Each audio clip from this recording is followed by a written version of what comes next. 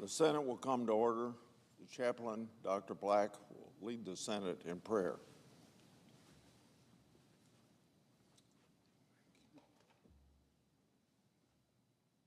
Let us pray.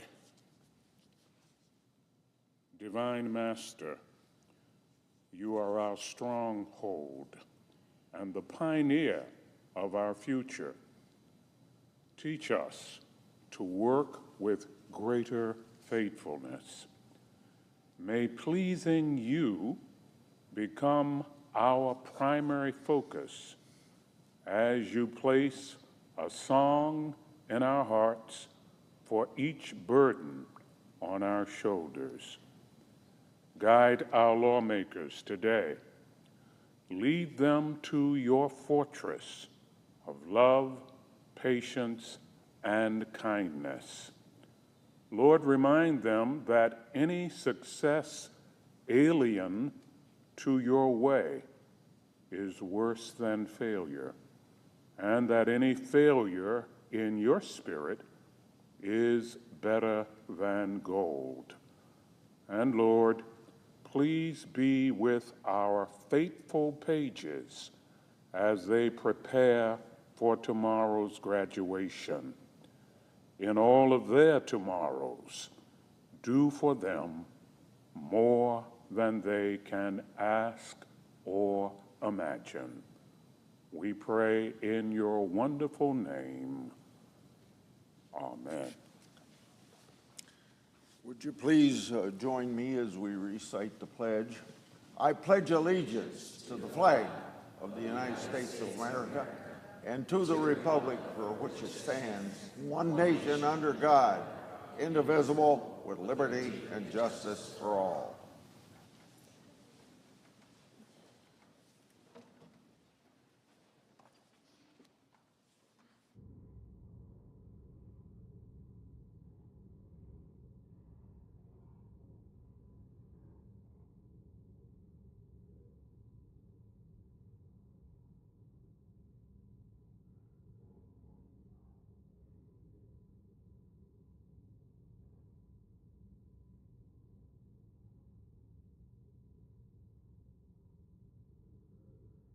Senator from Iowa is recognized.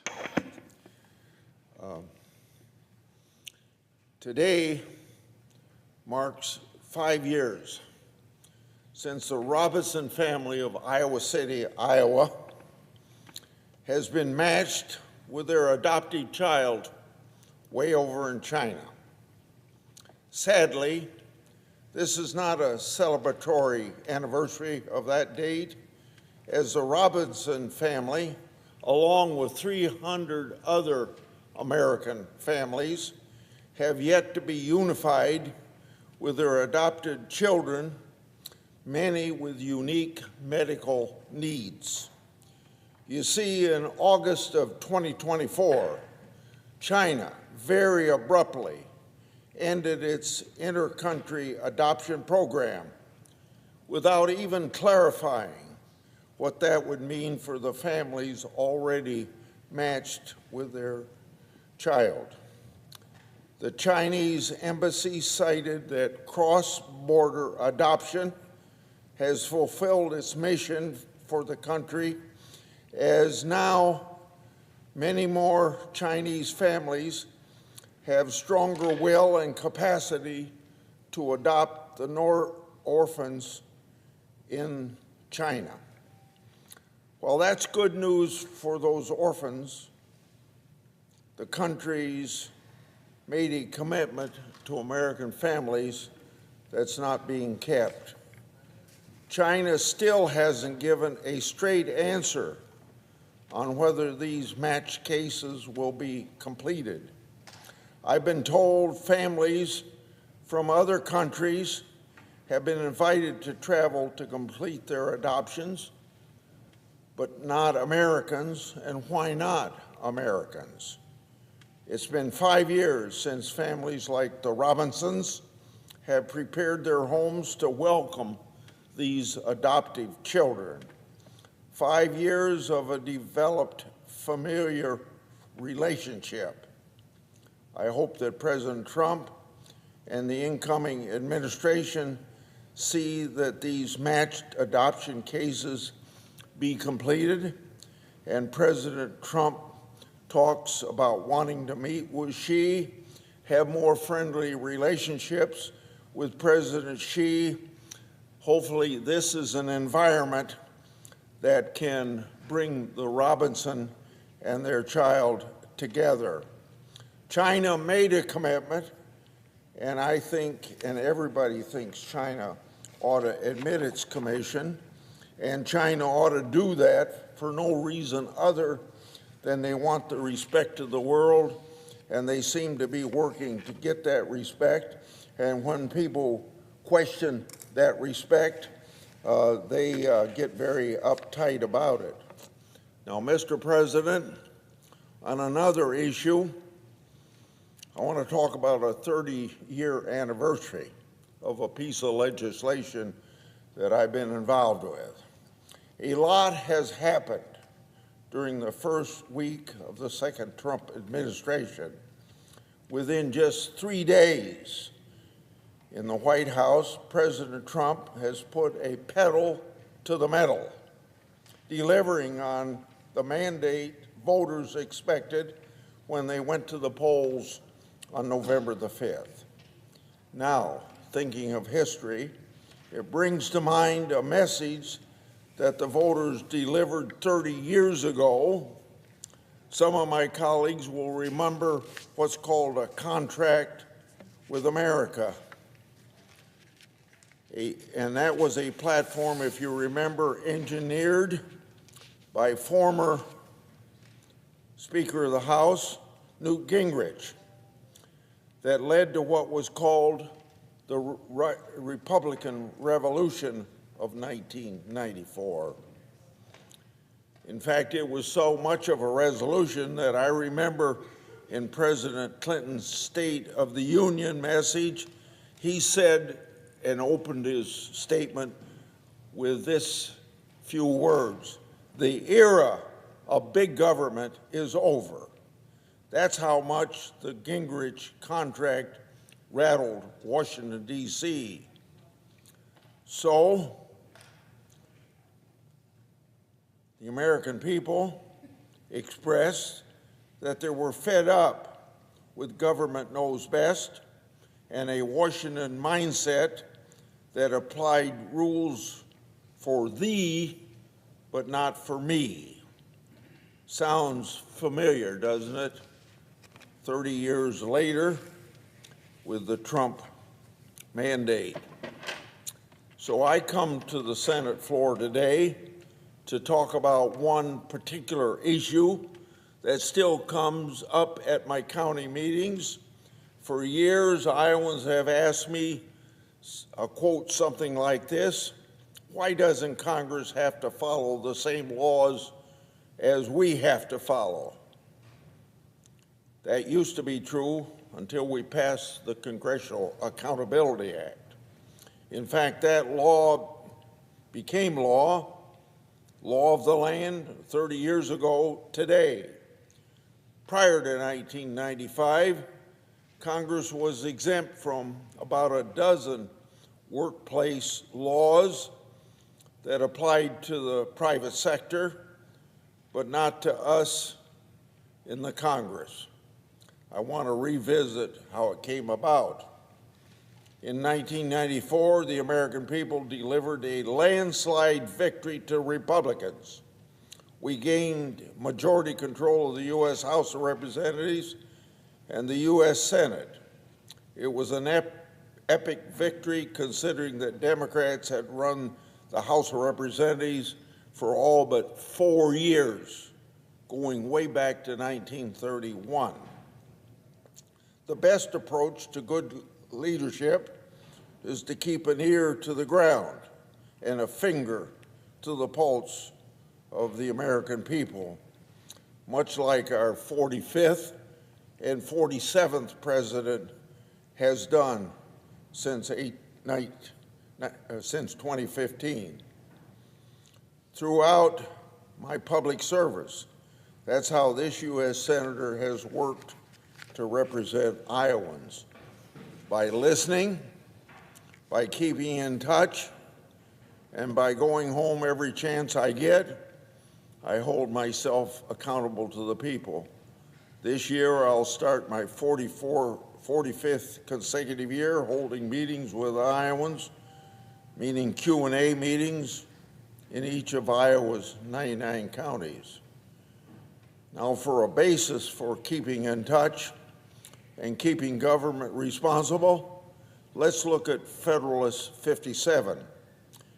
In that Federalist paper, James Madison wrote about the vital need for what he called, quote unquote, communion of interest between the people and their leaders, further quoting, without which every government degenerates into tyranny. In the 21st century, you could call that having skin in the game. So back to this 30th anniversary of the Congressional Accountability Act. During the period of Congress not having exemption from some workplace rules, Iowa small businesses and Main Street civic leaders hit the nail on the head. They said to me and other members of Congress, what's good for the goose ought to be good for the gander. So some of us rolled up our sleeves and got to work. I teamed up with former Senator Joe Lieberman of Connecticut here in the Senate. Like many legislative efforts, it took years to build a bipartisan coalition to have these laws applied to the Congress of the United States. The 1994 electoral victory was the boost that we needed to get across the finish line. On January the 4th, I reintroduced the Congressional Accountability Act. My good friend and former Senate Majority Leader Bob Dole summed up the reason for this legislation better than anybody else, and I quote Senator Dole, "Many of our citizens have begun to view the Senate and House of Representatives not as a people's body, but as an imperial Congress, as an institution that considers itself above the law and without accountability." End of quote. So that double standard had to end. We had to restore confidence with the American people. And that's why I championed the Congressional Accountability Act, to inject common sense into lawmaking. This federal law would provide that lawmakers walk in the shoes of our constituents, abiding by the same workplace rights and worker protection laws, including civil rights, age discrimination, disability, overtime pay, occupational safety, and health laws. One of my opponents during those years of trying to get this legislation passed was Senator Stevens of Alaska. And I remember as this bill passed the United States Senate, and I was victorious, he came up to me and poked his finger in my chest and says, "I hope you're the first Senate that first senator to get sued because of this legislation. Well, I haven't been sued, and I don't think anybody's been sued. The first bill that we sent to President's desk in the 104th Congress was the Congressional Accountability Act. President Clinton signed it, as I mentioned earlier, 30 years ago today on January 23rd, 1995.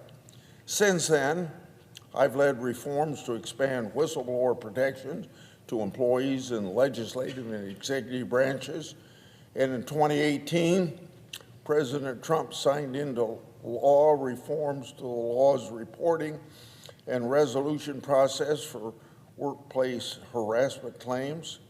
Although the ink has long dried on the Congressional Accountability Act, we all still need fighting every day to keep a reality check here in Washington, D.C.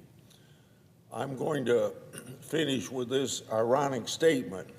Even though this legislation was passed 30 years ago, and even though I've heard about its need for a long time before that, I still, as I say ironically, here at my town meetings, some constituents say to me, why don't you have to live under the same laws that we live under? Then I have an opportunity to tell them about the Congressional Accountability Act. I yield the floor, and I suggest the absence of force.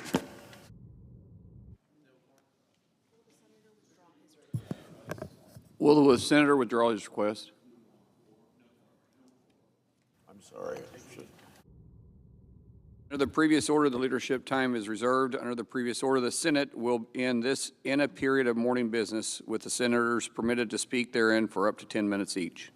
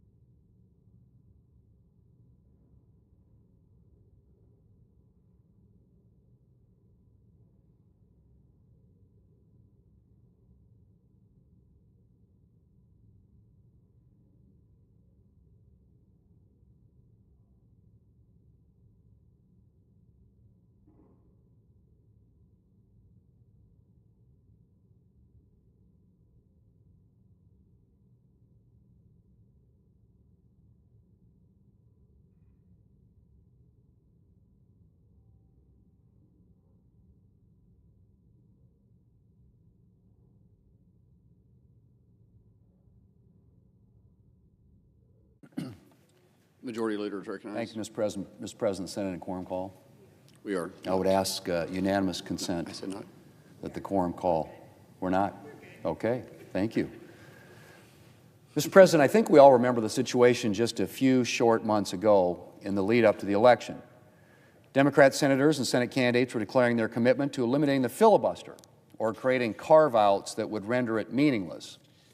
The Democrat leader himself made it very clear that the days of the filibuster were numbered, telling a crowd at the Democrat National Convention that his party would be changing the rules to pass the Democrats' federal takeover of elections. The filibuster, it seemed, was on its way out. Fast forward to yesterday, Mr. President. Yesterday, it seems, there was a sudden change of heart, because yesterday every Senate Democrat, the Democrat leader, new Democrat senators, long-serving Democrat senators who had expressed their desire to get rid of the filibuster, joined together and filibustered a bill. That's right. Every Democrat senator participated in a filibuster of yesterday's legislation. Now, Mr. President, I'll leave aside the disturbing fact that Democrats chose to unite to block a bill to protect living, breathing, newborn children born alive after an attempted abortion. What I want to talk about today is Democrats' apparent belief that there should be one rule for Democrats and another rule for everyone else. Back in 2017, during President Trump's first term, when Republicans controlled the Senate, 32 Senate Democrats, many of whom I might add are still serving today, joined a letter to Senate leadership asking for preservation of the legislative filibuster. And then Democrats took power.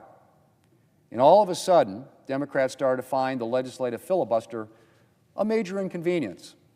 They wanted to pass highly partisan legislation, like their federal takeover of elections. And they discovered the filibuster was getting in the way. Now, Republicans are in power again, and it seems Democrats are back to supporting the filibuster. And the only thing I can gather from that, Mr. President, is that Democrats think they should be free to pass any legislation they choose when they're in power, but the Republicans should not. That the rules should apply when they serve the aims of the Democrat Party, and that the rules should be abolished whenever they interfere with Democrats' far-left agenda. In short, that one party, the Democrat Party, should be making the decisions in this country. That's not a very democratic attitude, Mr. President. It also betrays an elitism, a disdain for half of the electorate that perhaps had something to do with Democrats' electoral defeat in November. Now, Mr. President, there's no doubt that the filibuster can sometimes be frustrating. I'm frustrated that we couldn't pass legislation yesterday to uphold basic human decency by requiring that babies born alive after an attempted abortion receive appropriate medical care. But the filibuster serves a crucial purpose. The founders intended the Senate to be a counterbalance to the House. It was designed to be a more stable, thoughtful, more deliberative legislative body to check ill-considered or intemperate legislation or tyranny by the majority. And as time has gone on, the legislative filibuster is the Senate rule that has had perhaps the greatest impact in preserving the founders' vision of the Senate. The filibuster acts as a check on imprudent or ill-considered legislation. It forces discussion and compromise. And critically, it ensures that Americans whose party is not in power also have a voice in Congress. Preserving the filibuster is crucial to preserving the Senate's checks and balances role in our system of government. And Mr. President, I expect the Democrats will continue to display our renewed enthusiasm for the filibuster during this Congress. And while I may strongly disagree with their choice of when to use it, I will continue to defend their right to do so. Keeping the Senate, and ensuring it continues to fill the role envisioned for it by the founders is more important than temporary political gain. And I hope that when the day comes that Democrats retake the Senate, their time in the minority will have reminded them of the crucial role the filibuster plays, and that they will carry their newfound enthusiasm for the filibuster with them when they again find themselves in and that they will our carry their... shoes. Mr. President,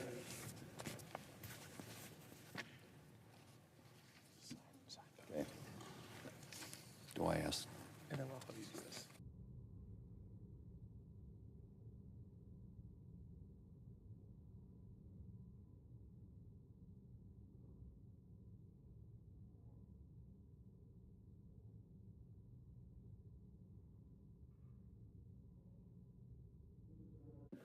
I'll be filing cloture on former Congressman Sean Duffy's nomination to be Secretary of Transportation here shortly. Yesterday, the Commerce Committee favorably reported Congressman Duffy's nomination in a 28-0 vote. In other words, unanimously.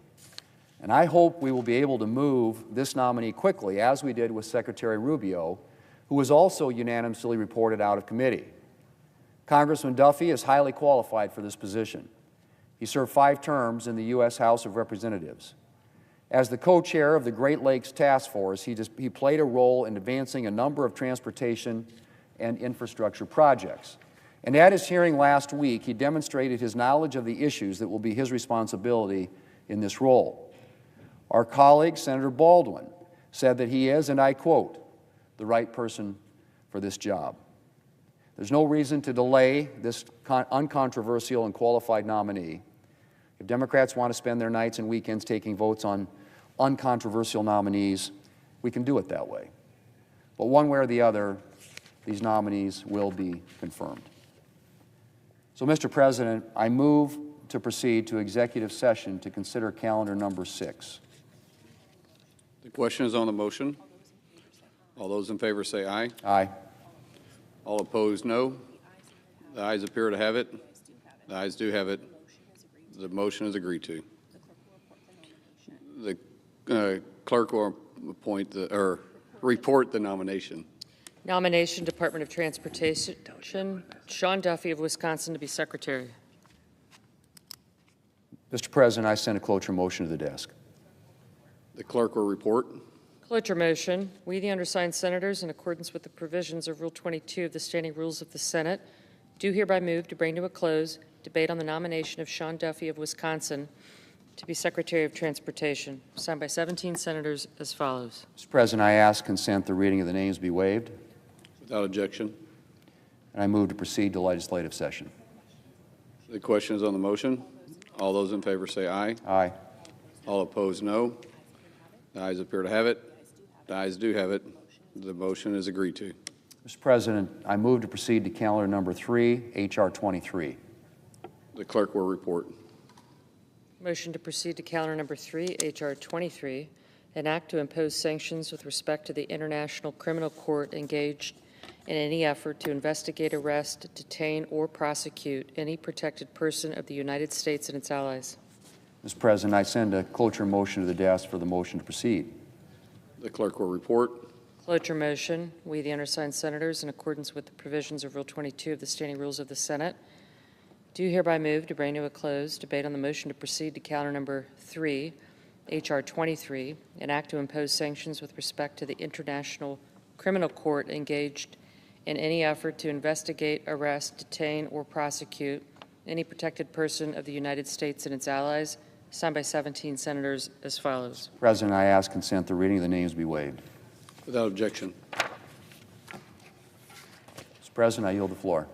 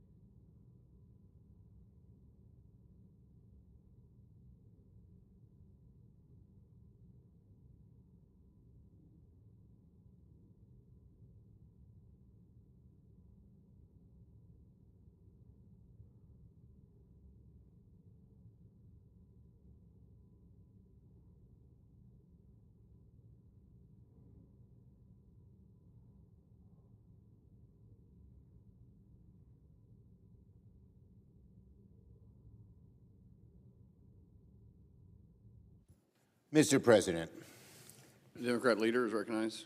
today the Senate will hold votes on two pivotal cabinet nominees. First, we will vote to advance the nomination of John Ratcliffe to serve as CIA Director. I will respectfully vote no, not because of our political difference, which of course exists, but because I'm deeply worried that Mr. Ratcliffe will be unable to stand up to people like Donald Trump and Tulsi Gabbard, who are known to falsify intelligence. As CIA Director, Mr. Ratcliffe will have to make decisions based on intelligence and fact. There may be no agency more important than the CIA that has to be fact-based. Sometimes these facts will lead to inconvenient conclusions for his superiors and the President. It's in those cases where truth, not fiction, not ideology, must prevail. And I have my doubts that Mr. Ratcliffe will be able to hold firm. Most troubling about Mr. Ratcliffe were the answers I got from him about Tulsi Gabbard, President Trump's nominee to serve as Director of National Intelligence. If confirmed, Ms. Gabbard would oversee the CIA and our entire intelligence community, and I think she'd be colossally disruptive for American security. If there's anyone who hasn't been fact-based, as you've listened to her statements over the years, it's Tulsi Gabbard. She seems to make things up out of thin air. No one could be worse in a position of DNI than someone who doesn't believe in facts. So I told Mr. Ratcliffe he should urge President Trump to drop her nomination. If he really cares about the CIA and its integrity, he couldn't report to somebody like Tulsi Gabbard in good conscience. She's simply too risky. Ms. Gabbard has a whole history of spreading falsities, cheering America's adversaries, and if confirmed, I'm worried she'll push false intelligence for political ends. Those are precisely the moments Mr. Ratcliffe will have to hold firm, reject what she says, and go to the President and speak truth to power. His answers to my questions about that were unsatisfying, and so I'm voting no, because it's such an important position. Now on the Hegseth vote. Today, the Senate will vote to advance one of the most unqualified, erratic nominees for a major position we have ever seen in America. No position in the cabinet carries the weight, the responsibility of Secretary of Defense. The Secretary of Defense is in charge of keeping us safe and keeping the men and women in our armed forces and the civilians safe. So you need someone who's a steady hand. You need someone who's had experience in this kind of stuff. You need someone, when he shows up to a meeting, you're sure that he knows all the facts and is going to be able to conduct himself properly. If there's any cabinet that should be universally trusted and uncontroversial, it's the Secretary of Defense. Unfortunately, Mr. Hegseth is neither. He's neither trusted nor free of controversy, and I will strongly vote no. I want my colleagues to think about how absurd it is that this nominee has even made it to the floor. It's a shame that that has happened. We are being asked to trust our armed forces to a man with a history of erratic behavior. One of the kindest words that might be used to describe Mr. Hegseth is erratic. And that's a quality you don't want as head of DOD. He has a history of excessive drinking, of alleged domestic abuse, and zero experience leading a large organization of any kind. The new allegations that came out yesterday are even more troubling. And people say, well, how do we know they're true? Well, first, the person who did it has no strike against her. But second, it just corroborates in an even worse way of what we've known about Hegseth in the past.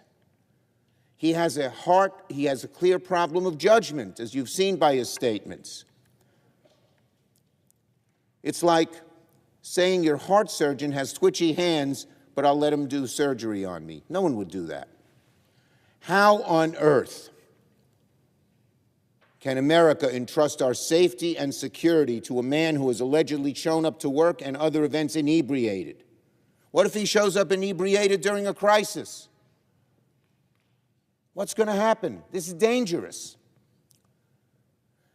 If confirmed, he'd be in charge of a workforce of over 3 million people, a budget of $850 billion. Where in his history that shows he's capable of doing that? And what if his erratic behavior spills over to his job at the Pentagon, a high-pressure job, and when people are having this behavior, usually high-pressure jobs make them more, not less erratic. What mystifies me so much about Mr. Hegseth's nomination is that there are so many other conservative defense leaders that President Trump could have nominated. People I wouldn't agree with maybe ideologically and on some of the issues that affect Secretary of Defense, but people who'd be capable of running the department. I know there are plenty of Republican senators who would instantly make a better option than Mr. Hegseth. Is Pete Hegseth really the best the Republicans have to offer? How low has this party come in making him the nominee? I don't believe he's the best. I don't believe he's close to the best. I will be voting with complete conviction, no. Given his history, confirming Mr. Hegseth is simply put a risky roll of the dice that Americans cannot afford, especially in such an important position. Another of these pantheon of just awful nominees, not all of them are awful at all, but some are, too many are, is Russell Vought. With his nomination to be OMB director, Donald Trump has made it official. Project 2025 is coming to the White House. The man who was the chief cook and bottle washer for 2025, who pushed it, who endorsed it, is now in one of the most powerful and sensitive positions in the government, OMB, which has a say over all government programs. Golden age? It's sure not going to be a golden age for the American people if Mr. Vought becomes the head of OMB. It's one of the most important agencies in the government. They oversee every federal agency, every town, every locality. Every family is going to be affected. You want to get your drug prices lower? Vought doesn't like that. Look at 2025. You want to feed hungry kids? Vought doesn't like that. Look at 2025. You want to preserve and expend $35 insulin? Vought doesn't look like that. Doesn't like that. You want to make the tax system fairer, not have tax cuts for the very wealthy, but help the middle class with tax breaks? Vought doesn't like that. He wants it to go to the wealthy. I asked him, what part, he was in my office yesterday, I asked him, what part of 2025 would he disagree with? He couldn't point to a single one. In this panoply of awful proposals, he couldn't name a single one he didn't like. He's also a proponent of impoundment of funds. It may be unconstitutional, but it could cause real damage as the cases would go through the courts when he's sued for it. And that means he can pick what he doesn't like and just end it, even if Congress has lawfully voted for it in a bipartisan way.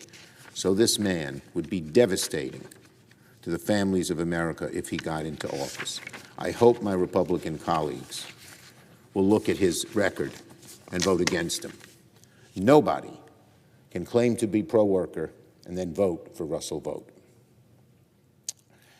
On the EOs and the GOP agenda, the more people look at President Trump's executive orders, the more obvious it becomes that no golden age is coming to America, unless, of course, you're very rich, well-connected, or own a drug or oil company. With the ferocity of a bulldozer, Donald Trump has spent his first few days in office dismantling decades of progress that help working people, help middle-class families, help people afford health care. There are many executive orders signed by the president that have flown under the radar, but nonetheless also proved devastating. He has halted, for one, leasing for wind energy projects in the outer continental shelf, putting at risk billions of dollars of investments and killing good-paying jobs in the U.S. In my state of New York, out on Long Island, particularly. He can just, he thinks he can cut them off. Of course, we're going to fight that, and people will fight it in the courts.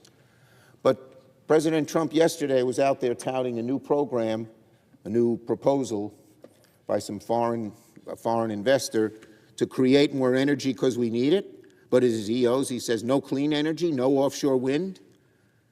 Is that ridiculous? It's robbing Peter to pay Paul. It's talking out of both sides of your mouth. It's one hand doing one thing and another hand doing the opposite. It's devastating.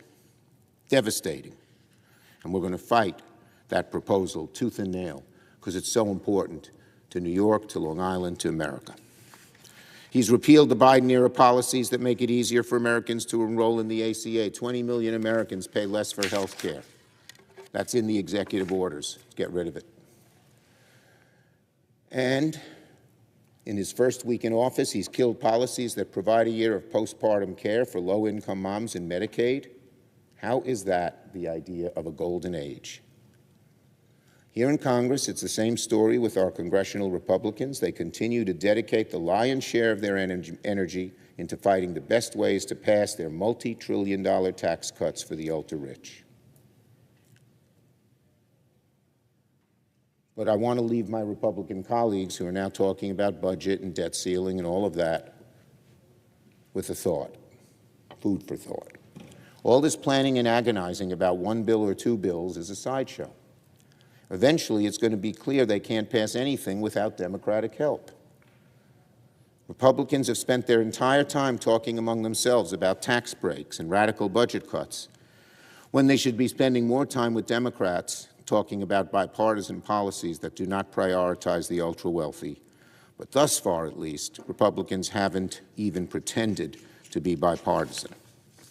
Instead of indulging their hard-right ideology of tax cuts for the ultra-wealthy, Republicans should put the needs of ordinary Americans first. Make it a golden era indeed, but for the middle class and working people, not from the powerful and privileged. We look forward to them coming and working with us on these issues. I yield the floor.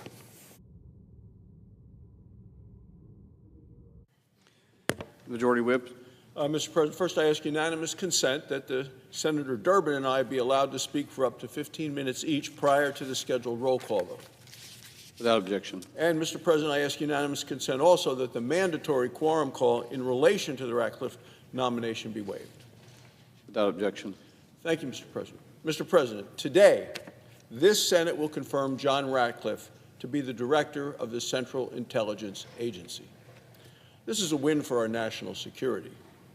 Frankly, this should have been done 2 days ago, but Democrats unnecessarily delayed this important vote. John Ratcliffe is undeniably qualified for the job. He's going to lead the CIA without bias and with the safety of the American people being his top priority. Once the Senate confirms John Ratcliffe, we will move to consider the nomination of Pete Hegseth to be Secretary of Defense. America needs a strong, intimidating, and lethal military. Our men and women in uniform, they want to serve in that kind of a military. They didn't join to be joining a safe space or a faculty lounge. They volunteered to serve in the United States Armed Forces, the greatest fighting force in human history. Our nation is counting on President Trump and our military to defend America and to restore peace through strength. The problem is our service members are trapped in a broken system with misguided values. Today, we face the most serious, significant recruiting and morale crisis since the creation of the all-volunteer military. The military in 2023 missed its recruiting goals by almost 40,000 people. Pentagon says that they met their goals in 2024. Well, you know how they did that? They conveniently lowered the goals from the 2023 number. Easy to make the mark when you lower the bar. According to the Department of Defense, more than half of all young Americans say they've never ever thought of serving in our nation's military. In addition to the recruiting problem and the morale problem, we also, in the Pentagon today, have an accountability problem. The Department of Defense last month failed its 7th audit in a row. We need to change course at the Pentagon. We need to get the Pentagon back on track. And President Trump has selected Pete Hegseth to do just that. As Pete said at his hearing last week, we don't need more bureaucracy at the top. We need more warfighters empowered at the bottom. As a decorated combat veteran, Pete brings a fresh set of eyes to the Pentagon. He's confident, he's knowledgeable, and he's courageous. He knows the cost of war. and he knows the price of weakness. He clearly loves our nation. He loves this country. He's a champion for our service members and their families, and he wants to continue serving the country. That's why I believe Pete Hegseth is the right choice to lead our military. At the Senate Armed Services Committee, Pete answered hard questions with clarity and with resolve. Pete was clear about our mission and his mission. It is, as he said, to make the Pentagon, he says, quote, laser-focused on lethality, meritocracy, warfighting, accountability, and readiness. Ultimately, the Senate Armed Services Committee voted in favor of Pete's nomination. Unfortunately, that wasn't enough for the Democrats. No, they decided to then run their desperate playbook of distract and delay so that they could try to search and destroy. Senate Republicans are not going to be stopped by Democrats' political games. We are moving forward. Perhaps no other cabinet position is more important to the safety and security of our nation than the Secretary of Defense.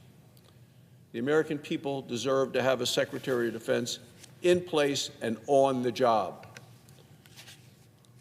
Now, Mr. President, on a related matter, on confirmation here, our work in confirmation continues, and it will continue later today. Senate Republicans are readying votes on more of President Trump's nominees, and it is a strong roster. Kristi Noem is the nominee to be Secretary of Homeland Security. She will secure our border. Scott Bessent is the nominee to be Secretary of the Treasury. He will strengthen our economy and stop the Democrats' $4 trillion tax increase. Sean Duffy is the nominee to be Secretary of Transportation. He'll build our nation's crumbling infrastructure. The Commerce Committee was unanimous in support of his nomination. In fact, all of these well-qualified nominees received bipartisan support in committees. The Senate has an obligation to confirm them quickly.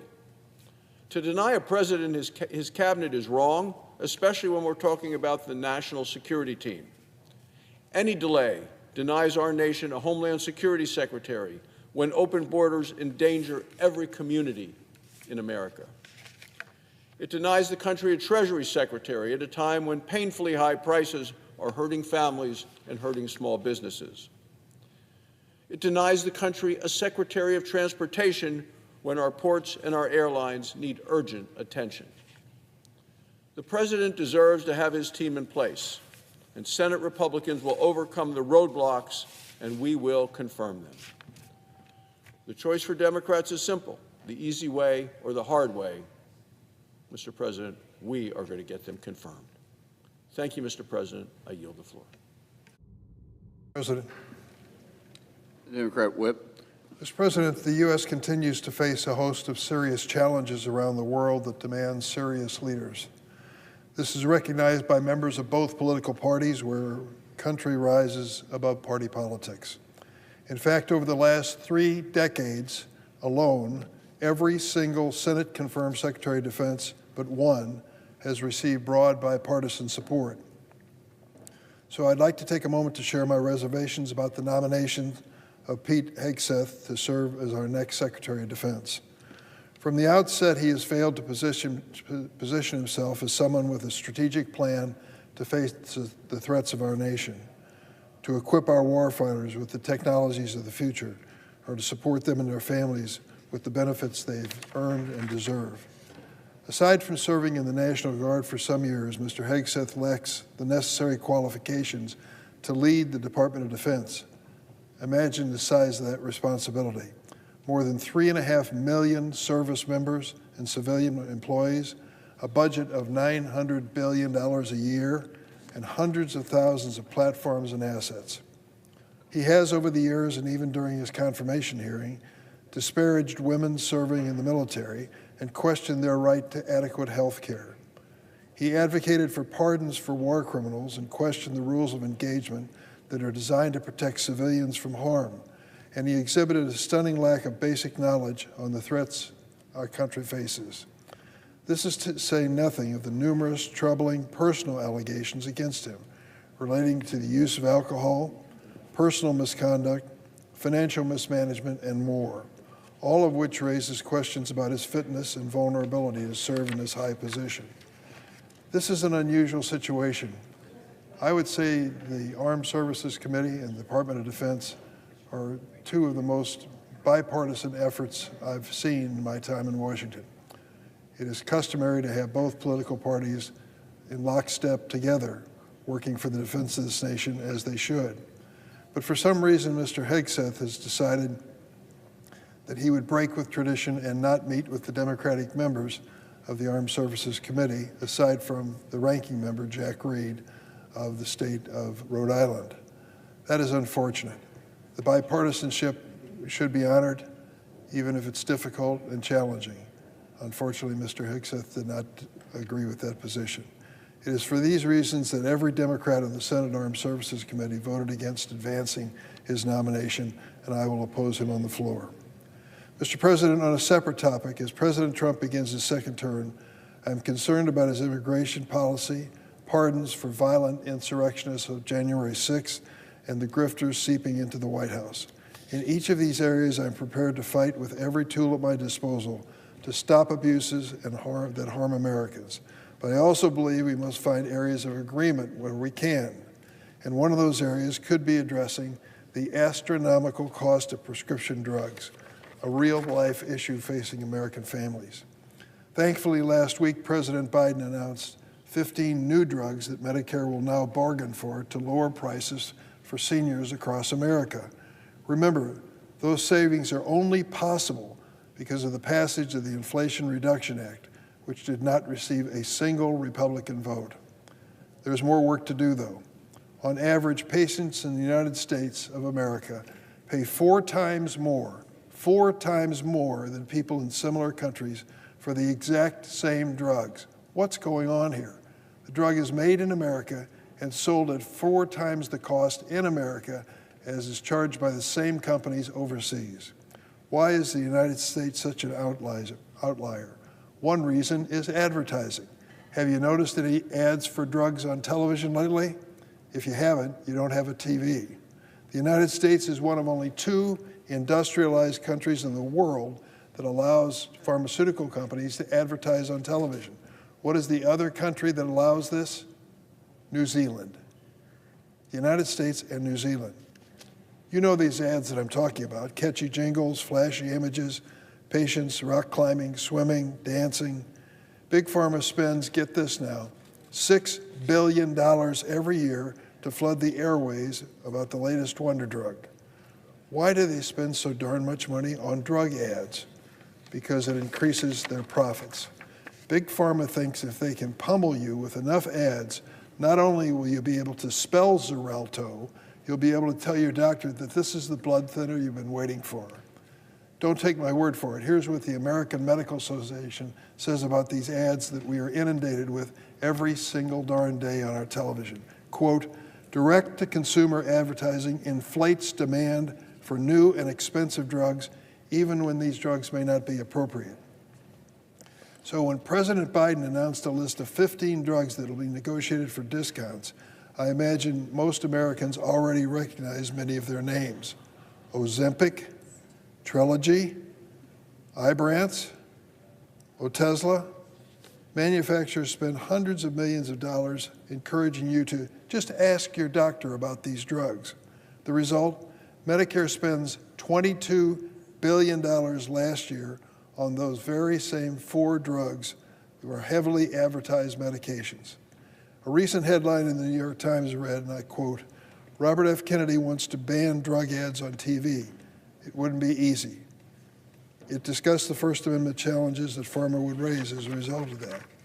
While I have strong concerns with President Trump's health nominee, I'm glad this administration wants to join me to tackle these promotional ads. We already have a credible strategy on the table. For the last 7 or 8 years, I've introduced bipartisan legislation to crack down on these drug ads on TV and other places. Senator Chuck Grassley, Republican of Iowa, has been my partner. When you turn on the evening news, get this, 1/3 of all commercial time is for prescription drugs. Think you're seeing a lot of ads? 1/3 of all commercial time, prescription drugs. The average American, try to avoid it if you wish, but the average American sees 9 drug ads a day. I'll bet it's more. It seems like more. With billions in targeted spending, patients are bombarded with information. All of this information that is being tossed at you, most of it at a mile a minute gibberish. But they do keep into the darkness one important factor. They never mention the cost, the price of the drug. In 2023, Illinois company AbbVie spent $315 million on TV ads for Rinvoq. I've got a little ad here. You may notice.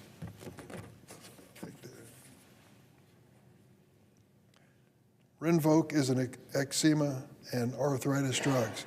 However, in the commercial, they don't tell you one thing. The cost of this drug is $6,100 a month. $6,100. My staff just corrected me before I came to the floor and said, you missed the latest increase. It's now up to $6,400 a month for Rinvoq.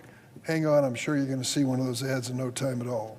Senator Grassley and I think it's time to end Big Pharma's secrecy on the cost of these drugs.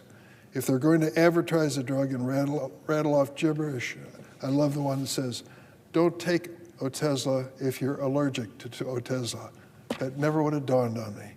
That's part of their ad. You're looking at these ads and hearing the gibberish they throw at us.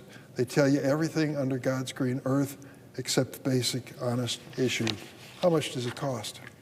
That's why today we're introducing bipartisan legislation to require price disclosures and direct-to-consumer drug ads. Our plan is simple, and it actually passed the Senate once before in 2018. 88% of American people support this kind of disclosure. In fact, after we worked to advance this measure, Donald Trump, then President of the United States, said, and I want to make sure the quote is accurate, this is from his first term in office, big announcement today, drug companies have to come clean about their prices in TV ads. President Trump said, historic transparency for American patients is here. If drug companies are ashamed of those prices, lower them. Well, I may disagree with the president on many things, but I certainly agree with his statement there. Big Pharma hates being honest with patients about the true price of their drugs. They fear it might cut into their colossal, historic profits. With the support of President Trump, Senator Grassley and I believe that this will be the year we finally pass bipartisan legislation to bring sunshine to these ads and to actually lower health costs. And Mr. President, I yield the floor.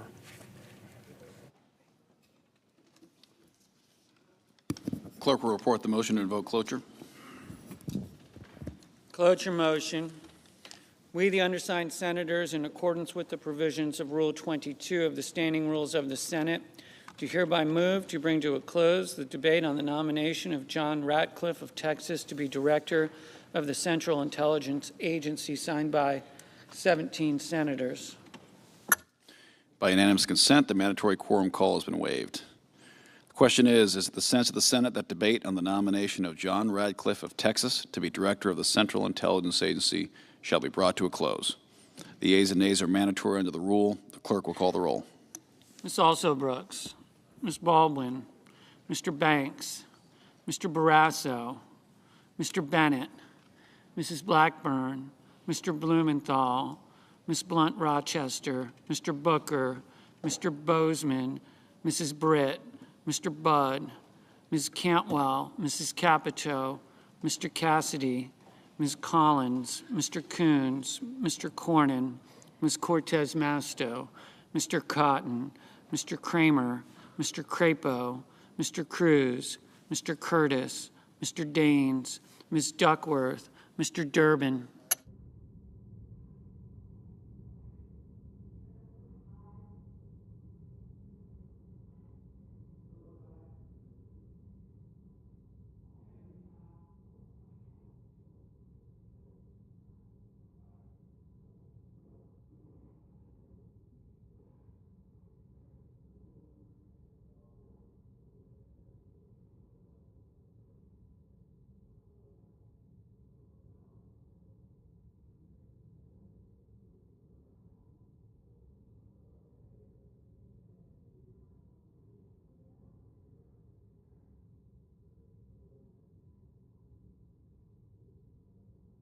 Ms. Ernst.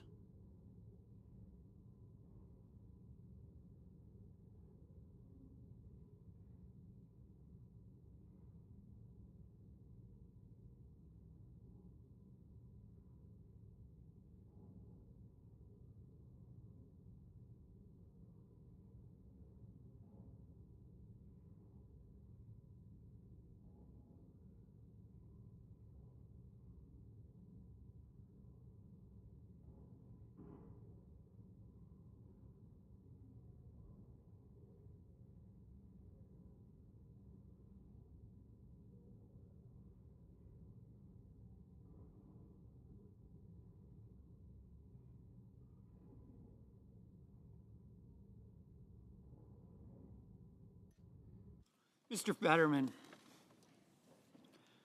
Mrs. Fisher,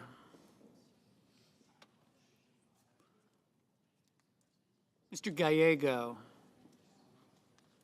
Mrs. Gilliram,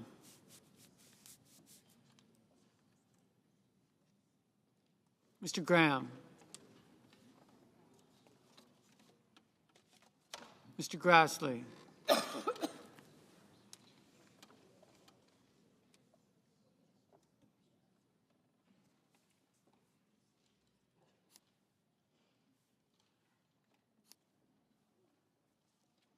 Mr. Haggerty, Ms. Hassan, Mr. Hawley, Mr. Heinrich, Mr. Hickenlooper,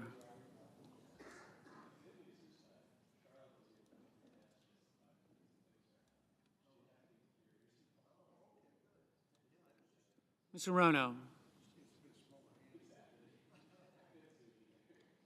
Mr. Hoven,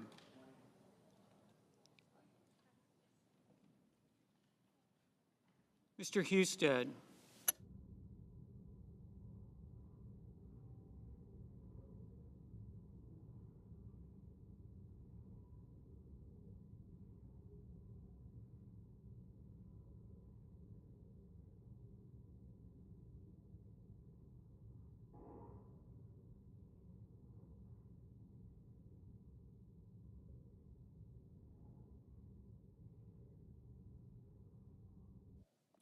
Mrs. Hyde-Smith, Mr. Johnson, Mr. Justice, Mr. Kane, Mr. Kelly, Mr. Kennedy, Mr. Kim, Mr. King,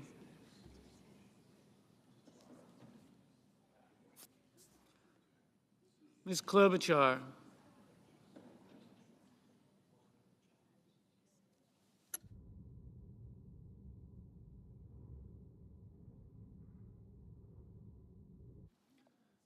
Mr. Langford, Mr. Lee,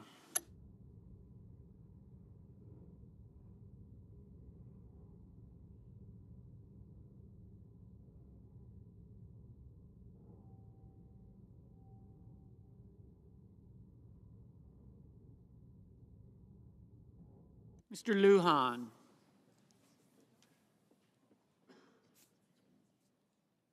Ms. Lummis, Mr. Markey, Mr. Marshall, Mr. McConnell,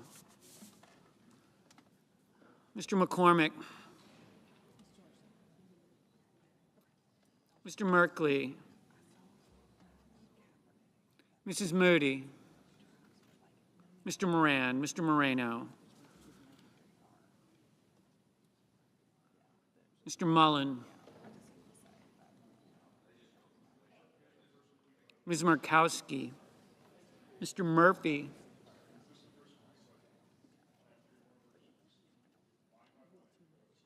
Mrs. Murray,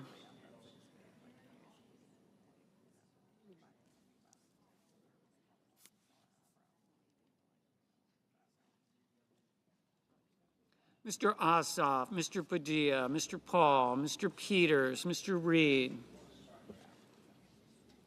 Mr. Ricketts, Mr. Risch,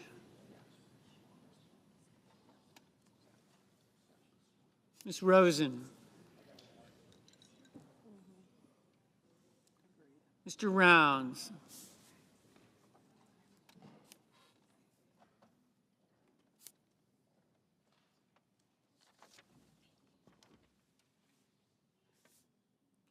Mr. Sanders, Mr. Schatz, Mr. Schiff, Mr. Schmidt,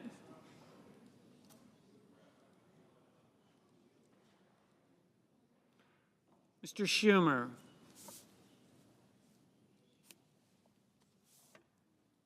Mr. Scott of Florida, Mr. Scott of South Carolina, Mrs. Shaheen, Mr. Sheehy, Ms. Slotkin, Ms. Smith,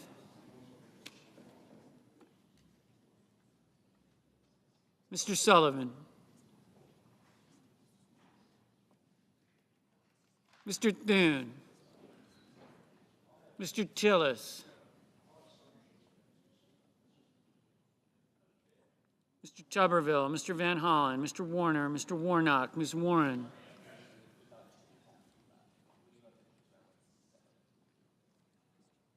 Mr. Welch.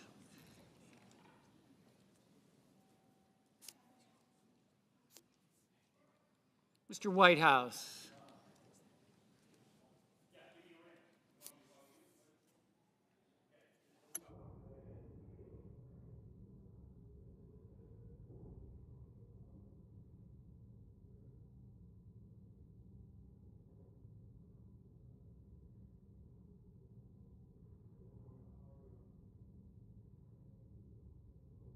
Mr. Whitehouse, Mr. Wicker, Mr. Wyden, Mr. Young.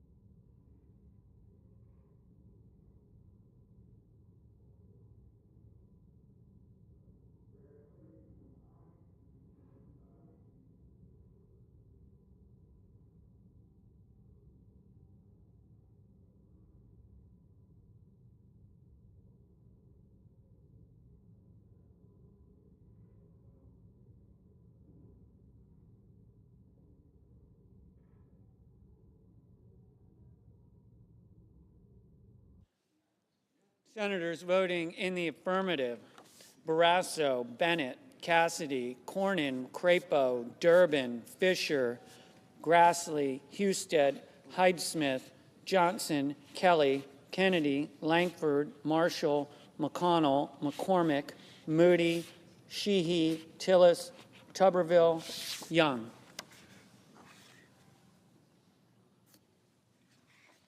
Senators voting in the negative: Heinrich, Lujan, Merkley, Murray, Warren.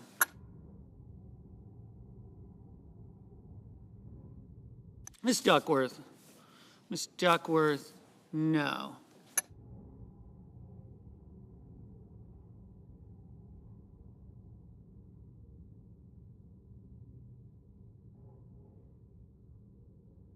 Mr. Reed, no.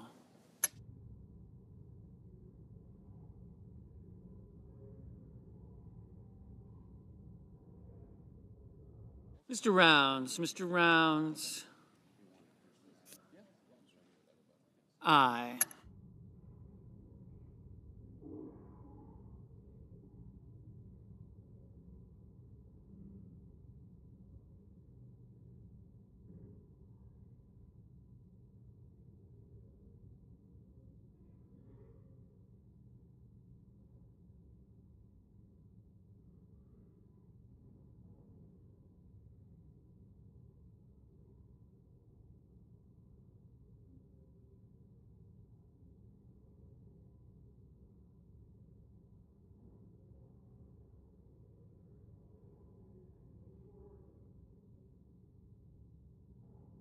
Mr.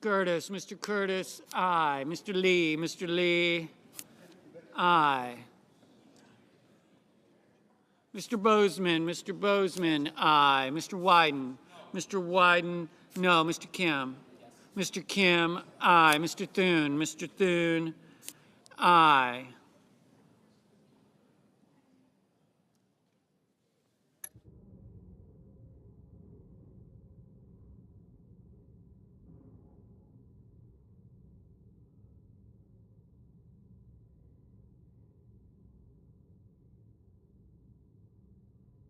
Mrs. Shaheen, aye.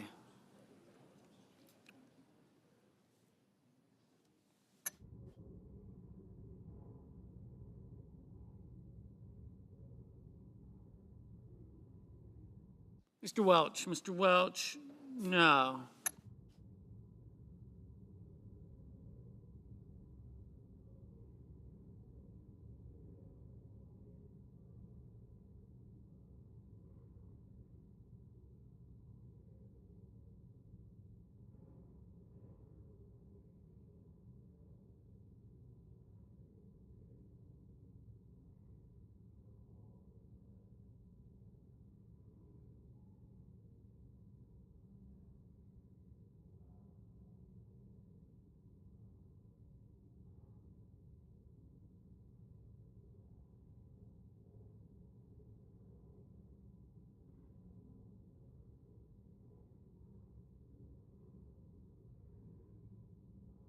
Mr. Warner, aye. Mr. Booker, aye. Mrs. Capito, aye. Mr. Schiff, no. Mr. Justice, aye. Ms. Baldwin, no. Mr. Peters, aye. Ms. Slotkin, aye. Ms. Cantwell, no.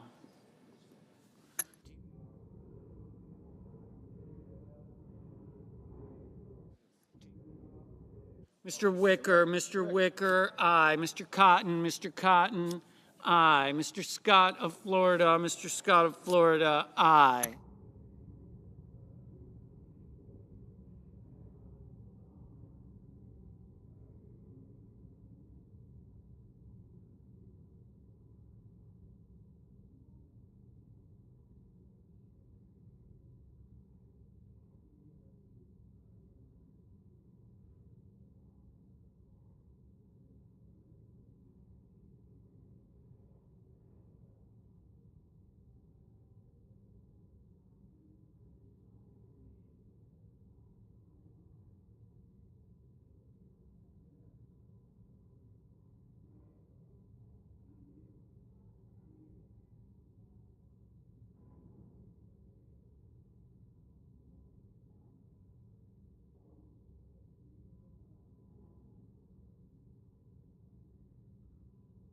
Mr.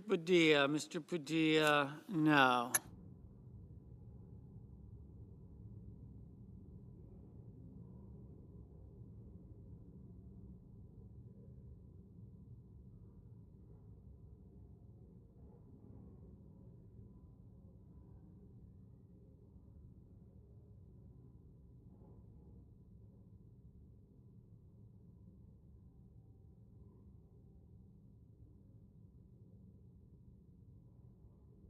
Mr. Markey, no.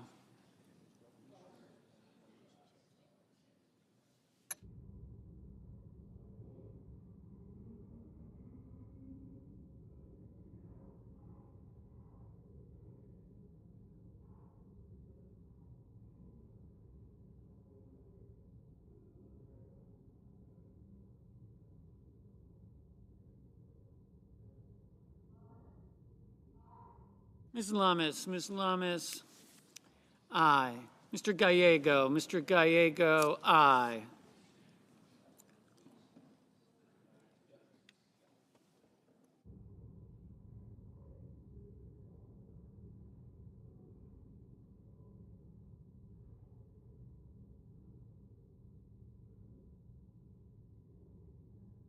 Mr. Warnock,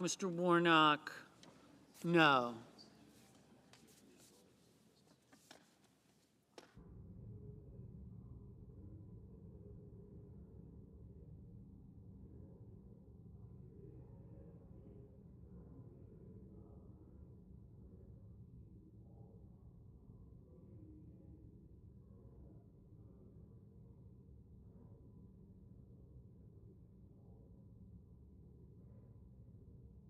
Mr. Kane, aye.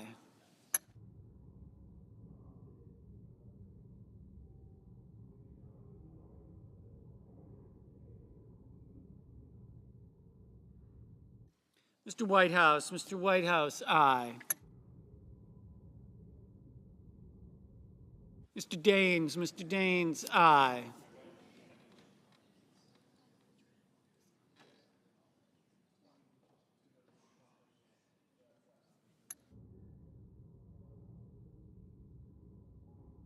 Mr. Schatz, no.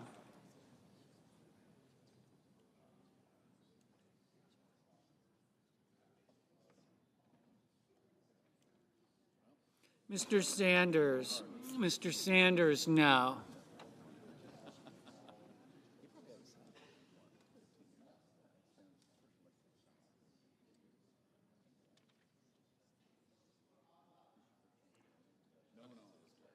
Ms. Hirono, no. Mr. Banks, aye.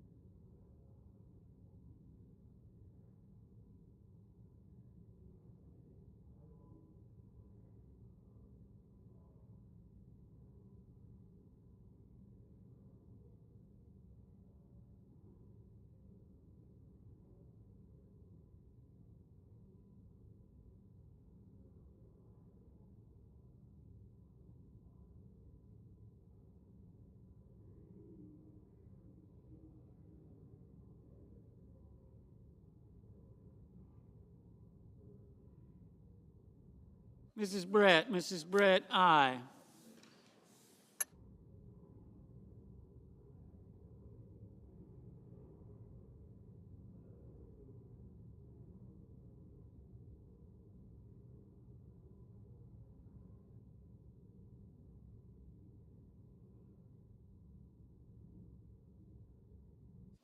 Mr. Sullivan, aye.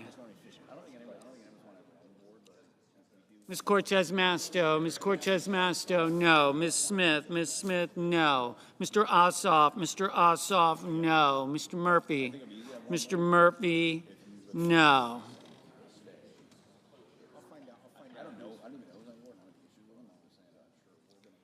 Mr. Moran,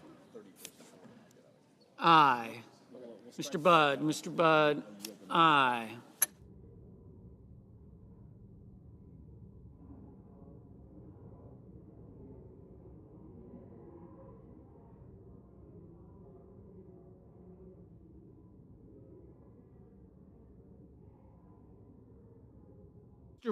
Mr. Risch, aye. Ms. Rosen, aye.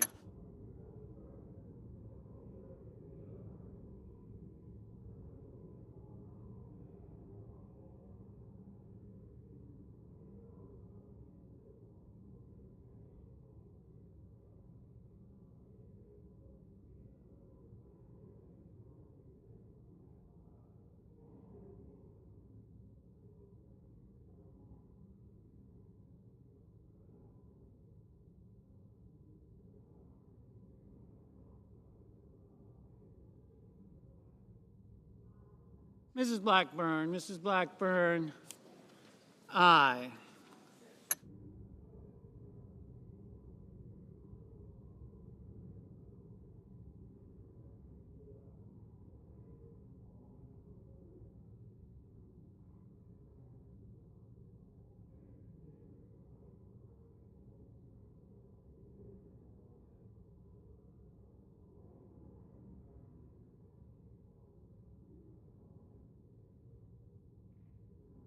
Ms. Collins. Ms. Collins, aye.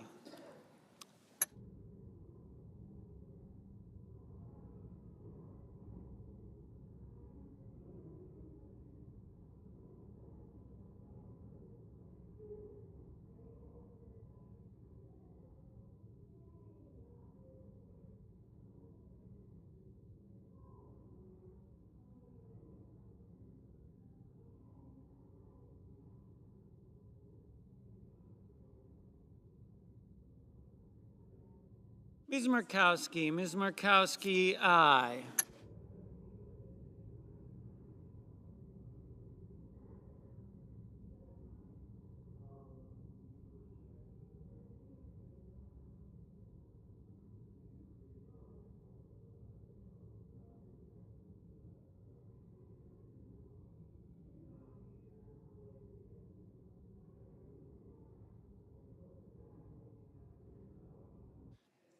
Mr. King, aye.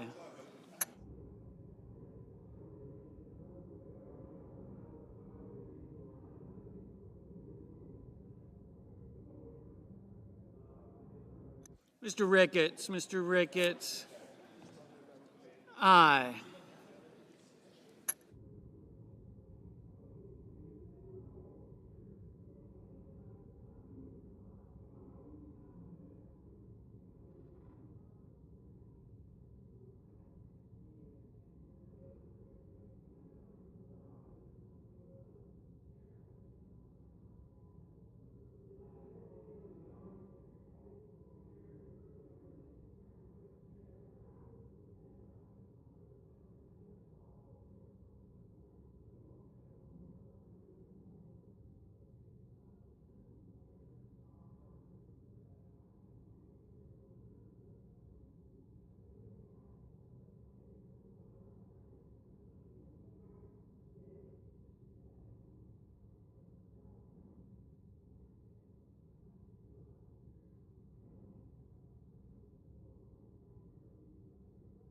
Mr. Moreno,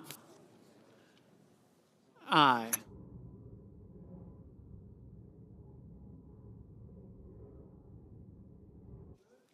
Mr. Scott of South Carolina, aye.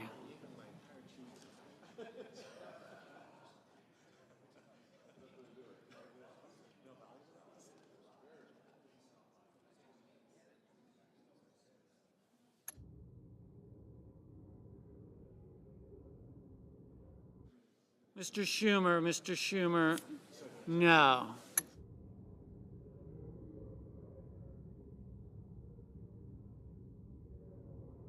Ms. Klobuchar, aye. Ms. Blunt Rochester, no.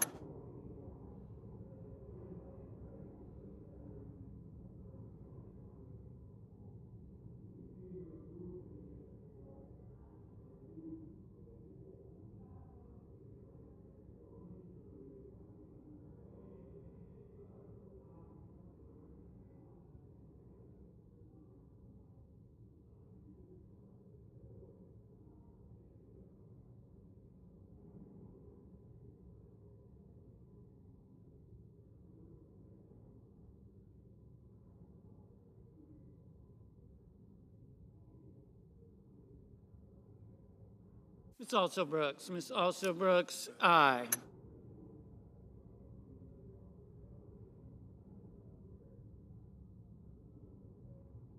Mr. Schmidt, aye.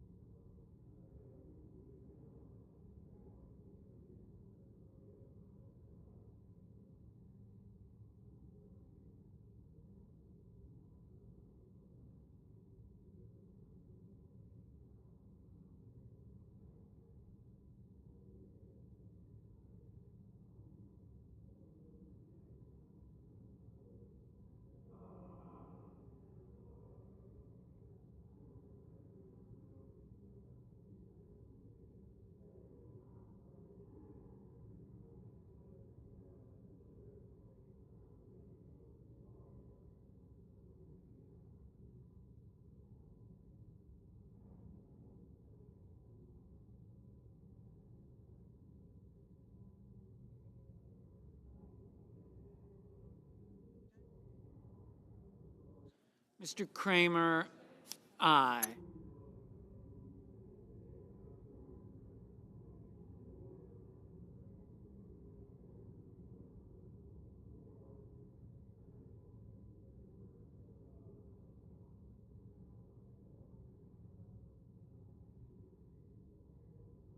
Mr. Mullen, aye.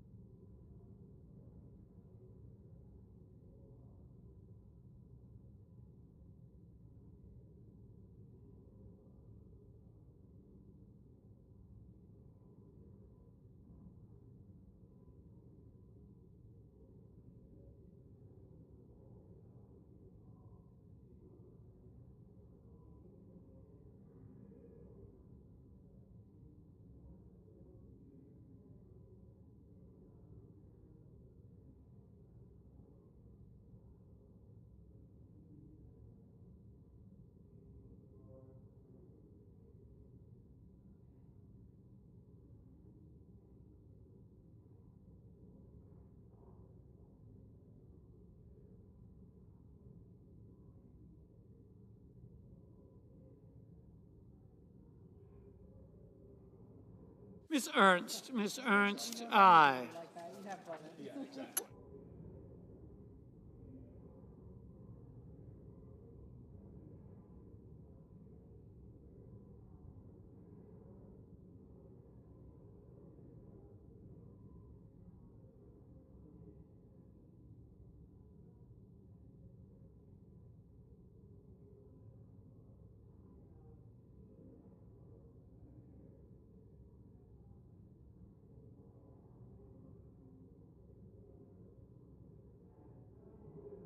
Mr. Blumenthal, no.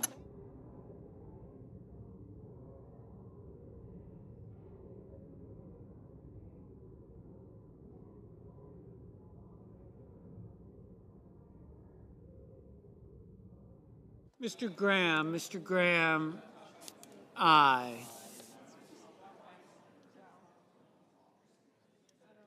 Mr. Van Hollen, no.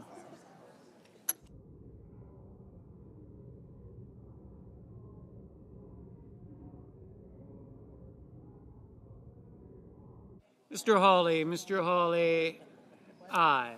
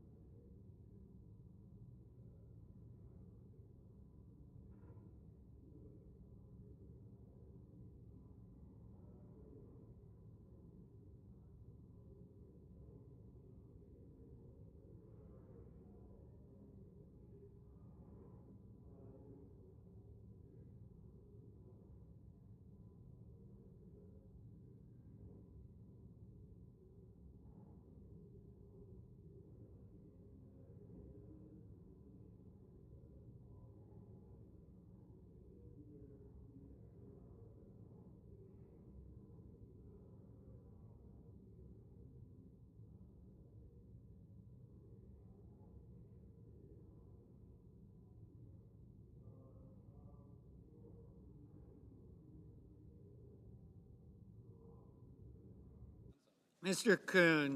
Coons, aye.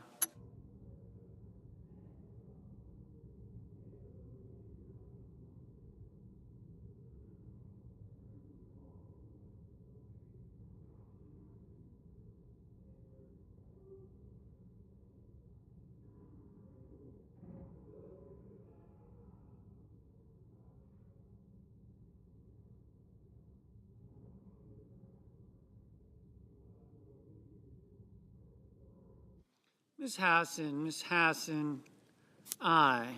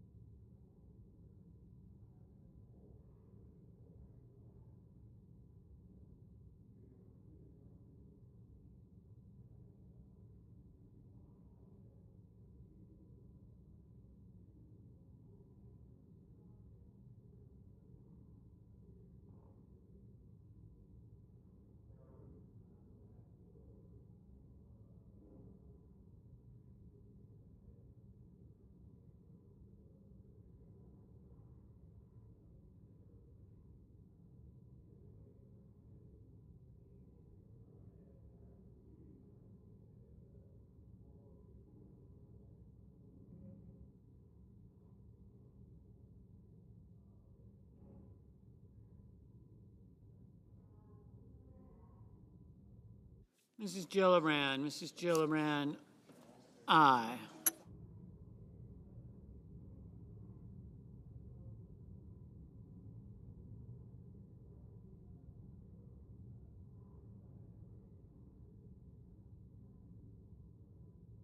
Mr. Hickenlooper, aye.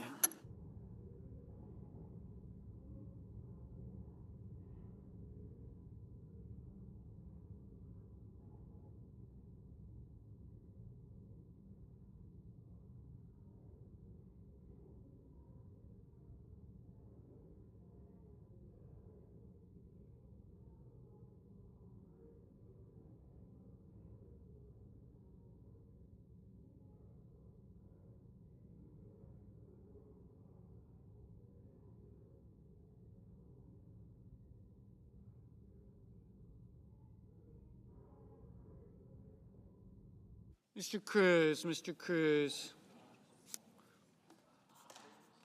aye.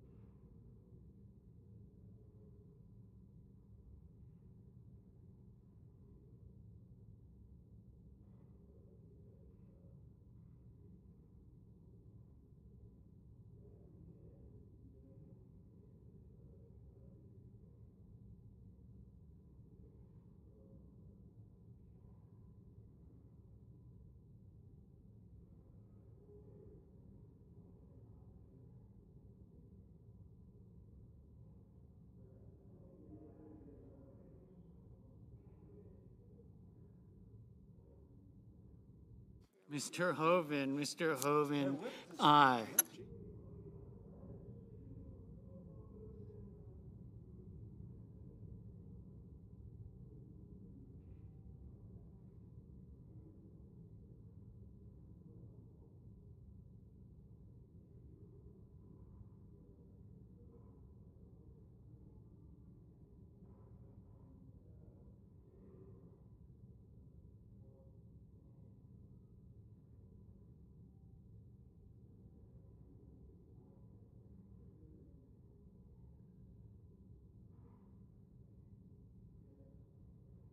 Mr. Paul,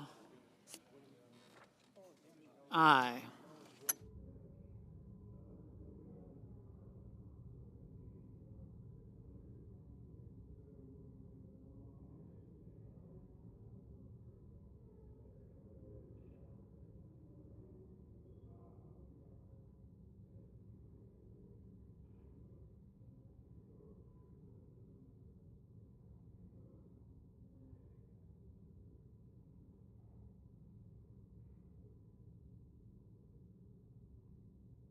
The yeas are 72, the nays are 26. The motion is agreed to.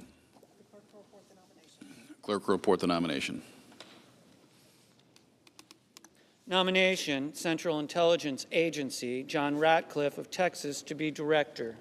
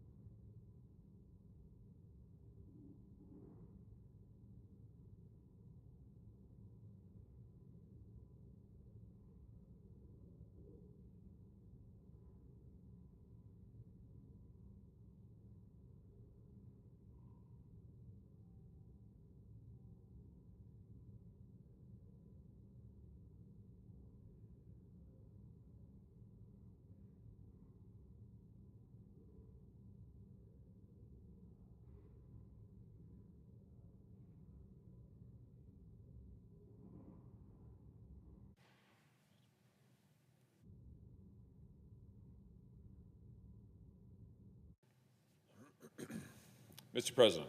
Senator from Missouri. Mr. President, there is no right that is more sacred to Americans than the First Amendment right to liberty of conscience, to liberty of worship, to liberty of free expression. These rights, Mr. President, are more than words that are written on a piece of parchment. These rights are solemn commitments that Americans make to one another. Commitments that undergird our society, that establish its moral foundation and basis, that testify to the world that we are a society built on liberty, we are a society built on conscience, we are a society built on the right of individuals to follow the call of God on their lives, to respond to that call as they feel led and as they see fit, within, of course, the bounds of the law. These rights, Mr. President, this foundational right to the liberty of conscience, the freedom of religious worship, the freedom to follow and respond to God. This is what establishes us most fundamentally as a free nation. This is what gives us our moral character as a nation. And it is what has defined us as a nation, the largest Christian nation in the world since our founding. But I have to say, Mr. President, no administration in the history of this country has assaulted these rights more deliberately, more fervently, more grotesquely than the Biden administration. For 4 long years, this administration carried out one persecution after another against people of faith. It started during the COVID era with their shutdowns and lockdowns when they targeted religious communities, evangelicals and Catholics and Orthodox Jews. It continued with their use of statutes to go after Christians and other religious believers who objected to abortion. Mr. President, I want to draw attention today. I want to draw the attention of this body today, to draw the attention of the American people today to the plight of just a few Americans, 20 or more Americans who are in prison even now because of the persecution of the Biden administration, because of their choice to violate that solemn pledge that Americans make to one another, because of their choice to target the First Amendment rights of law-abiding, freedom-loving, peaceful Americans. I'm talking about people like Mark Houck. Mark Houck from Pennsylvania. Here he is with his family at Mass. A man of faith, a man of family, a man of work and commitment and responsibility, whose crime, according to the last administration, was to take one of his young sons to an abortion clinic and there to stand peacefully, to pray, to sing, to engage with those who wanted to talk about the alternatives to abortion. And what did Mark Houck do when a pro-abortionist came and shoved his young son? Mark Houck defended his son. For this, the Biden administration sent a SWAT team, an FBI SWAT team, to his door in the early morning hours. Why? Oh, just to terrorize him, to terrorize these children, to send a message to religious believers and pro-lifers all over this country: don't you dare exercise your First Amendment rights. Don't you dare speak up in favor of life. Don't you dare take a stand. They took his case all the way to trial, where I'm glad to report he was swiftly acquitted, completely exonerated. But, Mr. President, other Americans have not been so fortunate. I think of Bevelyn Williams. Bevelyn's 33 years old. She's from Tennessee originally. She has a remarkable life story. She started a ministry that specializes in care for the homeless and for those who are living rough on America's streets. This follows from her own incredible personal transformation. She dropped out of high school when she was just 15 years old. She had 2 abortions herself and was later arrested for money laundering. And then she met Jesus Christ, became a Christian, changed her life, decided to dedicate her life to the service of others, to dedicate her life to those like the homeless who have nowhere to turn, to those on the streets who have nowhere to go, and yes, to those mothers who, like she did at a young age, struggled with an unexpected pregnancy, those mothers who felt, as she did at a young age, that there was no hope. And so Bevelyn founded ministries that would reach out to these young women, that would serve these young women.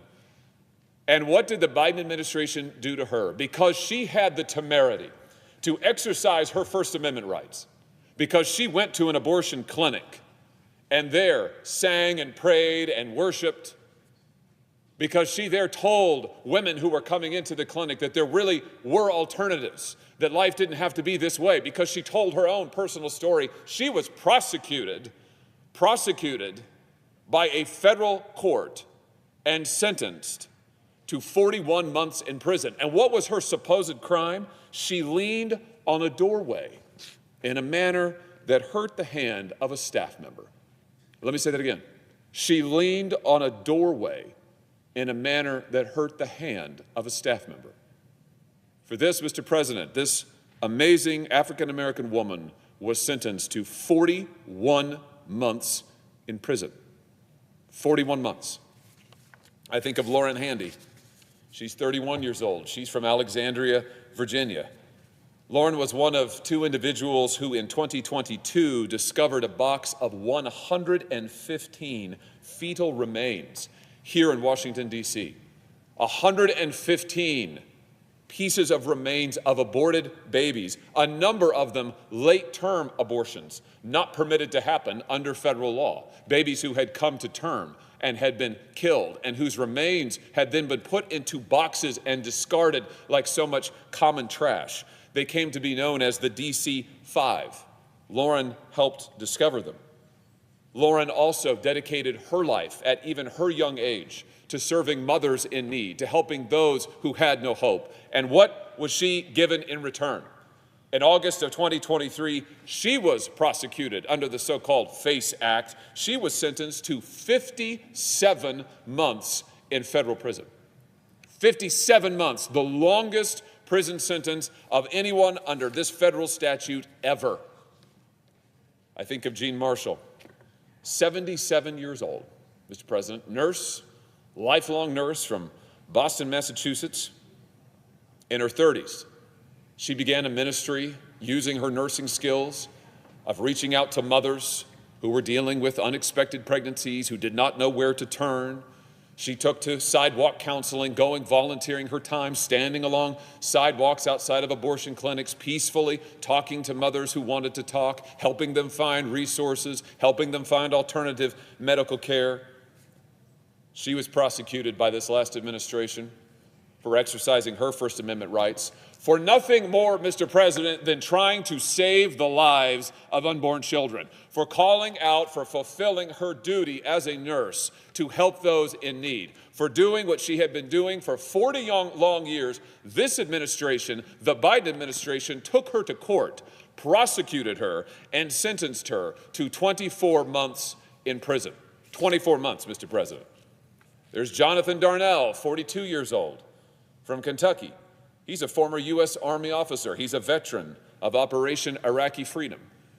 He started out with a computer science degree and with a promising career in front of him where he could have made a lot of money, but he decided instead to go and wear the uniform of the United States and serve this country. And when he was finished with his service honorably, he decided to go and try to provide resources for those in need, for those experiencing crisis, to try to rescue the innocent unborn and to help their mothers who are in a period of crisis and need. And for this, Mr. President, for his service to this country, for his love for the innocent unborn and the helpless in our society, he was sentenced to 34 months in prison. There's James Zastro from my home state of Missouri, Columbia, Missouri. He's just 27 years old.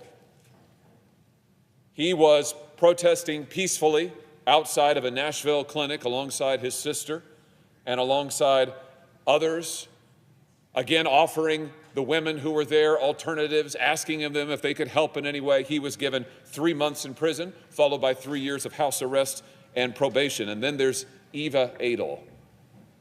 Eva's 89 years old, Mr. President. She is a survivor of a concentration camp in Eastern Europe.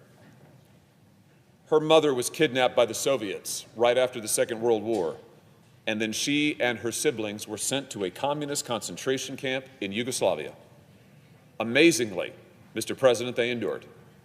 And the hope and faith that she found in that time led her to come to this country.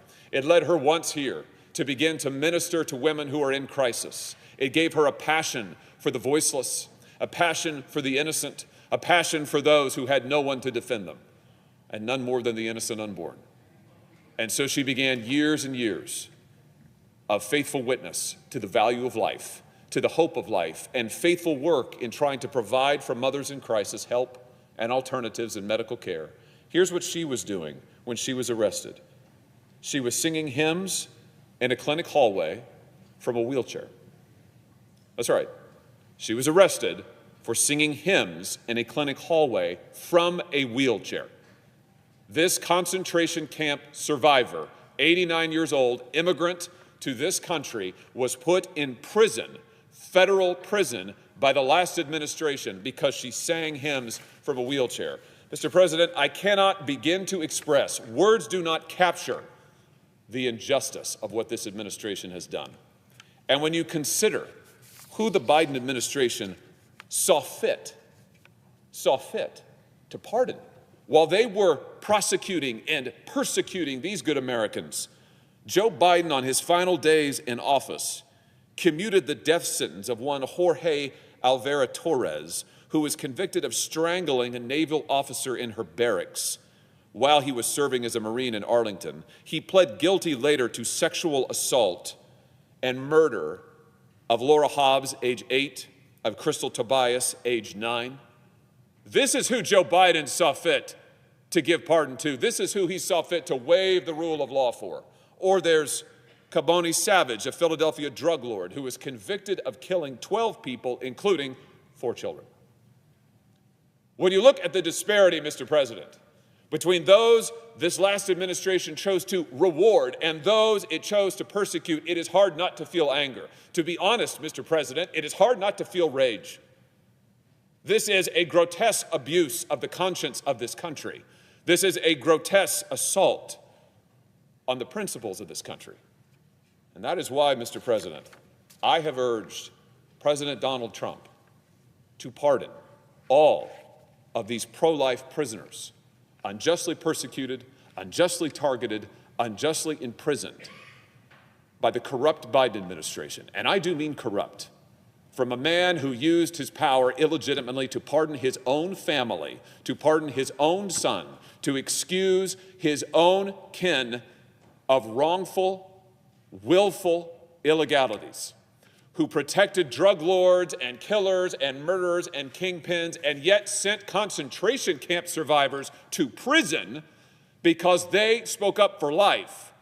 It does not get morally worse than that, morally debased any more than that, Mr. President.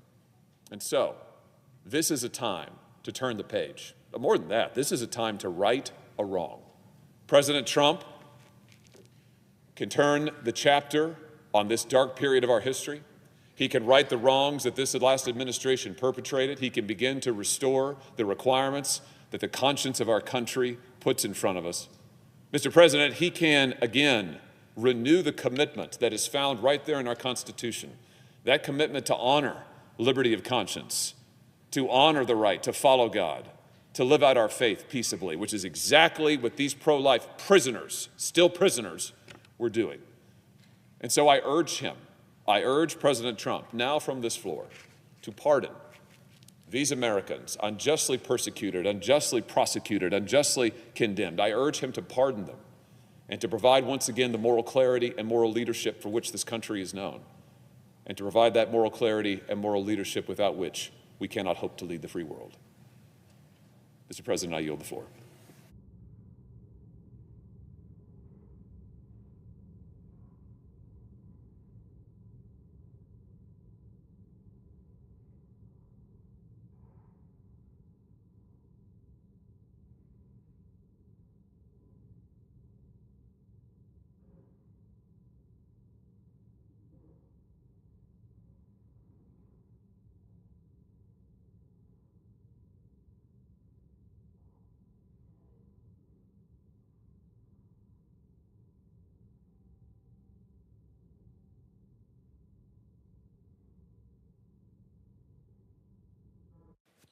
The senator from Texas. Mr. President, it seems like a long time ago that we had the general election on November the 5th. Seemed like a lot of water under the bridge, over the transom, whatever your metaphor might be. But we do know with clarity that this election was a referendum on the policies of the Biden administration and on the direction that they had chosen for the country. And the vast majority of Americans believed, according to public opinion polls, that the country was heading in the wrong direction. And so, if you think about it, one of the great strengths of democracy in our great republic is when people feel like the country is heading in the wrong direction, they have the power to change it. And indeed, they did by electing President Trump and Republican majorities in the House and Senate on November the 5th. Over the last 4 years, we know that people in my state of Texas and across the country have been living under the burden of high prices and high interest rates. almost exclusively caused by reckless, excessive spending by the federal government. I had a chance to question Russ Vought, who will be the next director of the Office of Management and Budget, and he confirmed what Milton Friedman told us a long time ago, that inflation is almost exclusively the consequence of excess federal spending. And when you think about the gasoline that the Biden administration poured on the fire of inflation and what it did to decrease the standard of living for people in my state and across the country, it is a tragedy. And then the Federal Reserve, of course, doing their job, trying to figure out how do you damp down inflation using the tools that they have. They raise interest rates. And of course, everything became more expensive, from a home mortgage to buying a car. If you're a farmer or rancher, the cost of the inputs into your next crop are higher because of the cost of borrowing. So I couldn't be more excited about President Trump's administration and this new direction for the country, what he called a new golden age of prosperity. So I was thrilled also to happen to meet with and get to know some of the people that I did not know in his cabinet. Fortunately, the president wisely chose 3 Texans in his cabinet, people I know well, and I had the opportunity to introduce Brooke Rollins as Secretary of Agriculture this morning before the Agriculture Committee. But I didn't know all of the people that will serve in President Trump's cabinet, so it was great to get to know them and a little bit about their background. People like Scott Bessent, nominated to head up his team at the Department of Treasury, a very important cabinet post. Howard Lutnick as Secretary of Commerce, and Russ Vought, who I mentioned a moment ago, who will lead for a second time the Office of Management and Budget. These 3 gentlemen bring a wealth of experience and expertise, and I have no doubt that America will be better off with them at the helm, assisting President Trump during his administration. As I mentioned, Howard Lutnick was one of the individuals I got to know a little bit better, who'd been tapped for Secretary of Commerce. And of course, Mr. Lutnick is well known in financial circles, having been a fabulously successful businessman and investor. He's successfully led organizations in the financial services industries for decades. And at first glance, people may assume, well, this is just another rich guy serving in the Trump cabinet. But there is much more to the story about Howard Lutnick than initially meets the eye. And I just want to tell that story just briefly. Howard and his wife have 4 children, and he quite literally would not be with us today if it weren't for his family. On September the 11th, 2001, in New York, where they lived, was the first day of school of kindergarten for his son Kyle. And Howard, like a good father, decided he was going to take his son to school. And so he was planning to go a little bit late to his office at Cantor Fitzgerald. Cantor Fitzgerald, his business, his company, was located in the World Trade Center. And we all remember the tragic story of 9/11, what happened that day. More than 2/3 of Cantor Fitzgerald's employees, Howard Lutnick's company, including his own brother, were killed that day. Howard told me in my office, he said, these were my friends. He said, I've always made a point of hiring people, working with people who I know personally and can trust. And so his friends, his employees, 2/3 of them, including his brother, were killed that day. It's hard to fathom what a profound loss that must be.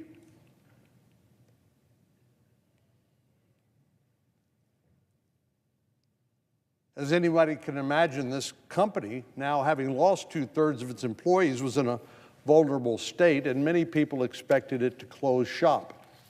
Yet in the midst of this personal tragedy, and with the future uncertain, Howard picked up the pieces and rebuilt Cantor Fitzgerald.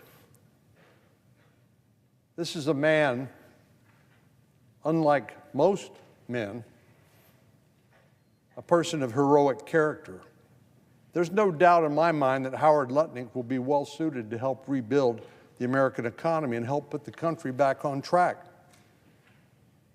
As a matter of fact, Mr. Lutnick basically gave a significant portion of Cantor Fitzgerald to his employees, something he was not obligated to do in order to get them back on the right track. In addition to Mr. Lutnick, President Trump has tapped other impressive individuals to lead his economic agenda.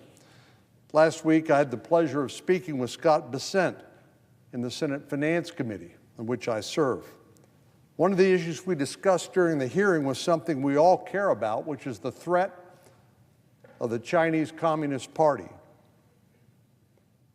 Mr. Bessent named China as one of America's biggest challenges, which should come as no surprise to anyone here in the Senate. We all know, for example, that Chinese fentanyl is the #1 cause of death for young people in America between the age of 18 and 45. We all know that China is conducting joint military operations with Russia and continues to assert excessive and illegal maritime boundary claims in the South China Sea, threatening a regional conflict that may not be confined to a region. President Xi, the president of the People's Republic of China and the head of the Chinese Communist Party, has signaled his plans to invade Taiwan by 2027. That's just 2 years away. And of course, one of the reasons China has been able to become such a threat economically and from a military standpoint to the United States is U.S. investments in that country. Mr. Bessent rightly noted that last week that China has one of the most unbalanced economies in the history of the world, and they're using their surpluses to fund their military machine to modernize and threaten the peace, not only in the Indo-Pacific, but more broadly. I'm glad Mr. Bessent shares this very serious concern of mine. It shouldn't be a secret to anybody in the Senate that I've been working on this issue for some time now. Back in 2023, the Senate voted 91-6 to adopt my amendment to the National Defense Authorization Act that would have required transparency for outbound investments. That is, American investors investing in China.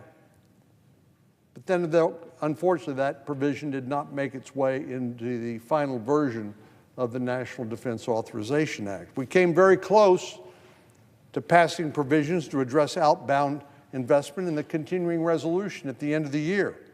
But of course, that continuing resolution was loaded down with a whole lot of other last-minute provisions and collapsed under its own weight. So I'm hopeful and I'm actually optimistic we will get it done this year, but the fact of the matter is we are running out of time. It's unfathomable to me that the United States government, including our intelligence agencies and our military, would be blind to the economic threat and the military threat of massive U.S. investment into China. We know China does not respect any firewall or dividing line between the military and businesses. They actually have a law, a military-civilian fusion law, which requires companies in China to share their technology, their data with the People's Liberation Army and the Chinese Communist Party. It's unfathomable to me that the United States would continue this process without regard to what the potential consequences might be. It's no exaggeration to say that it could well be investments from the United States into the People's Republic of China that allow them not only to build their economy, but to their military as well, and threaten regional and world peace. And as one of our colleagues, a United States Marine, former Marine said, and end up nose to nose, gun to gun with Marines when President Xi decides to invade Taiwan, if that day occurs. So I was very pleased that Mr. Bessent agreed with me about the necessity of transparency for policymakers to understand exactly what's going on, especially in industries like artificial intelligence, quantum computing, and advanced semiconductors. Mr. Bessent's going to be a great partner because he understands how the economy works and how it's intertwined with our national security. Finally, I had the pleasure of speaking once again to Russ Vought, who was formerly the director of the Office of Management and Budget, and a job he held previously under President Trump during his first administration. Mr. Vought led the OMB then, and so he's had extensive experience to build on in President Trump's second term. At yesterday's hearing, we had a chance to talk about the government's spending problem. We have approaching a $37 trillion debt. The federal government spends roughly $6.75 trillion a year. And while we talk about it on a regular basis, Congress has yet to do anything significant to deal with that mounting debt. And right now, we are paying more for interest on the national debt than we are on our own defense and national security. It's unsustainable. Years ago, Admiral Mike Mullen, who was chairman of the Joint Chiefs of Staff, said the biggest threat to our national security is our debt. At the time, I thought, well, that's kind of an interesting comment. But what he said then has become actually true. We can't spend more as we need to do on our national security to reestablish deterrence, to prevent us from having to fight in wars, which is the goal of our military strength, if we can't afford it. And with the mounting demands of interest on the national debt, this is simply unsustainable.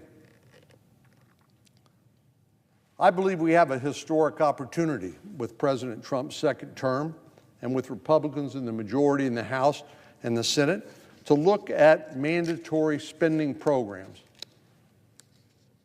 Unfortunately, without bipartisan support, which we're frankly not going to get, we can't look at salvaging or saving Medicare and Social Security, but we can look at the hundreds of billions of dollars in mandatory spending programs that are on autopilot and that have been growing at 5, 6, 7, 8% a year. And surely we can find some savings on those mandatory spending programs, just like most families and most businesses. If you think about how much money you have coming in the door, you say, well, we got certain things that we need, we must have, food, shelter, the like. You have other things maybe that you'd like, maybe a new TV, a new car, whatever. And then you have things that you simply can't afford. That's what every family in America has to do. That's what every business has to do, but not the federal government. Well, it's about time that we do exactly that. And it's also important to get spending under control to ease the historically high inflation which has robbed every man, woman, and child in America with a hidden tax, reducing their standard of living. That comes in large part from excessive federal government spending. And then we talked about common sense things, which I'm really happy that Elon Musk and the Department of Government Efficiency and President Trump have talked about, things like getting federal employees back in the office in person. What a novel concept. And, of course, reinstating work requirements for able-bodied adults to get them back in the workforce. We have a lot of means-tested programs. That means based on your income. But if you have an able-bodied individual who's capable of working and providing for the family, why should the taxpayers have to pick up the tab? So getting able-bodied men and women back in the workforce and off of these means-tested programs is really important.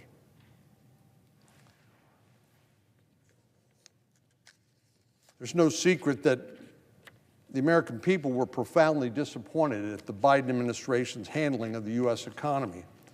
But I have no doubt that with President Trump, Howard Lutnick, Scott Bessent, and Russ Vought on President Trump's team, we will be in good shape to get the economy and our national security back on track and usher in not only a new age of American prosperity, but also to reestablish the sort of deterrence that will prevent the young men and women in this country from ever having to fight wars that could simply be prevented by reestablishing that deterrence. Mr. President, I yield the floor. I would note the absence of a quorum. Call the roll. Ms. Also Brooks.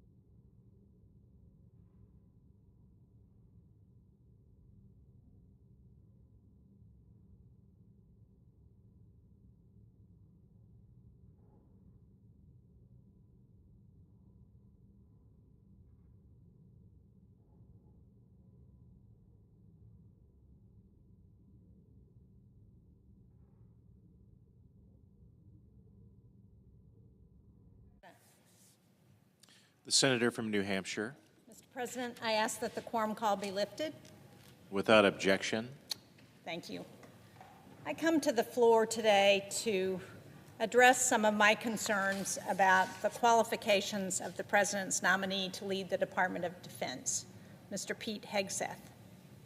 Like many of my colleagues on the Armed Services Committee, I left Mr. Hegseth's hearing last week with a number of unanswered questions and some real concerns about his qualifications and abilities to serve in the role as Secretary of Defense. Now, every single nominee for Secretary of Defense from both Democrat and Republican administrations have met with me and other members on both sides of the aisle on the committee before their confirmation hearings.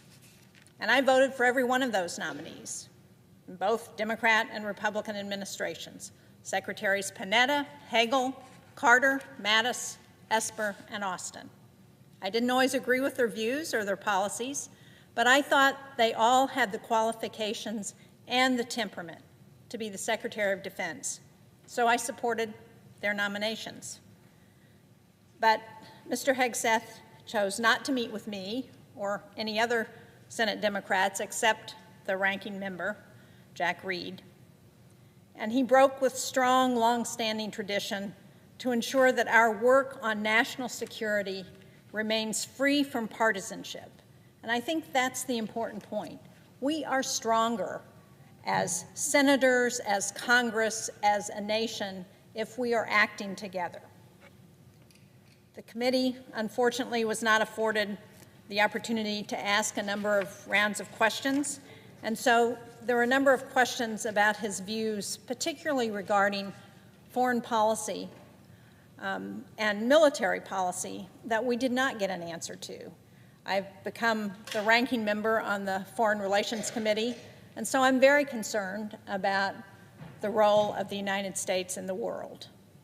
I think the American people expect transparency regarding Mr. Hegseth's ability to stand by our allies and partners, to uphold international agreements, to abide by rules of engagement, and the bottom line, support the men and women in the military in a way that not only keeps us safe, but protects them as well. The almost 3 million men and women who serve our nation in uniform deserve a Secretary of Defense who will not needlessly throw them in harm's way or seek to divide them with partisan politics.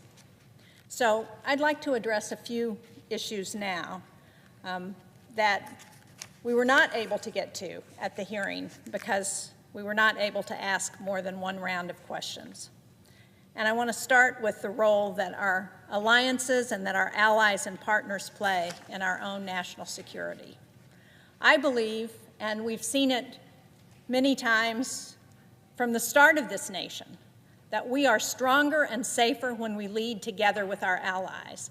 And we're fortunate because we have strong allies and partners. We don't see that coming from Vladimir Putin, from Xi in China. We don't see it from the North Koreans or the Iranians. But the United States has strong allies who can stand with us.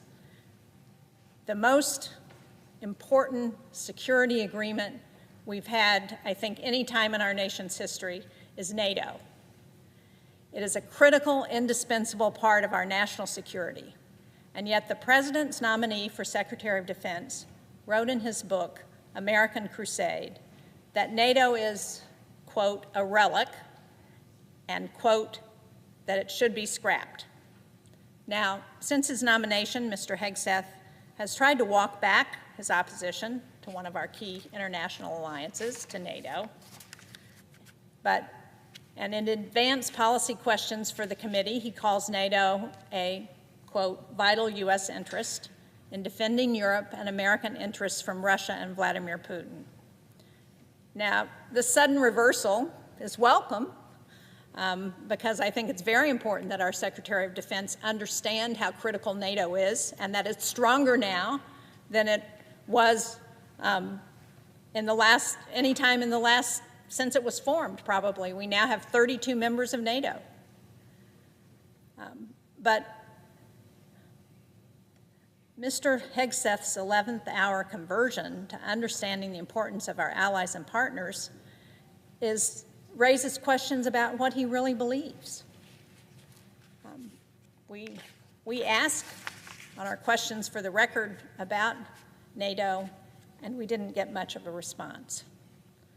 Now, if I had had the opportunity, I would have also brought up Ukraine and Mr. Hegseth's head-spinning contradictions on this matter. Just as America's national security interests are not to be trifled with, neither should be our commitment to defending democracy and the international world order. And any inconsistency in that commitment, let me start that again because this is really important. Any inconsistency in our commitment to support our allies and partners, to support democracy around the world, to support the international world order, that is going to be seen and exploited by our adversaries. So, again, I'm puzzled about how I should think about Mr. Hegseth's contradictory positions on a variety of national security and foreign policy issues. For example, he was critical of the Biden administration, as have many of us on both sides of the aisle been in this chamber, for not moving fast enough to aid Ukraine. But then he questioned the wisdom of sending any U.S. assistance to Ukraine at all. In 2022, Mr. Hegseth called Vladimir Putin, quote, a war criminal, and called for faster U.S. aid to Ukraine. Now he says the idea of Russia launching a nuclear war is, quote, overinflated, and plays down the severity of the conflict as merely Putin's, and this is, again, I'm quoting Mr. Hegseth, give me my ship back war. Well, I don't think that our NATO allies, those in the Baltics and Poland and Eastern Europe, think about Vladimir Putin's nuclear ambitions as overinflated. They know the threat he poses to their countries and the world. And to be flippant about the threat of nuclear war, I think is beneath the office of the Secretary of Defense, who will have to engage with our partners on a regular basis. Now, I agree with President Trump that the American people want to see a resolution to this years-long war. I'm sure that's true of the Ukrainians as well. But Mr. Hegseth has not, either in his hearing nor in response to the questions that we submitted to him for the record, expanded on what the Department of Defense's role should be with respect to Ukraine. Even though we have already invested $66 billion in military assistance, and again, I think it's very important that we stand by our ally Ukraine because of the message it sends not just to the Russians and Vladimir Putin, but because of the message it sends to Xi in China, to the Iranians, to the North Koreans, to anyone who is an adversary of the United States. If they think we're going to walk away from our allies, they're going to do everything they can to divide us. Now, on Afghanistan, Mr. Hegseth has also been inconsistent on his views of the president's foreign policy. Actually, he's been inconsistent in general on the president's foreign policies. In the lead up to the 2016 election, Mr. Hegseth was highly critical of then-candidate Trump's foreign policy stances, particularly on Iraq and Afghanistan. Mr. Hegseth called Mr. Trump, who was a candidate at the time, and I quote, all bluster, very little substance, and again quoting, an armchair tough guy. He criticized then-candidate Trump in 2015 for advocating for the withdrawal of forces from Afghanistan, but then he took the criticism back. He sharply criticized the 2021 Afghanistan withdrawal, as did I, but he's failed to publicly comment on President Trump's 2020 deal with the Taliban, which is what set the date certain for withdrawal in 2021 that then the Biden administration was actually tied to. Now, I agree that that withdrawal was not what I wanted to see. I didn't support it. But They were terms that President Trump, in his first term, set with the Taliban, terms that I thought gave away the store to the Taliban because there were no concessions from them on what we were to get from the United States. The government of Afghanistan was not at the table when the terms were negotiated, and now we're seeing the fallout from that. And I know that no one is watching for gaps in U.S. national security policy more closely than President Xi and the People's Republic of China. Now, Mr. Hegseth identifies China as our peer competitor, something that I think all of us on the Armed Services Committee and probably everyone in this chamber agree with. But if Mr. Hegseth is so concerned about China, then it should realize that nothing will encourage President Xi's aggression more than seeing America abandon our allies and partners. Mr. Hegseth sees China's ambitions as, quote, a fait accompli, and yet he doesn't seem to recognize that his own inconsistencies on all these foreign policy positions could contribute to this. A question I would like to Mr. Hegseth to attempt to answer is, what message would it send to our adversaries if the U.S. ceases its support, not just for Ukraine, but for the international rules and norms that underpin the global order? Now, I'm also concerned about that with respect to the conduct of conflict. In his book, The War on Warriors, Mr. Hegseth argued, and again I'm quoting, "Our boys should not fight by rules written by dignified men in mahogany rooms 80 years ago. America should fight by its own rules," end quote. Well, the rules that he's talking about are the Geneva Conventions, which establish bare minimum protections against violence, torture, and inhumane treatments. And they don't just protect those people we're fighting on the battlefield, they protect American soldiers. During his hearing, Mr. Hegseth doubled down to say, quote, "Restrictive rules of engagement have made it more difficult to defeat our enemies," and that it would be his priority, quote, "that lawyers aren't getting in the way." Well, unfortunately and dangerously, this appears to be one of the few issues that Mr. Hegseth is consistent on. He has a documented history of supporting individuals who have violated military and international law by committing war crimes.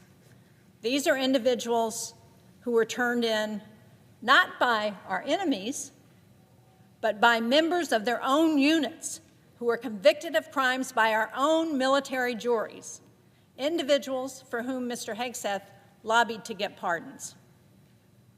I don't think we can afford to entrust the safety and success of our men and women in uniform to a man who would himself disregard the laws of armed conflict and leave American credibility and moral authority in tatters on the world stage. Now, while embracing officers convicted of war crimes, Mr. Hegseth has stated it is his intent to review all general officers currently serving in the Department of Defense. And when asked if he would remove the current chairman of the Joint Chiefs of Staff, Mr. Hegseth responded on the record that, quote, "all senior officers will be reviewed." So let's just think about what that means. Subjecting our general officers in our military that is not politicized to a political litmus test is not only unprecedented, it is dangerous. It will convey to the American public that their leadership is political. One of the most important roles of the Secretary of Defense is to seek out and consider open, honest, and direct military advice from the senior officers in charge of our forces. I don't know how Mr. Hegseth expects to receive open and honest advice from his commanders when he's advocating for a purge of anyone who disagrees with him. I'm also deeply troubled by the idea that Mr. Hegseth would act as a yes man himself, putting his own personal political interests above the well-being of our military men and women. At Mr. Hegseth's confirmation hearing, when asked what he would do if he received orders from President Trump that he knew to be illegal or unconstitutional, Mr. Hegseth wouldn't give a straight answer. All he could do was deny that President Trump was capable of giving an illegal order. And just for the record, to be clear, in his first term, President Trump did give an illegal order that then Secretary Esper refused to follow. And for that, Secretary Esper was fired by the president. So, Mr. President, I am very concerned that Mr. Hegseth lacks the consistency and the moral clarity to lead the most combat-credible military in the world. And I am very disappointed that this body would put a nominee on the floor without the due process of advise and consent that the position of the Secretary of Defense deserves. Our men and women in uniform deserve better. And therefore, for the first time since I was elected to represent the people of New Hampshire in the United States Senate, I plan to vote against this nominee for Secretary of Defense. Thank you. I yield the floor.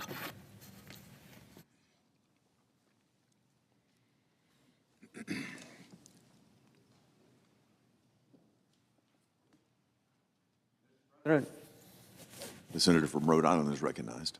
Thank you, Mr. President. First, I want to commend Senator Shaheen for a typically thoughtful and compelling speech concerning the proposed nomination of Mr. Hegseth to be Secretary of Defense. I will follow by rising to express my opposition to Mr. Pete Hegseth's nomination to be Secretary of Defense. Mr. Hegseth is the 9th Defense Secretary nominee that I have considered as a member of the Armed Services Committee. I have voted in favor of all of his predecessors, including those in the first Trump administration. While some former secretaries and I have disagreed politically, there was always an understanding that partisanship has no place when it comes to providing for our men and women in uniform. Indeed, the weight of this position, Secretary of Defense, is enormous. The Secretary is responsible for leading a department of 3.5 million service members and civilians, an annual budget of nearly $900 billion, and hundreds of thousands of aircraft, ships, submarines, combat vehicles, satellites, and our nuclear arsenal.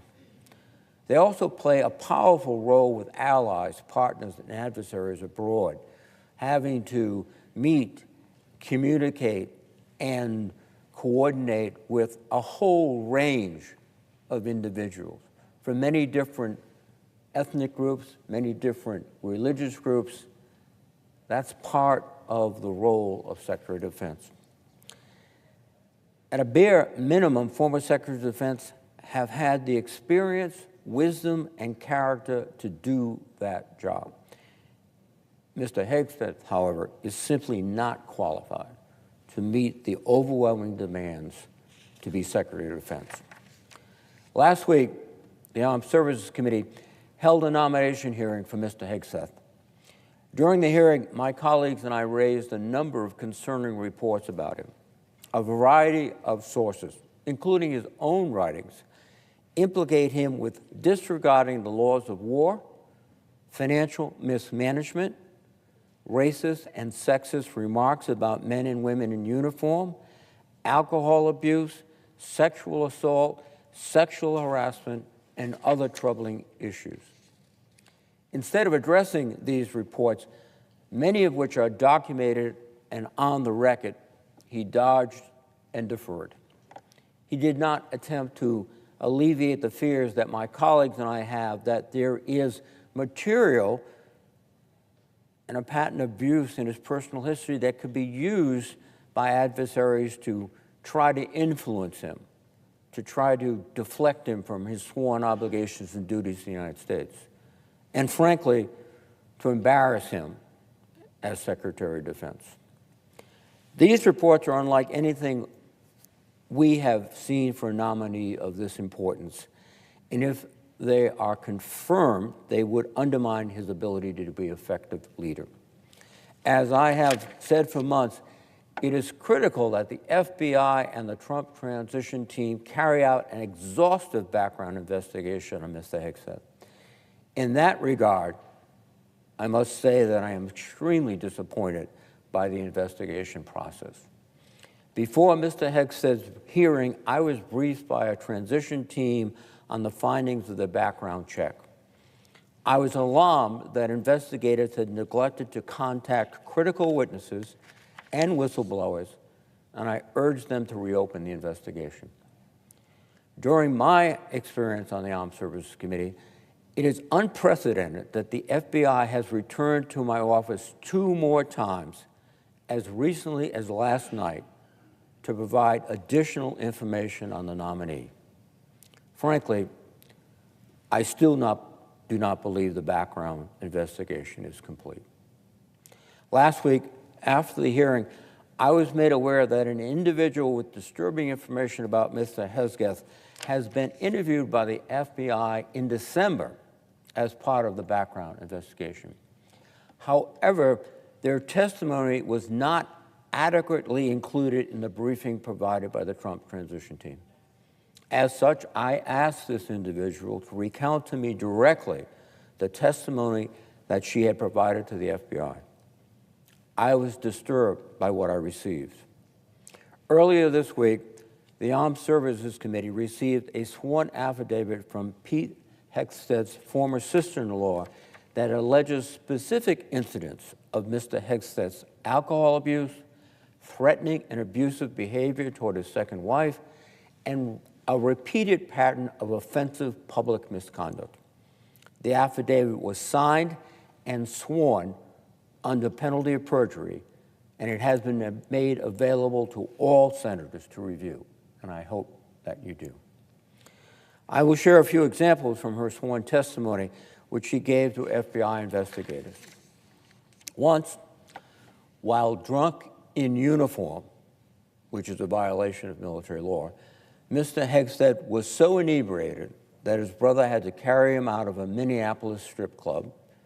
This occurred during a drill weekend with the Minnesota National Guard. The FBI was also told that Mr. Hegseth's second wife had an escape plan that involved texting a safe word to her friends and family to urgently request help without putting herself in more danger. This escape plan was executed on at least one occasion. On at least one occasion, his second wife hid in her closet out of fear. And in many detailed examples, the FBI was told that Mr. Hegseth regularly became so drunk that he passed out, vomited, and had to be carried out of family events and public settings, sometimes shouting sexually and racist offensive comments. My point is this. We know that Pete Hegseth's former sister-in-law testified to the FBI about his history of abuse, alcoholism, and disgraceful public behavior. However, we know now that her testimony was not adequately included in the Trump transitions team background briefing to the Senate. This begs the question, what else is missing from the FBI report? The Senate is not considering a low-level appointee right now. We are advising and consenting on the nominee for Secretary of Defense, and we cannot risk installing a leader who may have a history that is exploitable by our adversaries. Nor can we risk confirming a Secretary of Defense who has shown that he is incapable of being responsible, accountable, and law-abiding 24 hours a day, 7 days a week, as that job requires. In addition to Mr. Hegseth's troubling personal conduct, I also have grave concerns about actions he would take as Secretary of Defense. During his nomination hearing, I asked Mr. Hegseth about disturbing efforts underway within the Department of Defense to intimidate military personnel and their families, and reports that the Trump administration may implement a so-called purge board to screen senior military officers for, quote, unfitness to lead. This raises the chilling possibility that the Trump administration may fire officers who are deemed to have the wrong political views. I believe that the Tuesday firing of the U.S. Coast Guard Commandant Admiral Linda Fagan, who by all objective accounts was an admirable leader, proves that the purge is underway. Unfortunately, Mr. Hegseth would not categorically condemn those efforts during his hearing, and instead talked about meritocracy and restoring accountability within the senior ranks of the military. If the Senate confirms Mr. Hegseth this week, who will be fired at the Department of Defense next week? And I doubt very seriously it will be based upon merit or anything else other than a political agenda. And that would be the beginning of the unraveling of the core element of our military. It is not political. It serves neither party nor person. It protects and defends the Constitution of the United States. And if we lose that, we will have lost something that is, I think, the key to our success, not only as a military force, but as a nation. Despite Mr. Hegseth's comment, the United States military is already one of the finest meritocracies in the world. Every member of the military is in their position because of their ability. They are chosen by boards of other senior officers who evaluate their performance, who look closely at what they've done, and render their best professional opinion of the capability of that person to move on and assume a particular job. Every member of the military is in their position because of their ability. When there's always a possibility that you need to count on the person next to you to save your life, there is no other choice but meritocracy and value. There's no other choice that you must or can make other than to pick someone whose focus, whose heart, whose spirit is to protect their fellow soldiers, sailors, Marines, airmen, and spacemen, not to exploit them. To make a judgment about their colleagues, not based on their political affiliations, but on the fact that they are a co-soldier, sailor, airman. And I see a dangerous, dangerous point at which we will divert from this historic and compelling approach and become a political organization. We've seen it happen in other places around the world, where militaries are undermined and subjected by political leaders that have a particular political point of view and passion, and they become essentially not an army, but an extension of the political aspirations of the great leader. We can't see that here in America. Our present service members can and should be confident that with hard work and skill and character, they will be successful in their military careers. That's the key criteria. Indeed, this very meritocracy would prevent a person like Mr. Hegseth from rising higher in the ranks of the military. The totality of his own writings and conduct would disqualify any service member from holding any leadership position in the military, much less being confirmed as a Secretary of Defense. If there was evidence that a serving officer in the military was drunk in uniform in a strip club, if there was evidence that a senior military officer was engaged in sexual relations while married to another woman, having just fostered a child from another woman, I can guarantee you that officer's career would end swiftly, either by resignation or by court-martial. Moreover, our service members, since the birth of this country 249 years ago, have taken an oath to the Constitution. Their mission is to protect the country and all of its citizens and the ideals this country was founded on, which should endure no matter who is president or what political party is in power. Mr. Hegsted's idea of meritocracy, however, seems to be that service members should pledge fealty to a president who will be in power for only 4 years and fit the ideas of a party that only half of this nation supports. There is no faster way to undermine the lethality and morale of our nation's military and the support of the nation's citizens for it than to inject politics into the system. Mr. Hegseth, if confirmed, will not improve our military, but destabilize it and weaken the institution. Further, during his hearing, Mr. Hegseth failed to convince me and many of my colleagues that he is capable of running any organization remotely as complex as the Department of Defense. Mr. Hegseth has been the head of 2 separate veterans organizations. From 2008 through 2010, he led the organization Veterans for Freedom, which had an annual budget of less than $10 million. Each year he was in charge, outlays exceeded revenues until the organization verged on bankruptcy and had to be merged with another group. From 2011 until 2016, Mr. Hegseth ran the organization Concerned Veterans for America.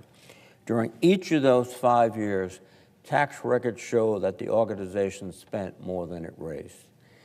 If this is how Mr. Hegseth manages organizations with a comparatively small staff and budget, how can anyone have confidence that he will be able to effectively manage an organization with hundreds of multi-million and billion-dollar contracts that literally drive the economy of many parts of this country?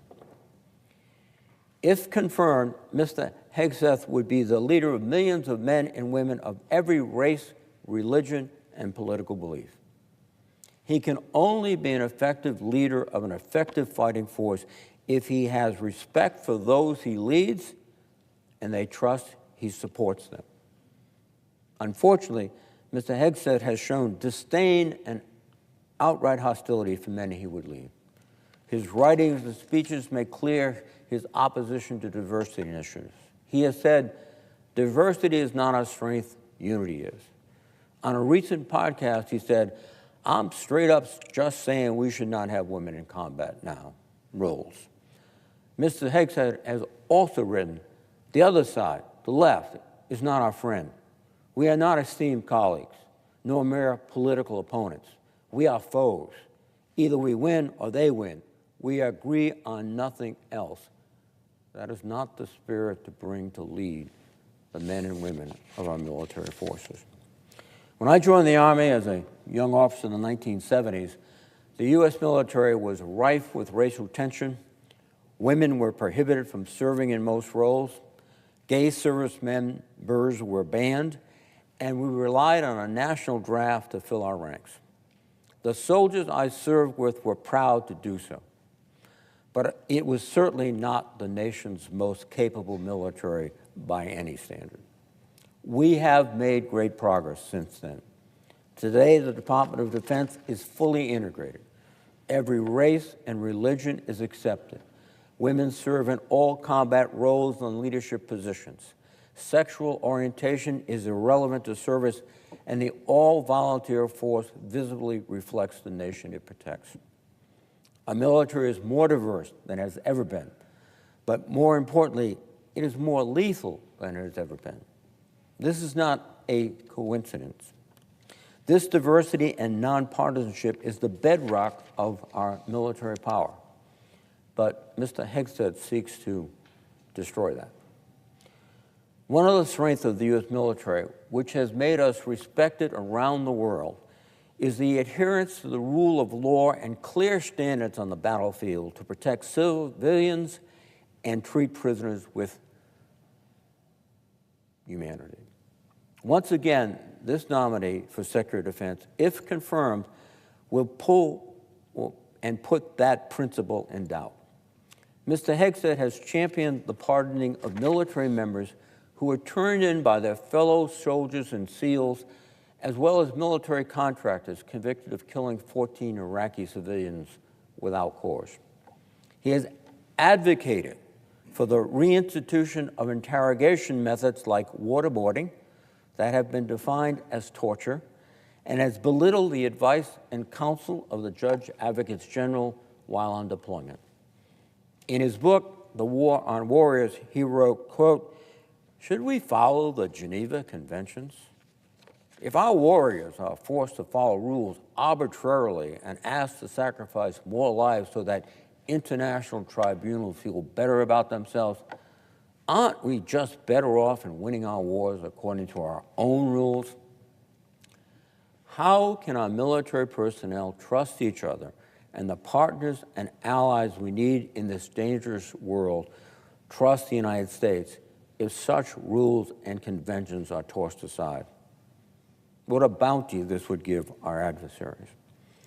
And how would we have the moral authority to criticize the North Vietnamese, for example, who tortured pilots like our colleague John McCain, if our Secretary of Defense is saying waterboarding is perfectly fine? We wouldn't. In fact, I think our pilots would be very much concerned if they felt there are no rules of the game. And if they went down behind enemy lines, they would be just brutalized, tortured, etc. And we don't even have a moral objection to it. Finally, my top priority as a United States Senator has always been national security. And my colleagues, I hope, know this. I do not seek partisan wins on or the political spotlight. I want to do right by men and women in uniform, and I refuse to compromise or cut corners on national security issues. The greatest privilege I've had in my life is to lead soldiers, to understand and respect them, to do my best by example and leadership so that they would have confidence that their best interest was my sole interest. That's not what I heard from Mr. Hegseth, and that's not what he's going to bring to the Department of Defense. Process is important for a nomination of this sort. Other than me, Mr. Hegseth refused to meet with any of my Democratic colleagues on the committee. An unprecedented act, a signal that he is not trying to be a nonpartisan secretary. He is, in fact, going to be very partisan. Again, injecting politics into the Department of Defense, which is, in my view, fatal. The committee was denied a second round of questioning with Mr. Hegseth, although we needed that time. And I should point out, historically, when Secretary Hagel was here, we had 3 rounds of questioning. When Secretary Carter was here, we had 2 rounds of questioning. So the precedent was strongly in favor of an additional round. So we've essentially been denied the kind of access that would have revealed more of Mr. Hegseth's qualities, conduct, and thoughts. And that's not appropriate. And as I said previously, the FBI background check was inadequate. Again, the first time I've ever had a background check supplemented by 2 additional addendums to the background check.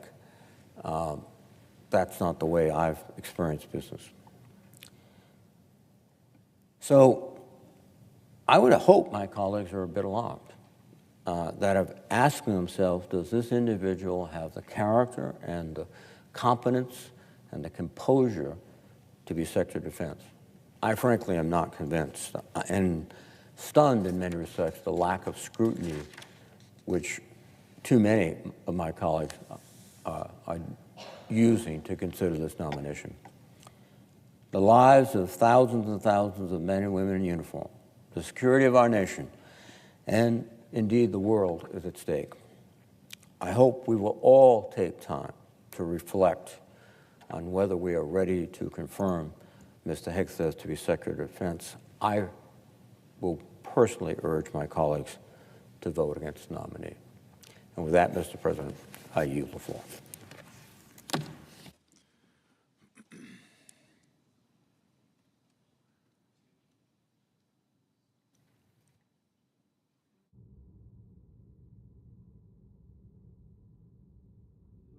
Senator from Mississippi. In a few moments, the Senate will vote on a confirmation of our next CIA director. And then immediately following, there'll be a vote on cloture on the nomination of Mr. Peter Brian Hegseth, President Donald Trump's nominee for Secretary of Defense. I'm going to vote yes for cloture, and I expect that a majority of our senators will do so.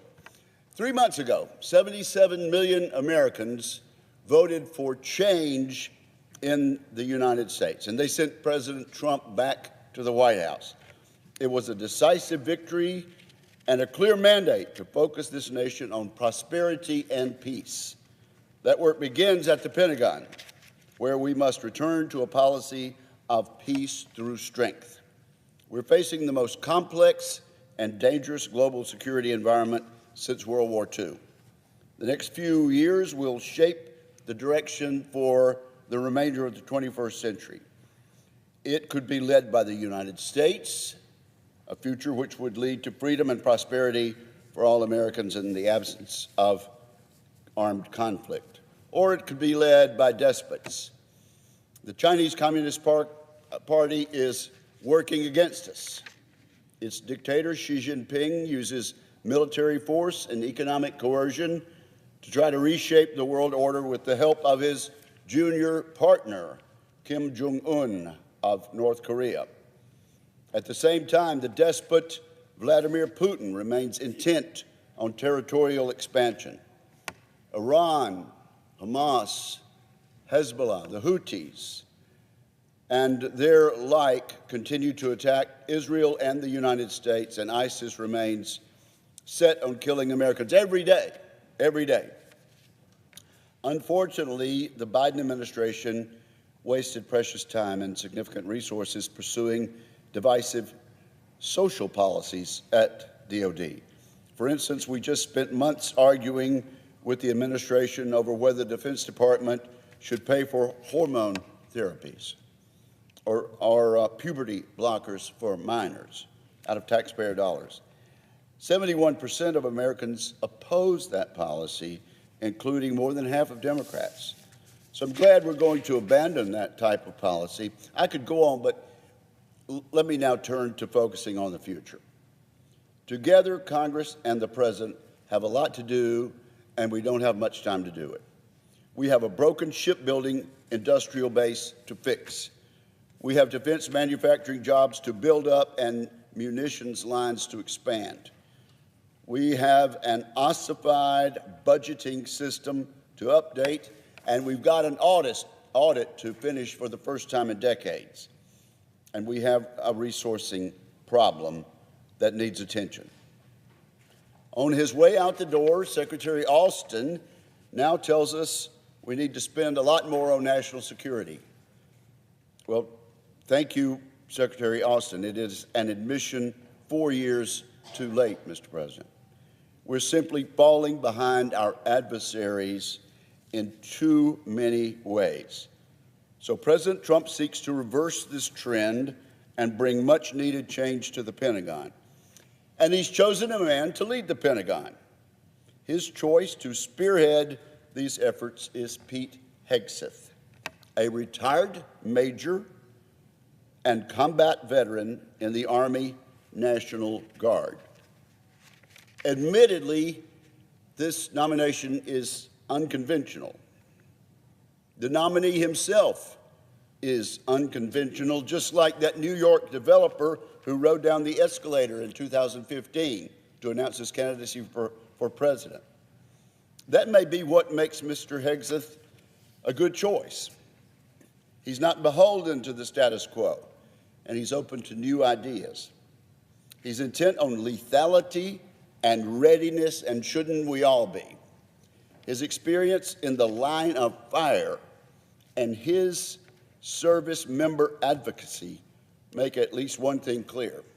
Pete Hegseth will put the men and women of our military first. Congress has often seen defense secretaries delay and evade congressional oversight. I think Pete Hegseth will be willing and eager to partner with us in that regard. Last week, the Senate Armed Services Committee convened to consider Mr. Hegseth's nomination. In testimony lasting nearly 4 hours, he addressed three key audiences: our committee, the United States Senate as a whole, and the American people. I think the American people liked what they saw. I know I did. He showed each of us why President Trump chose him to be the next Secretary of Defense. First of all, he articulated a clear vision of the Pentagon. I think it's clear to anyone who listened that he's going to bring energy and fresh ideas to shake up the department's stagnant bureaucracy.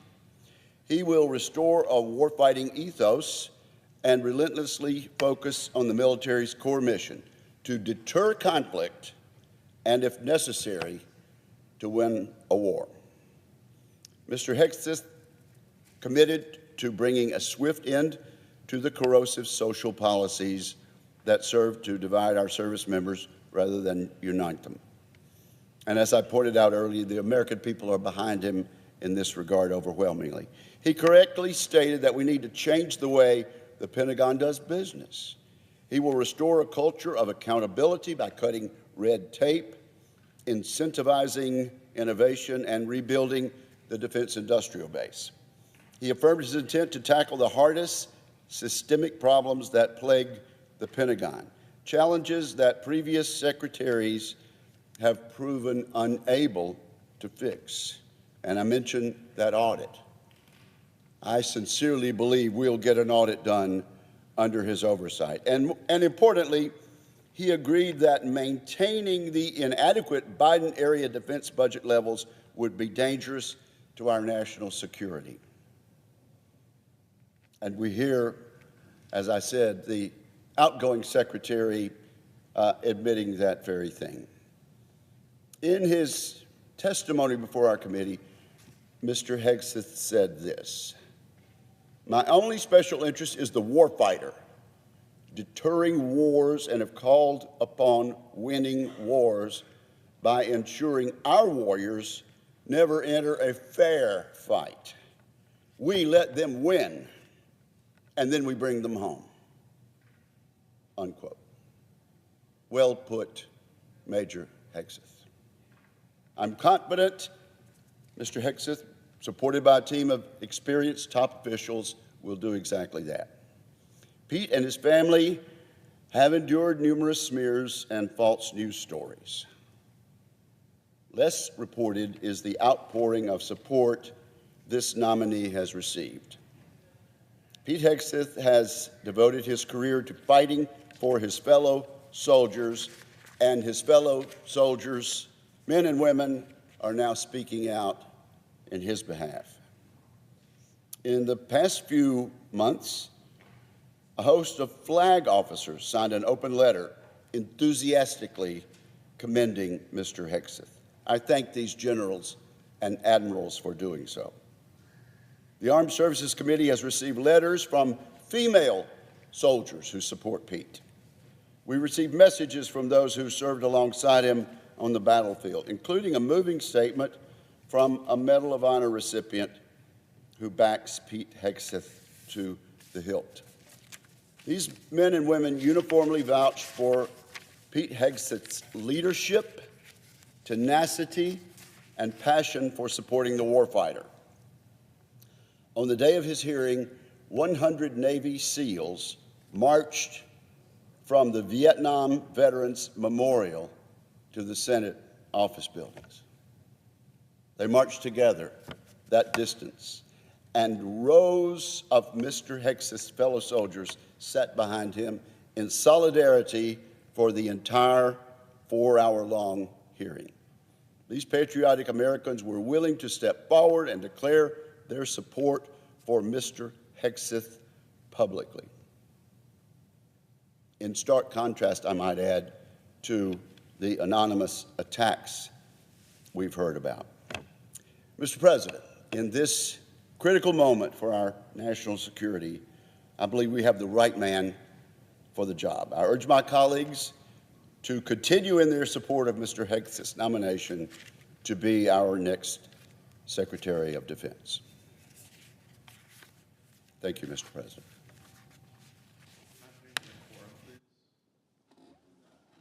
Absence of a quorum. The clerk will call the roll. Ms. Also Brooks.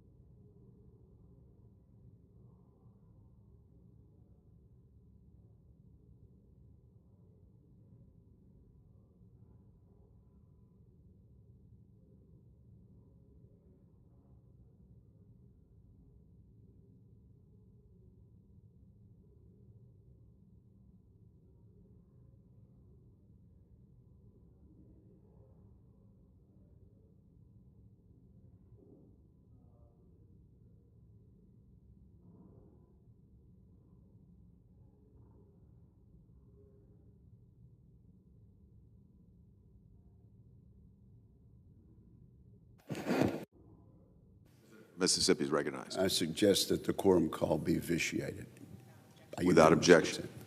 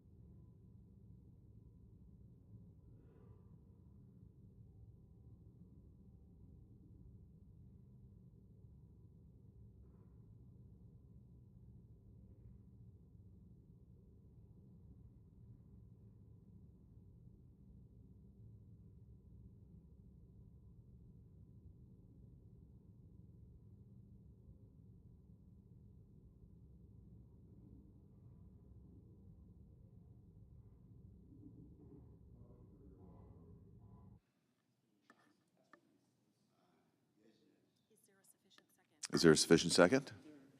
There appears to be. The clerk will call the roll. Ms. Also Brooks, Ms. Baldwin, Mr. Banks, Mr. Barrasso, Mr. Bennett, Mrs. Blackburn, Mr. Blumenthal, Ms. Blunt Rochester, Mr. Booker, Mr. Bozeman, Mrs. Britt, Mr. Budd, Ms. Cantwell, Mrs. Capito, Mr. Cassidy, Ms. Collins, Mr. Coons, Mr. Cornyn, Ms. Cortez Masto, Mr. Cotton, Mr. Kramer, Mr. Crapo, Mr. Cruz, Mr. Curtis, Mr. Daines, Ms. Duckworth, Mr. Durbin, Ms. Ernst, Mr. Fetterman, Mrs. Fisher, Mr. Gallego, Mrs. Gillibrand, Mr. Graham, Mr. Grassley, Mr. Haggerty.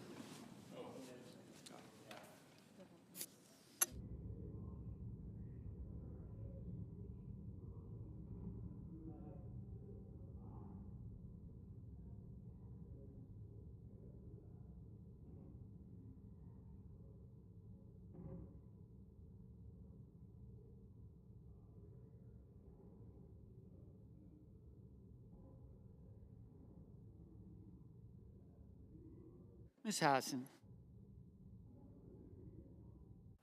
Mr. Hawley. Mr. Heinrich.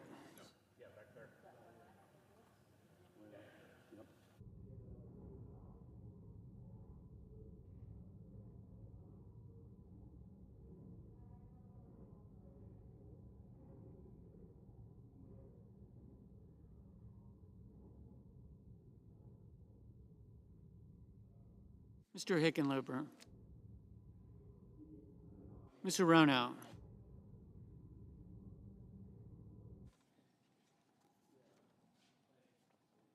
Mr. Hoven. Mr. Husted. Mrs. Hyde-Smith. Mr. Johnson. Mr. Justice. Mr. Kane.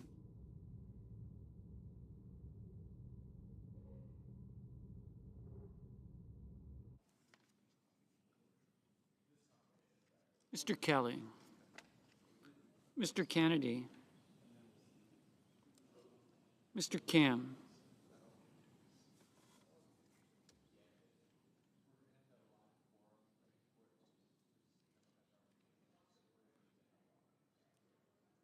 Mr. King.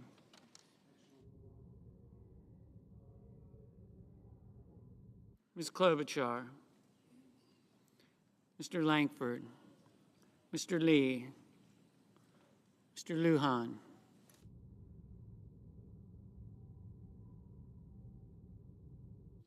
Ms. Lummis. Mr. Markey, Mr. Marshall, Mr. McConnell, Mr. McCormick, Mr. Merkley, Mrs. Moody, Mr. Moran, Mr. Moreno,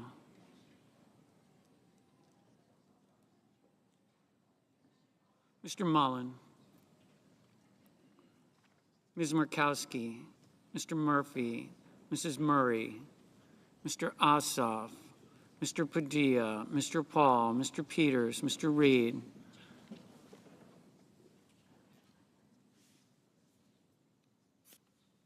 Mr. Ricketts, Mr. Resch,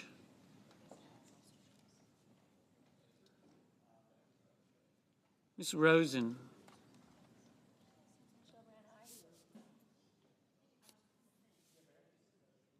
Mr. Rounds,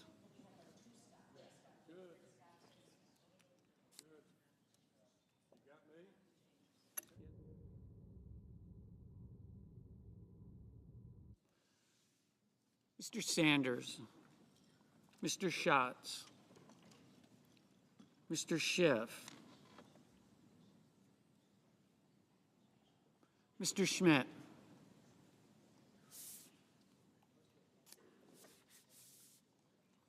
Mr. Schumer, Mr. Scott of Florida,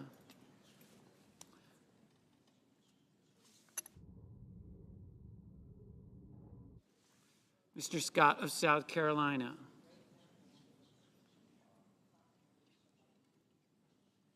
Mrs. Shaheen,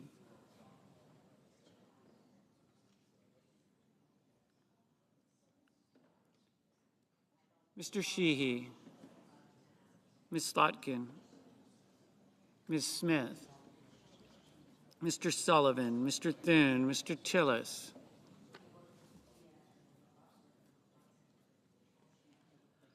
Mr. Tuberville,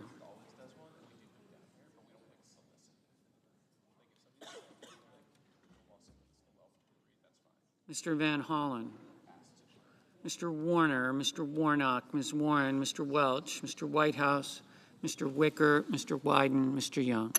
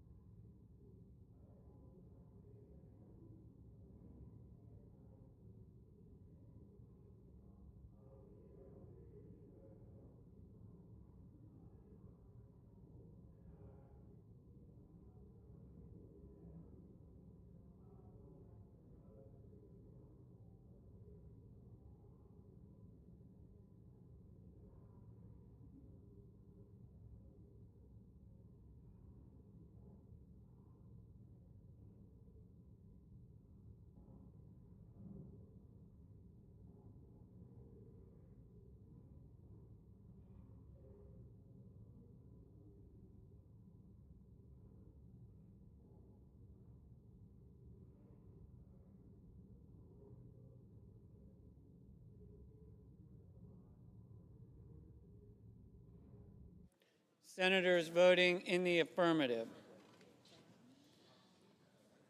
Also Brooks, Banks, Blackburn, Britt, Cornyn, Kramer, Gallego, Gillibrand, Haggerty, Hyde-Smith, Johnson, Justice, Moreno, Paul, Rosen, Schmidt, Scott of Florida, Tillis, Wicker, Young.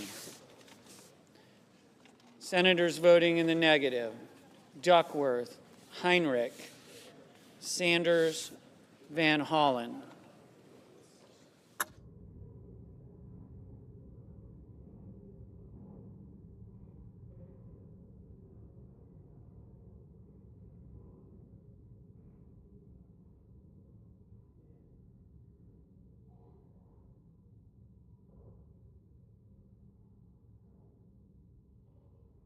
Mr. Reed, no.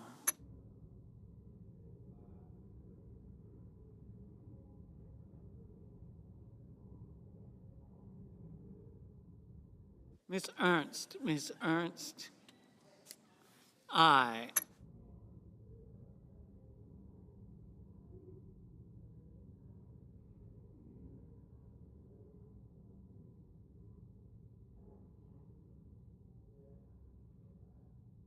Mr. Warner, aye.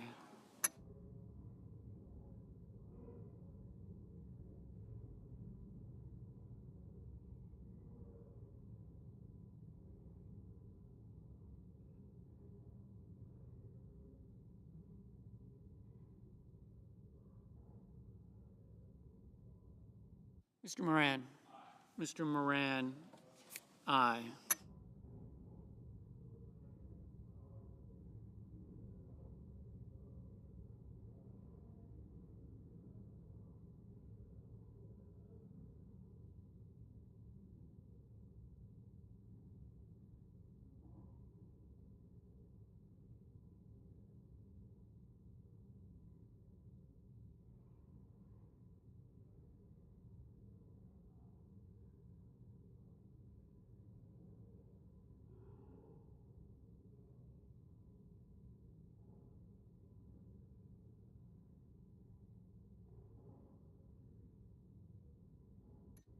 Mr. Crapo, aye.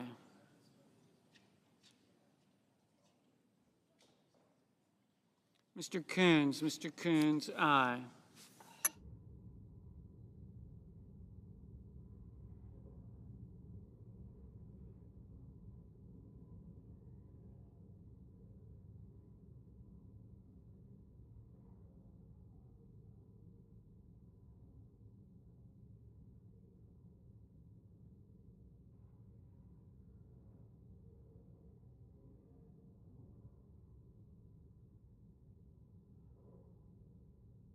Mr. Peters, aye.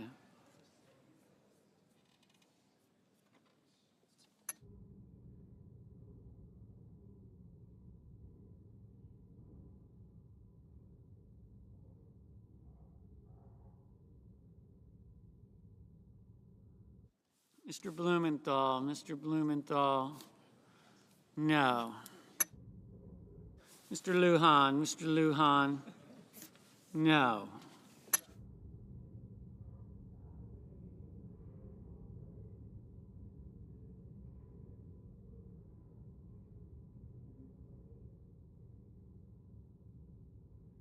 Mrs. Capito, aye. Mr. Tuberville, aye.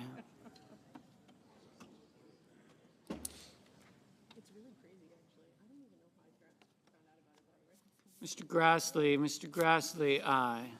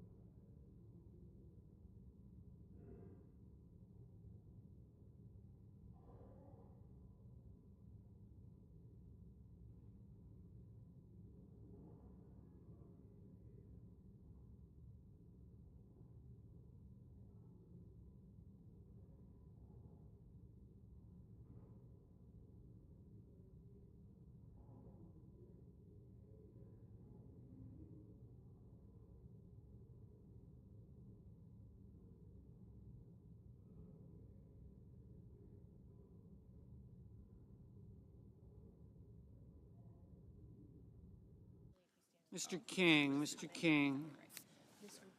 Aye. Mr. Graham, aye. Mr. McConnell, aye. Mrs. Fisher, aye. Mr. Rounds, aye.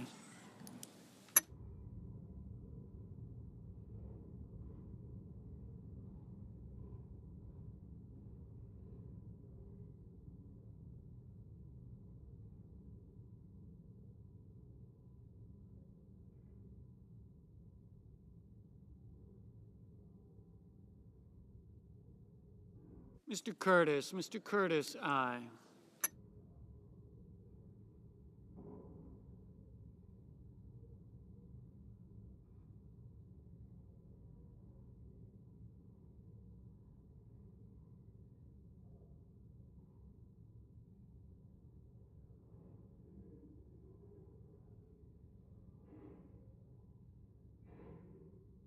Mr. Murphy,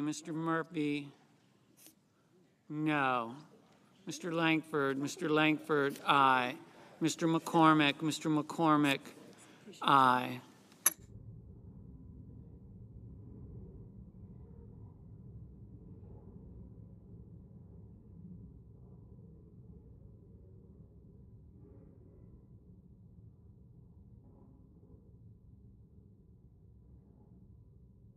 Mr. Barrasso, aye. Mr. Daines, aye. Ms. Slotkin, aye. Mr. Ossoff, no.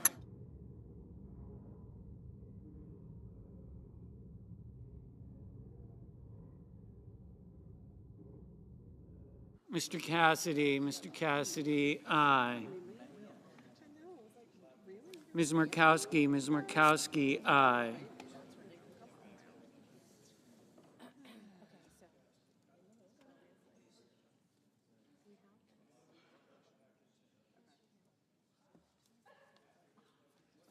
Mr. Markey, no.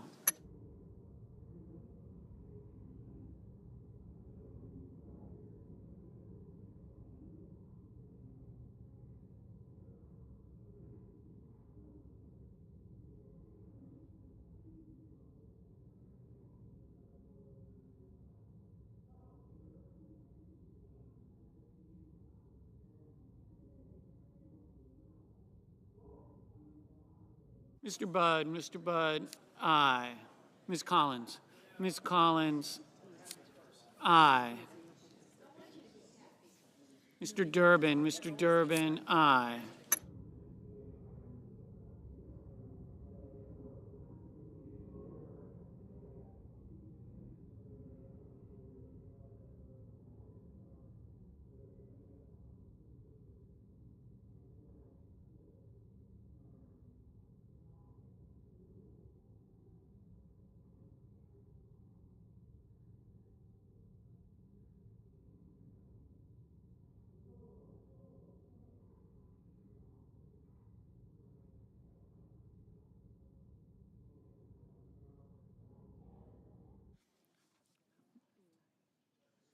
Mr. Sheehy, aye. Ms. Cortez Masto, no.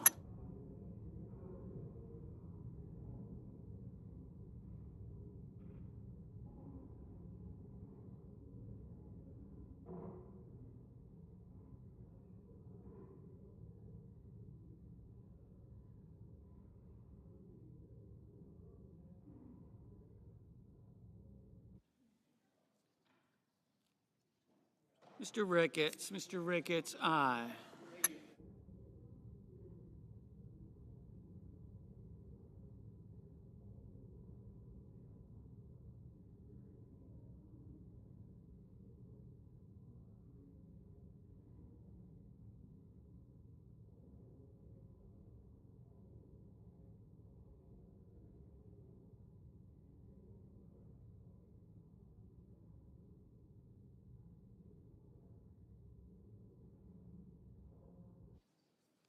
Mrs. Moody, aye. Mr. Cruz, aye. Ms. Lummis, aye. Mr. Risch, aye. Mrs. Murray, no. Ms. Hassan, aye. Mr. Cotton, aye. Mr. Husted, aye. Mr. Schumer, no. Mr. Sullivan, aye. Mr. Merkley, no.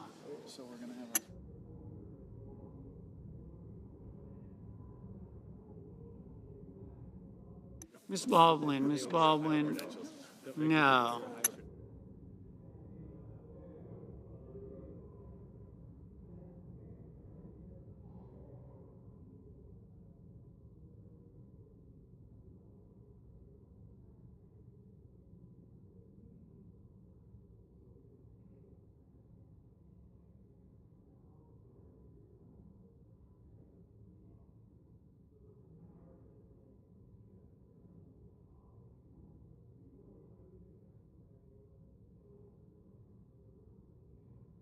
Mr.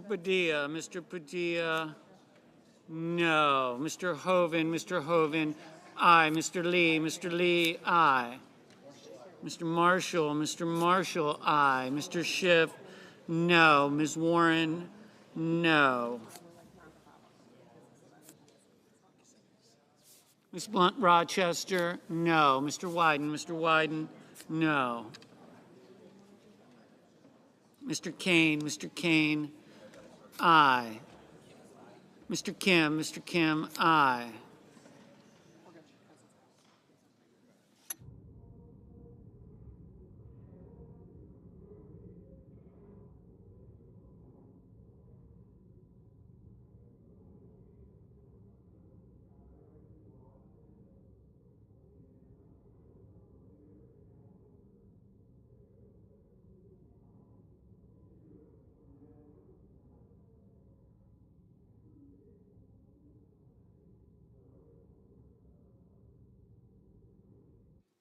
Ms. Hirono, no. Mr. Whitehouse, aye.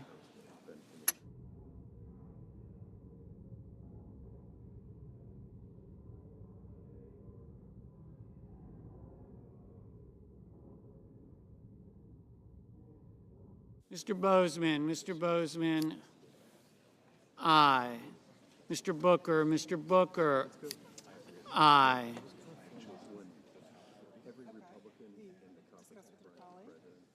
Mr. Schatz, no.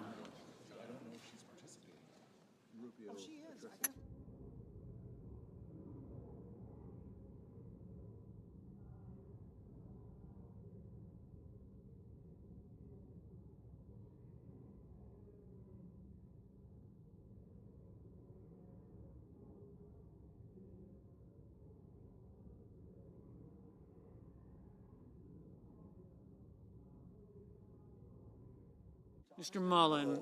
Mullen, aye. Mr. Welch, aye.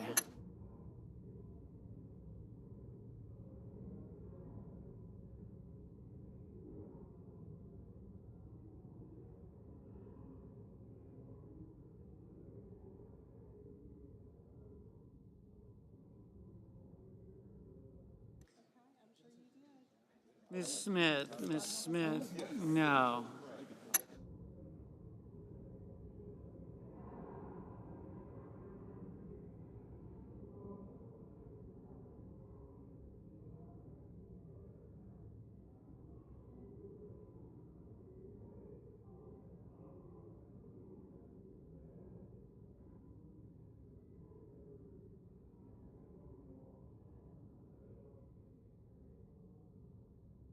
Mr. Thune, aye.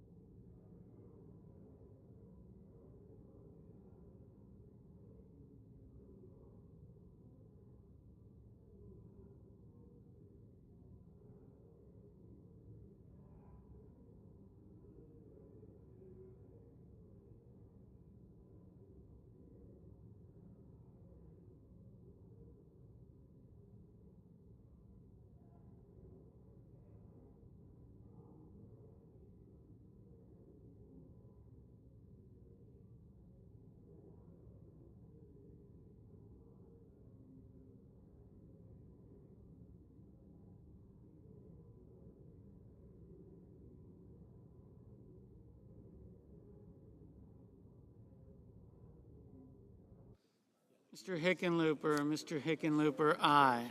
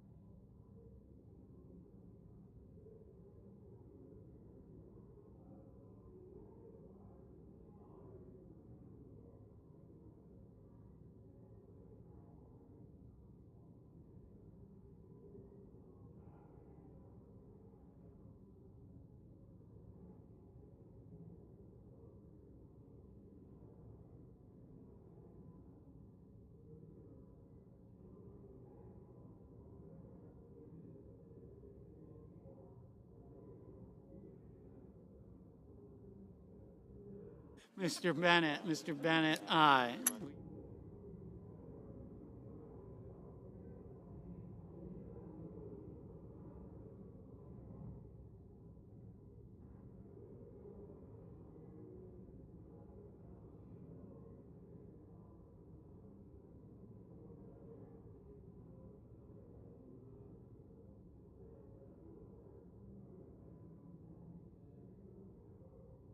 Ms. Cantwell, no. Mr. Kelly, aye.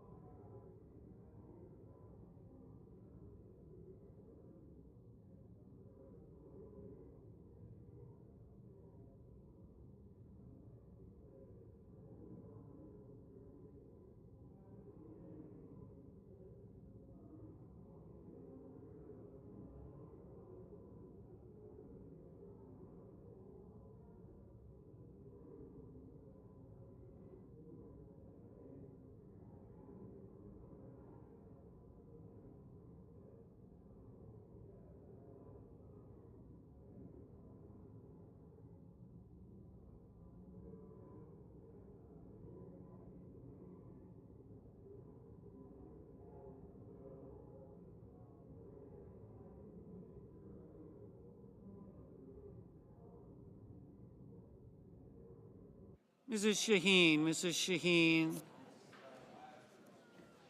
aye. Mr. Warnock. Mr. Warnock, no.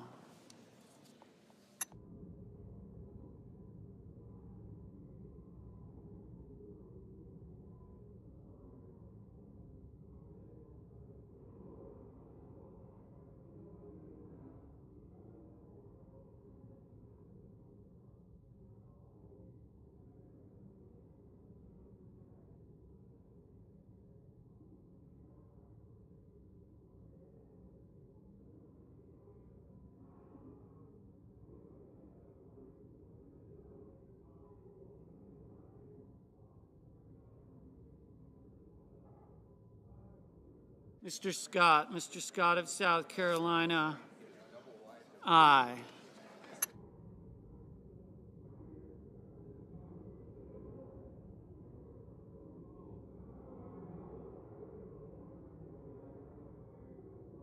Ms. Klobuchar, aye.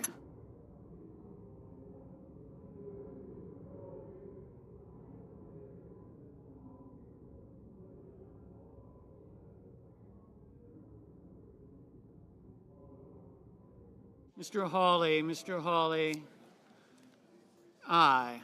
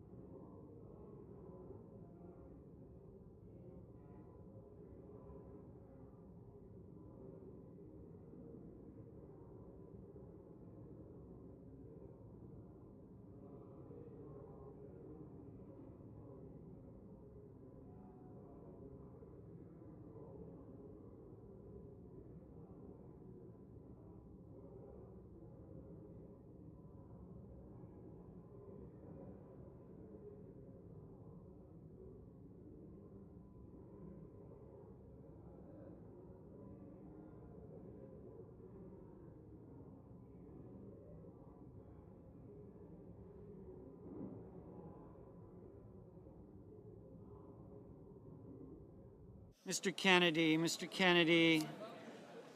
Aye.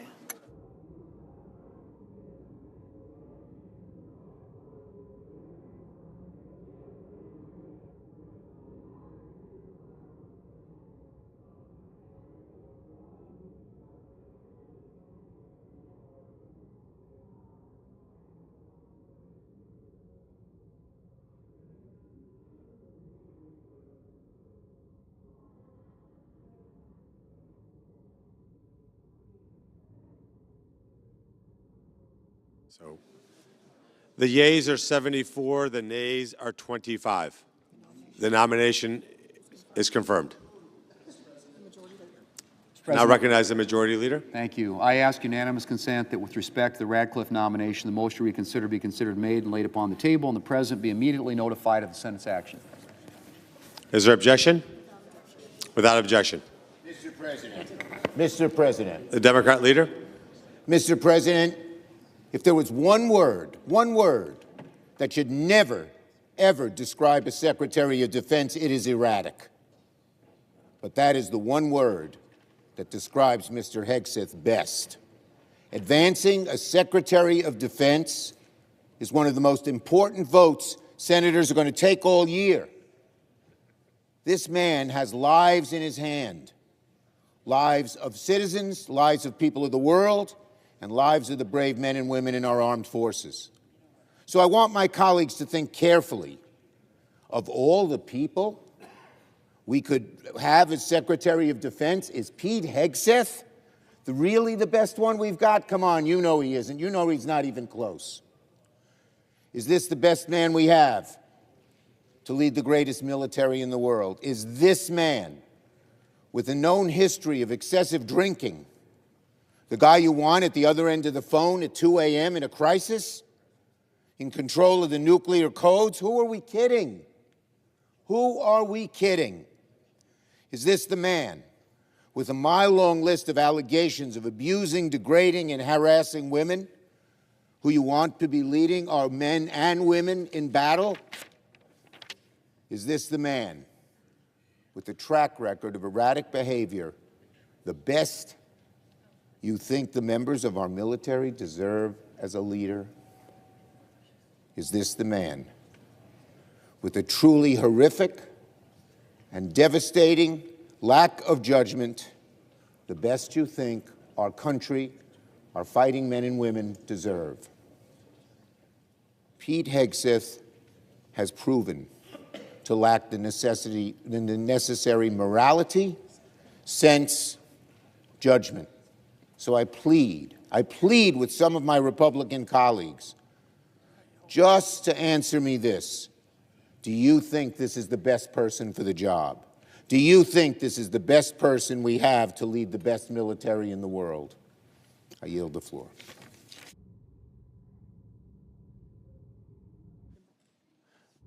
Will report the motion to invoke closure. Cloture motion. We, the undersigned senators, in accordance with the provisions of Rule 22 of the Standing Rules of the Senate, do hereby move to bring to a close debate on the nomination of Peter Hegseth of Tennessee to be Secretary of Defense, signed by 17 senators. Pursuant to Rule 22, the chair now directs the clerk to call the roll to ascertain the presence of a quorum. Ms. Alsobrooks, Ms. Baldwin, Mr. Banks, Mr. Barrasso, Mr. Bennett, Mrs. Blackburn, Mr. Blumenthal, Ms. Blunt-Rochester, Mr. Booker, Mr. Bozeman, Mrs. Britt, Mr. Budd, Ms. Cantwell, Mrs. Capito, Mr. Cassidy, Ms. Collins, Mr. Coons, Mr. Cornyn, Ms. Cortez Masto, Mr. Cotton, Mr. Kramer, Mr. Crapo, Mr. Cruz, Mr. Curtis, Mr. Daines, Ms. Duckworth, Mr. Durbin, Ms. Ernst, Mr. Fetterman, Mrs. Fisher, Mr. Gallego, Mrs. Gillibrand, Mr. Graham, Mr. Grassley, Mr. Haggerty, Ms. Hassan, Mr. Hawley, Mr. Heinrich, Mr. Hickenlooper, Ms. Hirono, Mr. Hoven, Mr. Husted, Mrs. Hyde-Smith, Mr. Johnson, Mr. Justice, Mr. Kane, Mr. Kelly, Mr. Kennedy, Mr. Kim, Mr. King, Ms. Klobuchar, Mr. Lankford, Mr. Lee, Mr. Lujan, Ms. Lummis, Mr. Markey, Mr. Marshall, Mr. McConnell, Mr. McCormick, Mr. Merkley, Mrs. Moody, Mr. Moran, Mr. Moreno, Mr. Mullen, Ms. Murkowski, Mr. Murphy, Mrs. Murray, Mr. Ossoff, Mr. Padilla, Mr. Paul, Mr. Peters, Mr. Reed, Mr. Ricketts,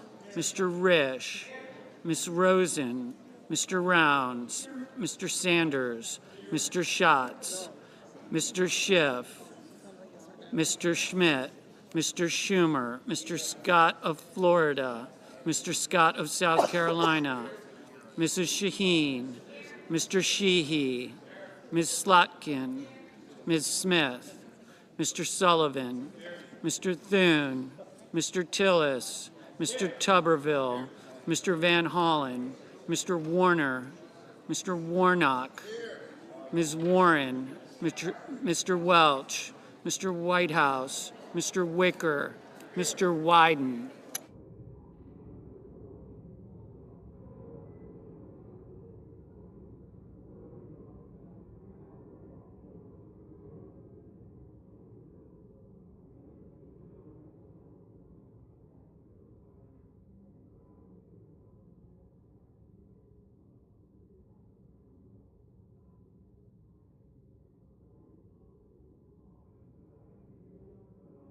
Mr. Young.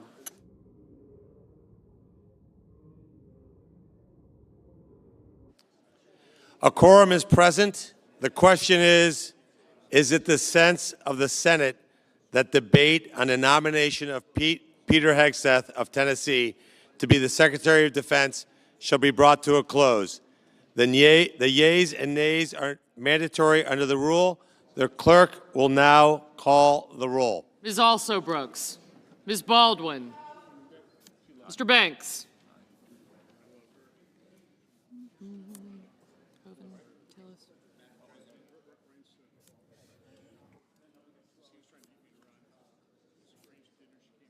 Mr. Barrasso.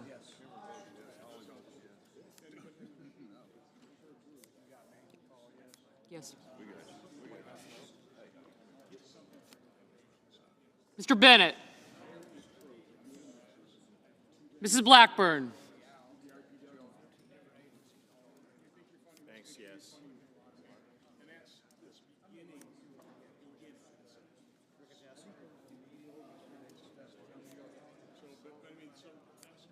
No, I didn't. Warren.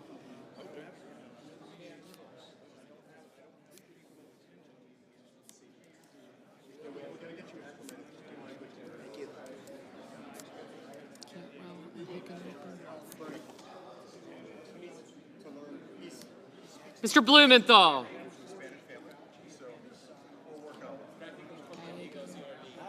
That's why I voted a key. I seal.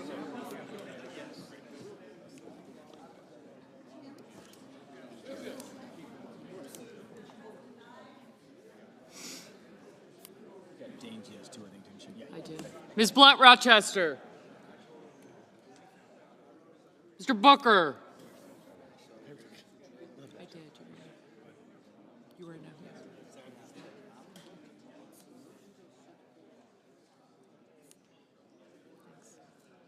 Or shall I?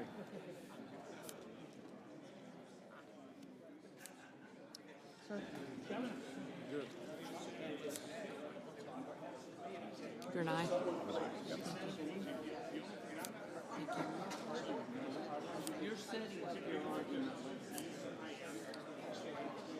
Mr. Bozeman. Mrs. Britt. Mr. Budd, Ms. Cantwell. I got you. Lummis, aye. Thank you.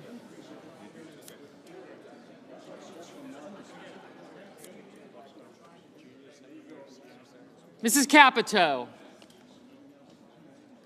Mr. Cassidy. Thank you. Ms. Collins. Mr. Coons. Mr. Cornyn. Ms. Cortez Masto. Mr. Cotton, Mr. Kramer.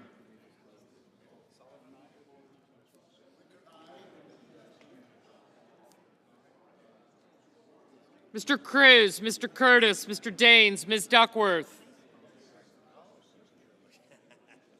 Mr. Durbin.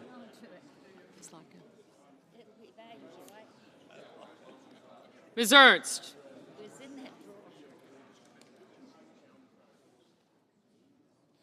Mr. Fetterman. Mrs. Fisher, Mr. Gallego, Mrs. Gillibrand. Mr. Graham. Mr. Grassley.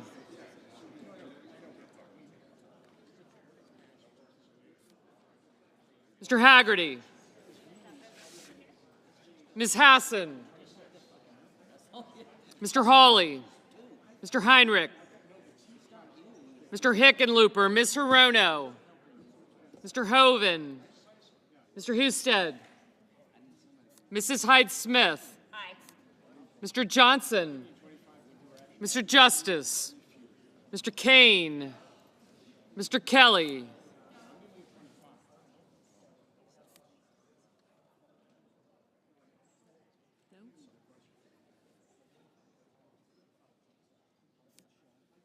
Okay, thanks. Mr. Kennedy, Mr. Kim, Mr. King, Ms. Klobuchar, Mr. Lankford, Mr. Lee, Mr. Lujan, Ms. Lummis, Mr. Markey, Mr. Marshall, Mr. McConnell, Mr. McCormick, Mr. Merkley, Mr. Moody, Mrs. Moody, sorry, Mr. Moran, Mr. Moreno, Mr. Mullen, Ms. Murkowski, Mr. Murphy, Mrs. Murray, Mr. Ossoff, Mr. Padilla,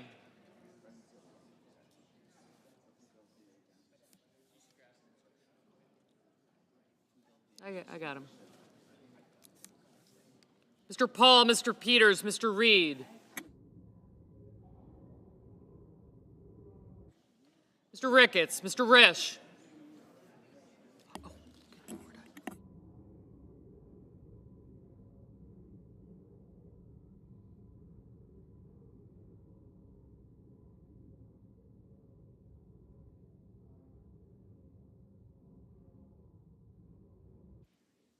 Ms. Rosen, Mr. Rounds, Mr. Sanders, Mr. Schatz, Mr. Schiff, Mr. Schmidt, Mr. Schumer, Mr. Scott of Florida, Mr. Scott of South Carolina, Mrs. Shaheen,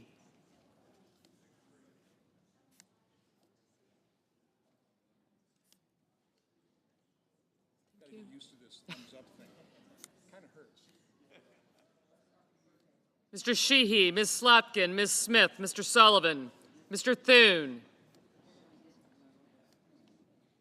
Mr. Tillis, Mr. Tuberville, Mr. Van Hollen, Mr. Warner, Mr. Warnock, Ms. Warren, Mr. Welch, Mr. Whitehouse, Mr. Wicker, Mr. Wyden,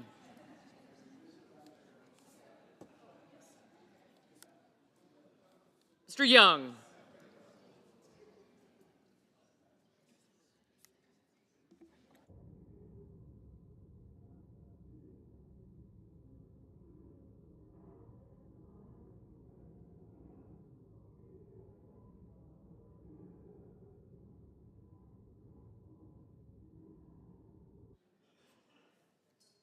Senators voting in the affirmative: Banks, Barrasso, Budd, Capito, Cornyn, Cotton, Crapo, Cruz, Curtis, Daines, Fisher, Graham, Grassley, Hawley, Hoeven, Husted, Hyde-Smith, Johnson, Justice, Kennedy, Lankford, Lee, Lummis, Marshall, McCormick, Moody, Moreno, Mullen, Paul, Ricketts, Risch, Rounds, Scott of Florida, Scott of South Carolina, Sheehy, Sullivan, Thune, Tillis, Tuberville, and Wicker. Mr. Cassidy, aye.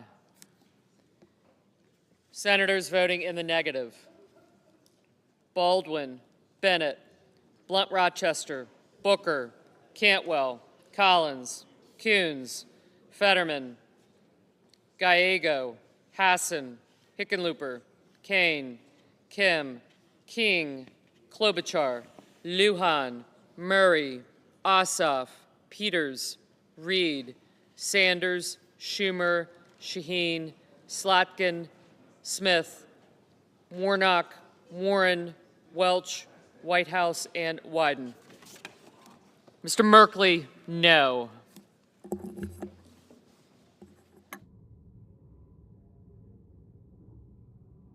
Mr. McConnell, aye.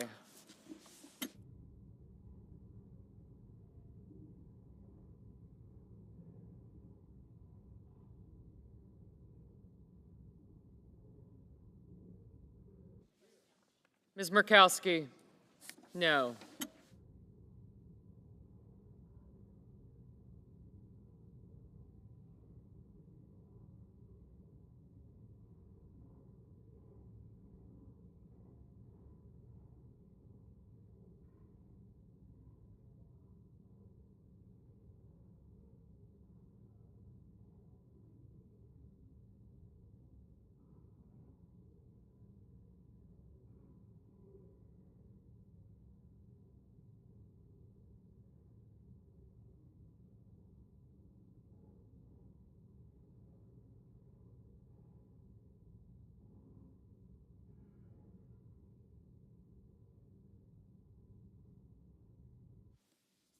Ms. Rosen?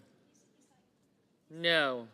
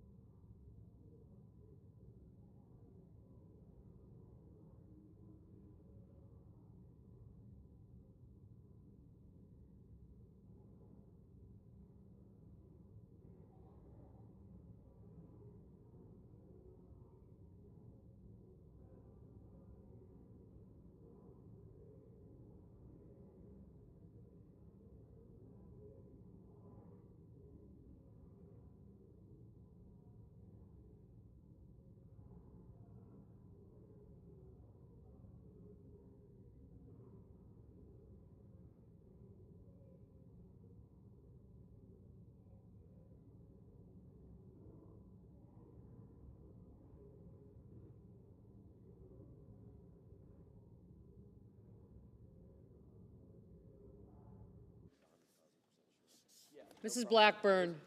Aye. Mr. Padilla? No. Mr. Heinrich? No. I think we'll probably close this one. We need like 7. Mr. Van Hollen? 10 minutes. So No. Ms. Also Brooks? No. or sorry, 3:10. Is that right? Mr. Schiff? No.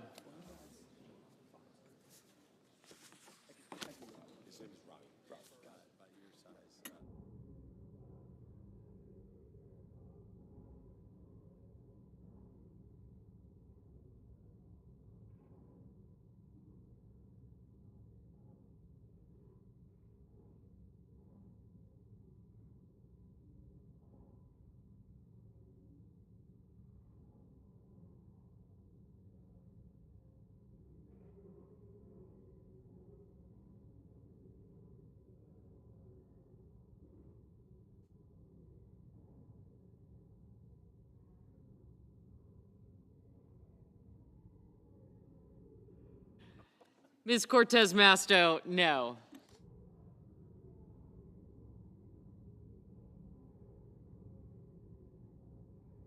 Mrs. Britt? Aye.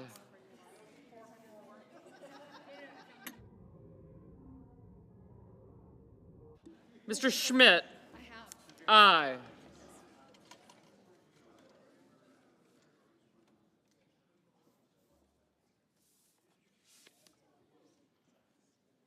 Ms. Ernst? Ms. Ernst? Aye. Mr. Warner? No.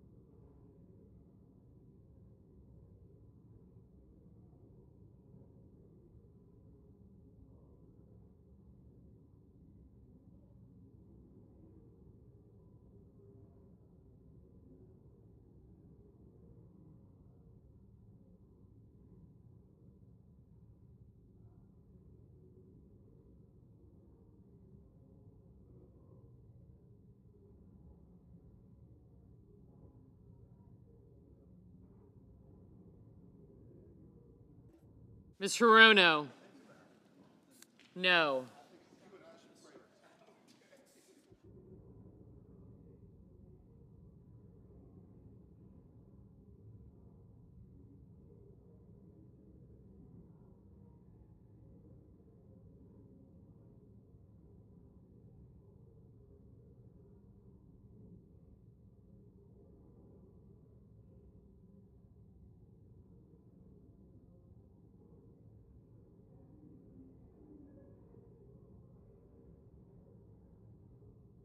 Ms. Duckworth, no.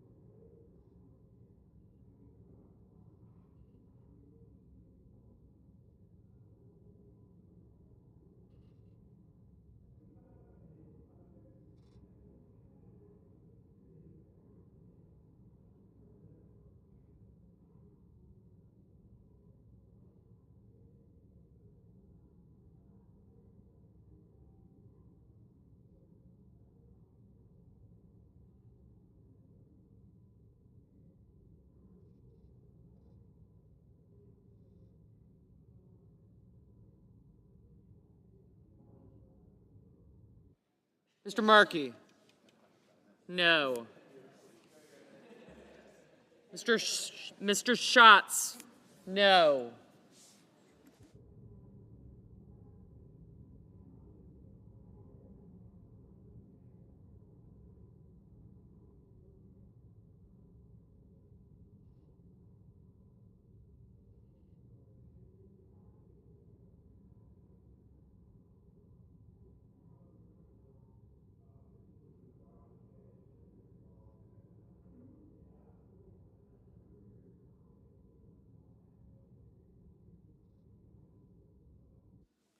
Mr. Young, aye. Mr. Murphy? No.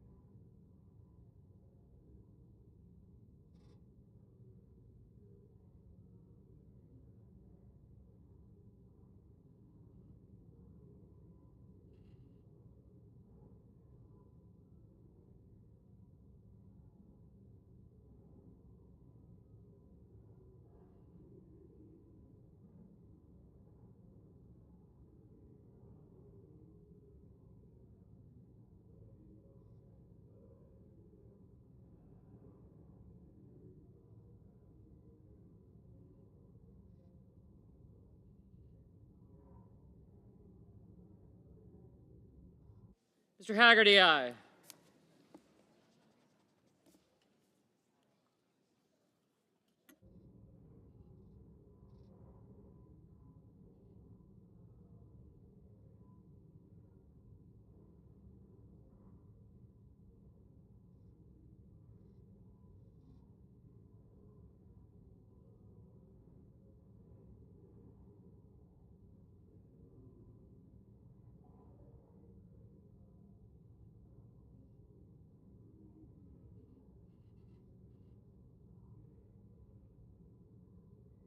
Mr. Bozeman, aye.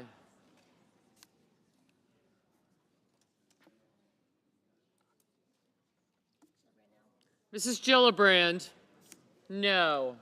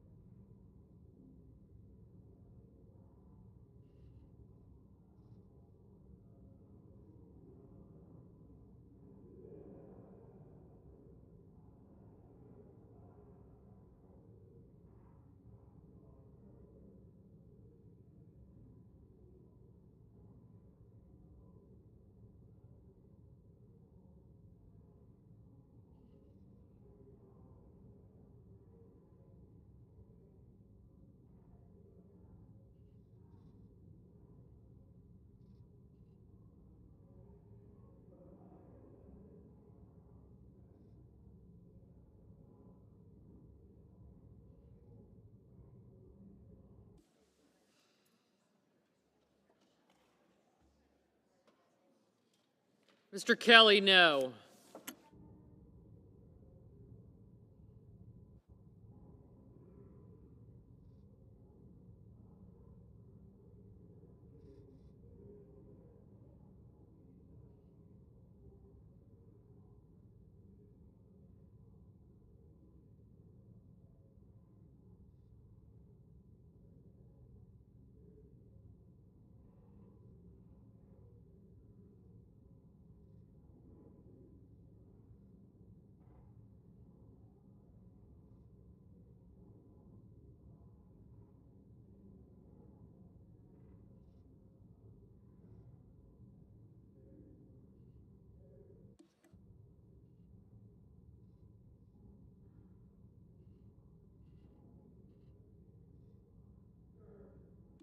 Mr. Durbin, no.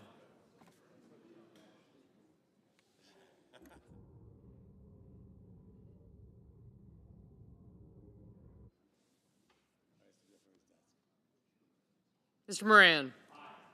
Aye.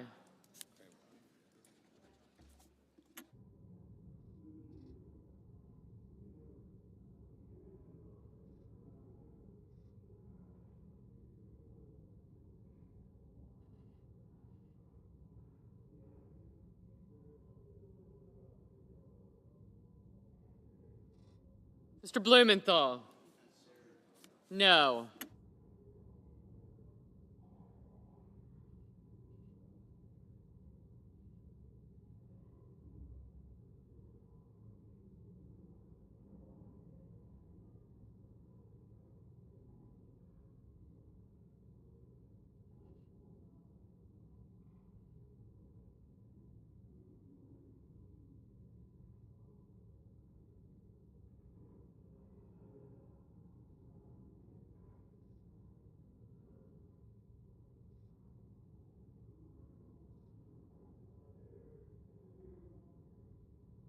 Mr. Kramer? Aye.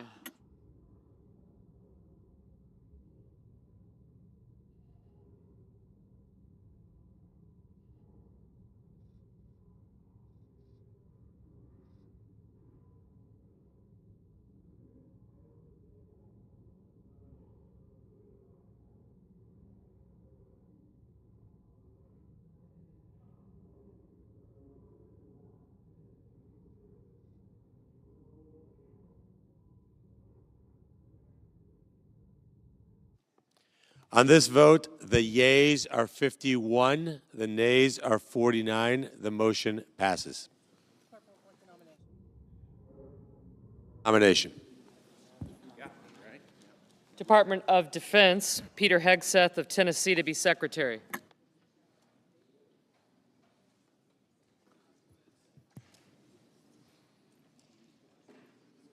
You want me to?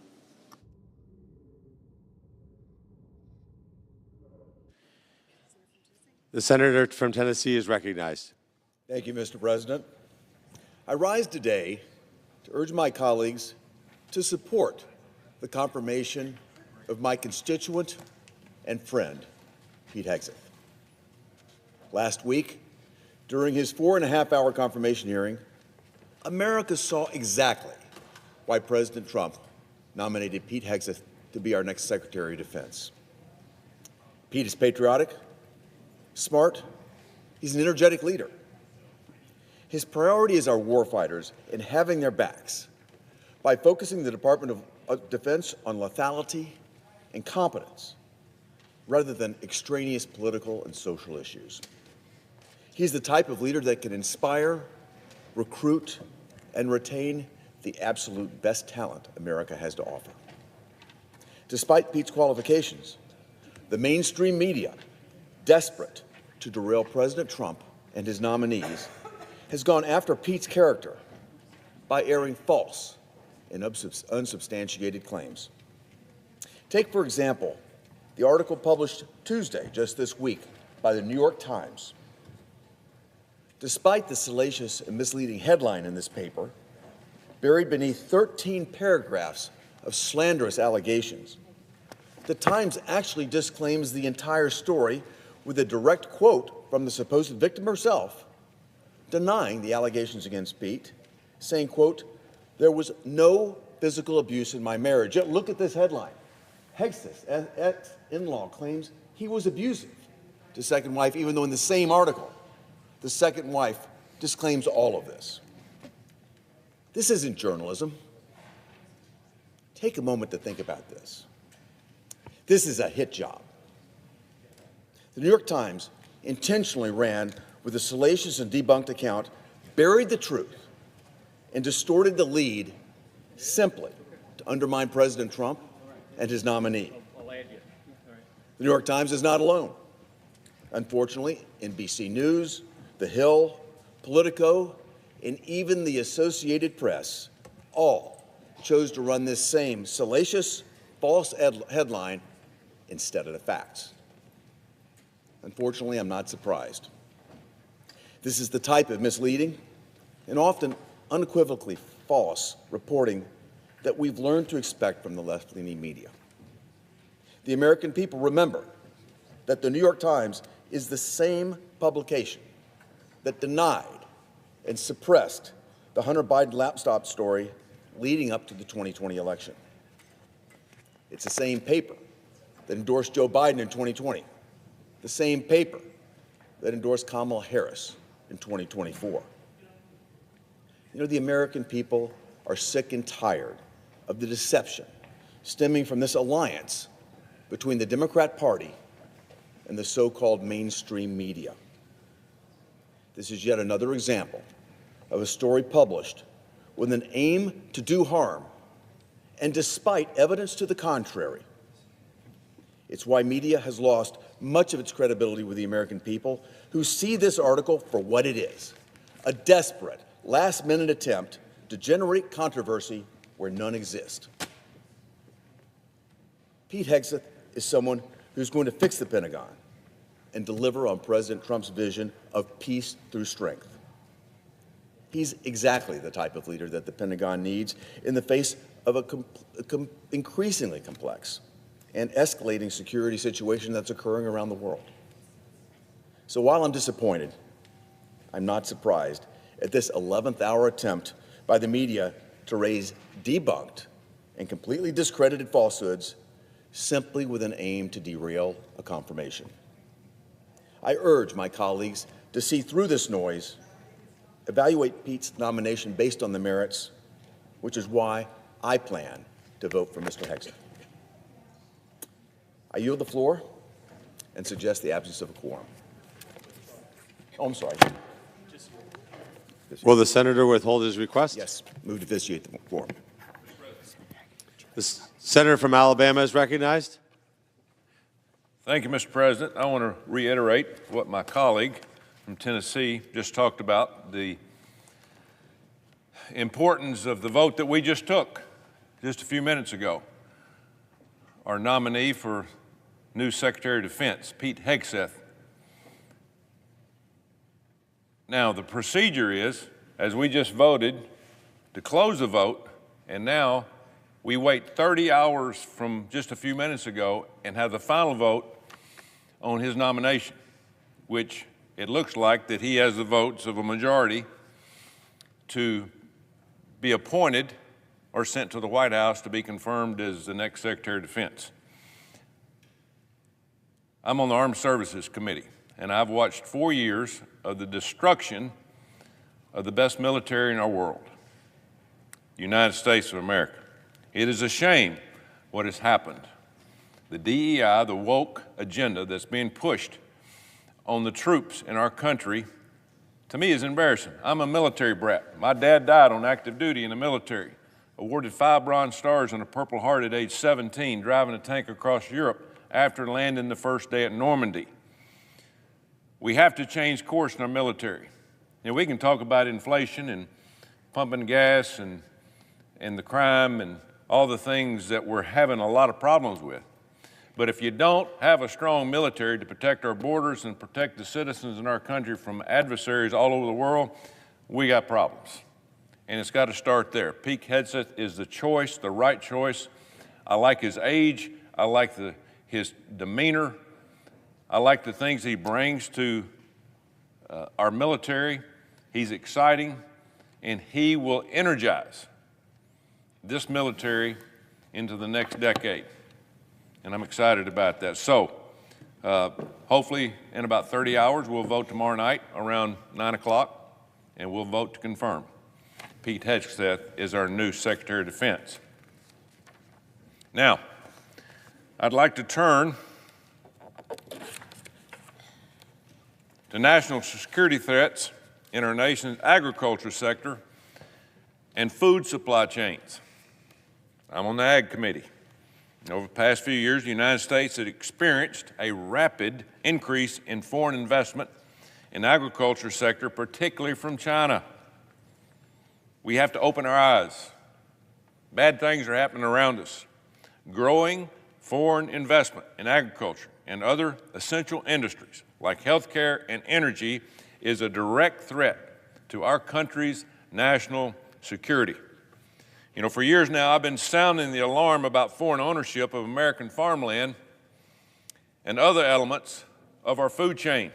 According to the USDA data from December 2023, foreign investors own approximately 45 million acres of U.S. agricultural land. Now, let me say that again. 45 million acres of our forest and agriculture land in this country has been sold to foreign entities. Does that not scare us? What do we just see during COVID about our drug supply? We looked around, we looked for health care and help after COVID hit our borders, and what happened? We found out that it was all being made in China. So, 45 million acres, this represents over 1.5 million acres in one calendar year. Foreign ownership of U.S. agricultural land increased modestly from 2012 to 17, an average increase of 0.6 million acres per year. That's 2012 to 2017. But since 2017, the number has skyrocketed to an average of 2.6 million acres a year that we're selling our farmland to our adversaries. And it's just not China. It's Russia. It's other entities that don't wish us well at the end of the day.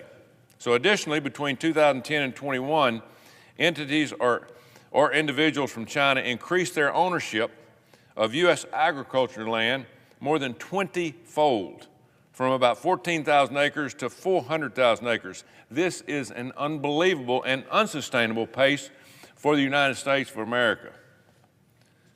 Now, Alabama is experiencing, my state, this firsthand. We have the fourth largest amount of foreign-owned agricultural land in the United States at 2.2 million acres, most of which is forest land. It's not really agriculture in terms of growing row crops. It's basically our forest.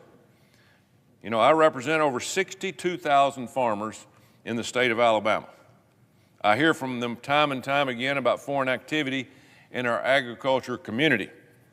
Threats like these are something our states can't handle all on their own,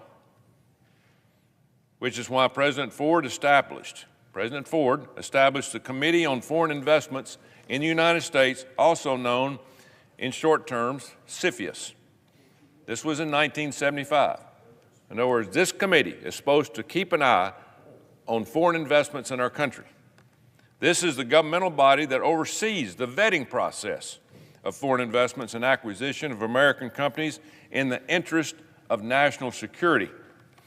CFIUS is composed of 9 members of President's Cabinet, including the Secretary of State, Treasurer, Defense, Homeland Security, Commerce, and Energy, the Attorney General, the U.S. Trade Representative, and the Director of Office of Science and Technology Policy also sit on this vetting board of industry and land in our country. Nowhere on that list did you hear me say the Secretary of Agriculture. Now, why is that? Chinese investors and companies own 277,000 acres of agricultural land in the United States. Considering the massive increase in foreign investment in our country, we need additional oversight for what's going on in our country. We got our eyes closed. which is why yesterday I introduced the Foreign Adversary Risk Management Act, called the FARM Act, here on the floor, that will accomplish three major things. First, it would add the Secretary of Agriculture as a permanent member of CFIUS.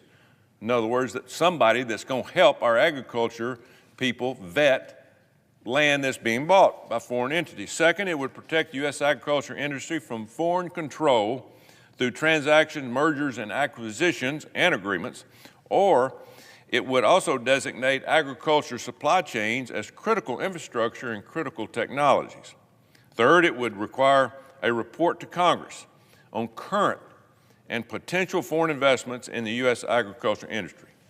This legislation, folks, is long overdue. These foreign investments now reach into every aspect of agriculture industry and supply chains, from farming and processing to packaging and shipping. We cannot, and I repeat, we cannot allow our adversaries to have a foot in the door to our critical supply chains. Food security is national security. We must prioritize increased oversight of foreign investment in our food supply chains, especially those coming from China, Russia, Iran, and North Korea. This starts with giving the agriculture community a permanent seat at the table of CFIUS. The FARM Act does just that, and there's no better person to fill this permanent seat on CFIUS than my good friend who we had a hearing today as the new nominee for Secretary of Agriculture, Brooke Rollins. I've known Brooke for 30 years. I met her while I was coaching at Texas A&M. She was the student body president in 1994. The students saw then that President Trump, what they see in her today, her strong leadership and her conviction of agriculture. It will be no different when she becomes the Secretary of Agriculture for the United States of America. Brooke was brought up in a small agriculture community of Glen Rose, Texas. She comes from several generations of American farmers. She participated in levels of 4-H and FFA. She raised livestock throughout her life. Now she is a mother. She's involved in the show steer industry with her 4 children. She received her Bachelor of Science degree in Agriculture and Development from A&M and later earned a law degree at the University of Texas. Later at the Texas Public Policy Foundation, she was engaged with rural and agriculture communities throughout Texas. She led litigation efforts that focused on the defense of Texas landowners and farmers against federal interference and regulations. Next, Brooke went on to serve in several roles in President Trump's White House. She served as the Director of Domestic Policy Council, Assistant to the President for Strategic Initiatives, and Director of the Office of American Innovation. In these roles, she helped roll back terrible EPA rules like Waters of the U.S., or WOTUS, that targeted farmers and ranchers.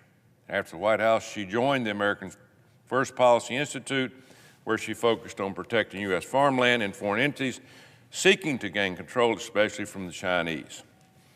The AFPI, she strove to improve American food security, independence, as well as support measures that defund or defend U.S. agriculture trade. Brooke understands these many challenges. In short, Brooke is a conservative warrior and will be an excellent Ag Secretary. I look forward to working with her to secure our farmland from foreign entities and working with her on passing a farm bill that puts American producers first again.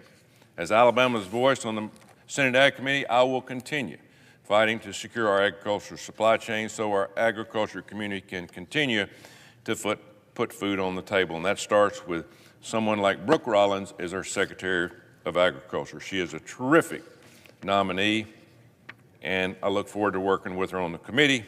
I expect her to move easily through the committee vote and here on this floor. So once she's out of committee, the Senate must vote on her for confirmation. She'll do great. She's perfect for the job, and I ask that the Senate take up both efforts quickly to defend our agriculture communities, which feeds not only the American people, but the entire world. I yield the floor.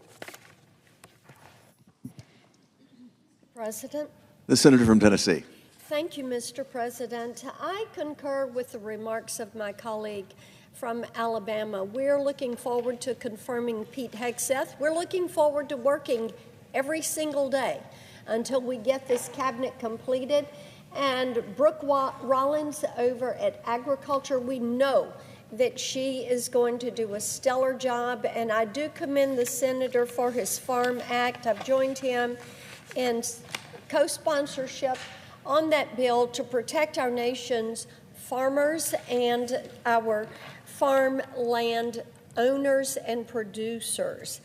This has been an exciting week. On Monday, we started with the inaugural of President Trump, and I will tell you, for so many of us in Tennessee and indeed across the country, this has been a reason to absolutely rejoice. People, it's so interesting to me, Mr. President, so many people say they survived the Biden-Harris administration. Isn't that an interesting way to think about it?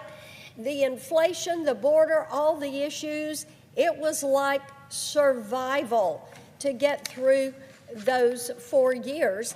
And because of this, the American people have really given the Trump administration and those of us in Congress a mandate. I refer to it as a to-do list, because at the Blackburn household, when there's something that has to be addressed, Chuck and I put it on a to-do list, meaning you don't stop until you get it done. Well, the good thing is, one of the top things is the southern border and securing that, and indeed we know President Trump has taken executive action to address this. He cut off that CBP One app and ended these migrant flights from other countries. He's ended catch and release. He restored the successful Remain in Mexico program, and importantly, he is designating the cartels as foreign terrorist organizations. Now, there are other things that he is doing. We all know that ICE is conducting raids and doing deportations, and we know that Congress is going to have to work with the Trump administration to make certain that these executive actions that he's taking, that we pass laws so that this is in federal statute. Now, one of those is the CLEAR Act, which is legislation I've had for years, and it ensures that state and local law enforcement officials can help the federal government with deporting these criminal illegal aliens. And by the way, that legislation requires ICE to reimburse those local law enforcement agencies. And of course, my Container Act, which again has been here for a while, it would empower the border communities, those communities that are right there on that border, farmers, ranchers, communities that those crossing illegally are running through their property. It would allow them to place barriers on federal land in order to protect their communities. And my Preventing Violence Against Women by Illegal Aliens Act, it would require illegals convicted of sexual offenses or domestic violence to be deported. These are individuals that have absolutely no business being in this country. And of course, we're going to have to do more than secure our border, and that means doing mass deportations. And here is the reason why. Under former President Biden, more than 10 million illegal aliens came into this country. Now, those are the ones we know about. On top of this, you have a classification that is called the gotaways. The gotaways are those that the Border Patrol could see on the camera, but they could not get to them to apprehend them. We know that in this number, you've got tens of thousands of criminal illegal aliens. These are not people that are coming for a better way of life. These are people that have committed crimes in their home countries and are looking to come here. Now, we know this open border has caused far too many tragedies to begin to count. And this is the reason that this body voted in a bipartisan manner for the Laken-Riley Act, and that is going to be one of the very first bills that President Trump signs into law. And because of the American public's overwhelming support for a secure border, for an end to illegal immigration, we are on our way to making this country, making our communities safe again. Now, we all know that border security is a critical part of national security. Indeed, that southern border is where national security and our foreign affairs actually meet, because that border is being overrun by people from about 150 different countries every single year. Now, we also know that when it comes to national security and how the world views us, that President Trump is showing that strong leadership that is needed, and he was able to secure the release of 2 Americans that were held by the Taliban within hours of taking office. I think that the American people are realizing that President Trump means business when it comes to our foreign policy and putting the interest of the American people in front of everything else. Another issue that we're focused on for the American people is getting the cost of living back under control. We all know that for the 4 years of the Biden administration, we saw record inflation, we saw reckless spending, and Tennesseans and indeed our citizens all across the country are still reeling from inflation. You know, Mr. President, to me, it is just so interesting. When people talk about the rate of inflation, they know it's not 2.9%, which the Biden administration was touting as they left office.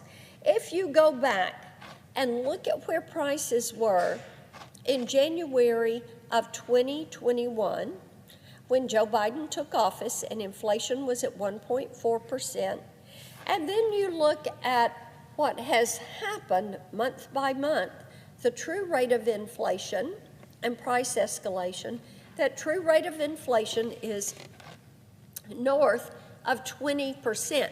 Indeed, I looked up what it is costing Tennessee families, and Mr. President, the numbers were astounding, because if you look at a basket of goods and services that a Tennessee family would buy in January 2021, so if they took that basket of goods and services, bought that same basket of goods and services, today their cost would be $1,060 more for the exact same basket of goods and services. Think about that, $1,060 per month. Now, maybe that's a house payment or the equivalent of a car payment. That is a lot of money. And this is why Americans are saying we want life to be affordable again. And it is why President Trump has already signed executive orders to roll back regulations. And it's why he is moving forward with DOGE, the Department of Government Efficiency, which will bring forward ideas of how we root out waste, fraud, and abuse in the federal government. And it's why he has frozen federal hiring and done that hiring freeze, which is so essential to being able to cap what the federal employment roles are and get going on doging all of these agencies. Well, to support these efforts, I filed a series of bills called the DOGE Acts. And, you know, Mr. President, these are not things that are new. These are bills that I have been pushing for a long time. because it is important that we hold government accountable for how they're spending the taxpayer money. And President Trump is pushing forward with these concepts. Another area where we are going to see attention in order to get the cost of living down is extending President Trump's tax cuts to ensure that the American people are going to have more money in their pocket at the end of the month. You know, Mr. President, there's a gentleman in Tennessee that I ran into one day earlier in the Biden administration, and I asked how he was doing. And he said, well, he had been fussing a little bit. What he was fussing about was the high price at the pump and the high price at the grocery store. And he said, you know, under President Trump, I had some money left at the end of the month. And under Joe Biden, I've got too much month left at the end of my money. People are tired of being broke. They are tired of it.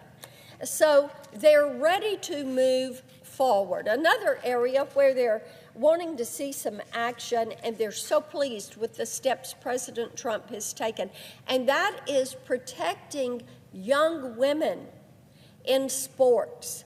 And it's amazing to me how the left has abandoned our high school and college female athletes. You know, we have over 3 million young women who participate in sports every single day. They're competing. Mr. President, you've got 2 beautiful daughters. They are competitive athletes. These girls work hard, and they deserve to be able to compete and win, but it is as if the Biden-Harris administration waged a war on these incredible young female athletes by destroying fair play and forcing them to compete against biological men. And the results are tragic. Young women who often dedicate their entire lives to becoming so proficient and skilled at a sport, they're missing out on scholarships, on career opportunities, and on hard-earned records that they deserve to hold. This harm, abuse, and unfairness is coming to an end. And on Monday, President Trump signed an executive order that requires the federal government to recognize the biological reality of 2 sexes, male and female. And last week, I reintroduced legislation that helps to stand up for women and girls in sports. Now, there are 2 resolutions. One is calling on the NCAA to protect women in sports. They need to rescind their rule that allows biological men to compete against women in NCAA sports. And then the other is to take October 10th of each and every year and designate this as American Girls in Sports Day and celebrate the accomplishments of our female athletes. I also have the Fair Play for Girls Act. It will require the U.S. Attorney General to submit an analysis of violence against women in athletics, to submit that to Congress, as well as for policy recommendations to support these young women. Well, as you can see, the to-do list is long, and I've barely scratched the surface. The American people are looking forward to Republicans delivering on the mandate that they have issued, and they certainly are looking forward to what will be the golden age of America. Mr. President, I yield the floor.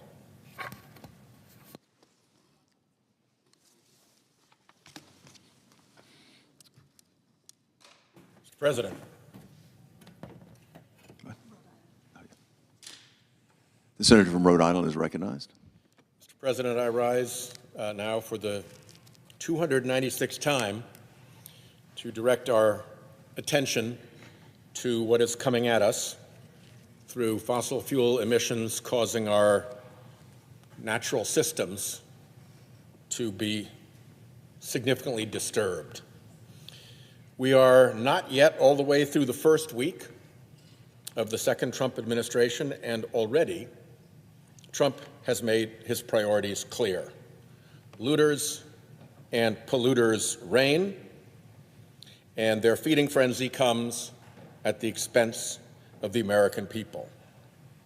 I expect the looting and polluting has only just begun.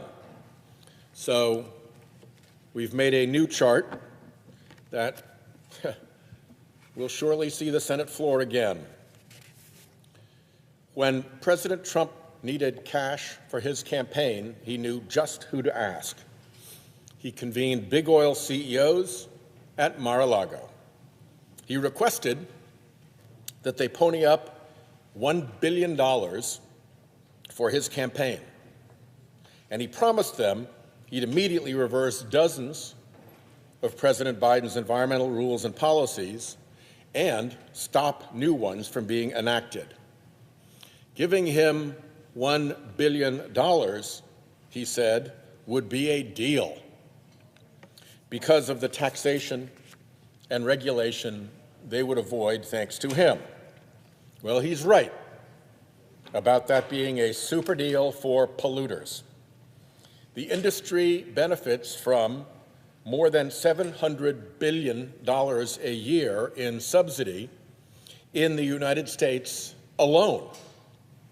$1 billion to Trump to protect $700 billion to the industry. Pretty good return on investment for fossil fuel. Well, Trump won. And the billionaires who funded President Trump's campaign want their payback.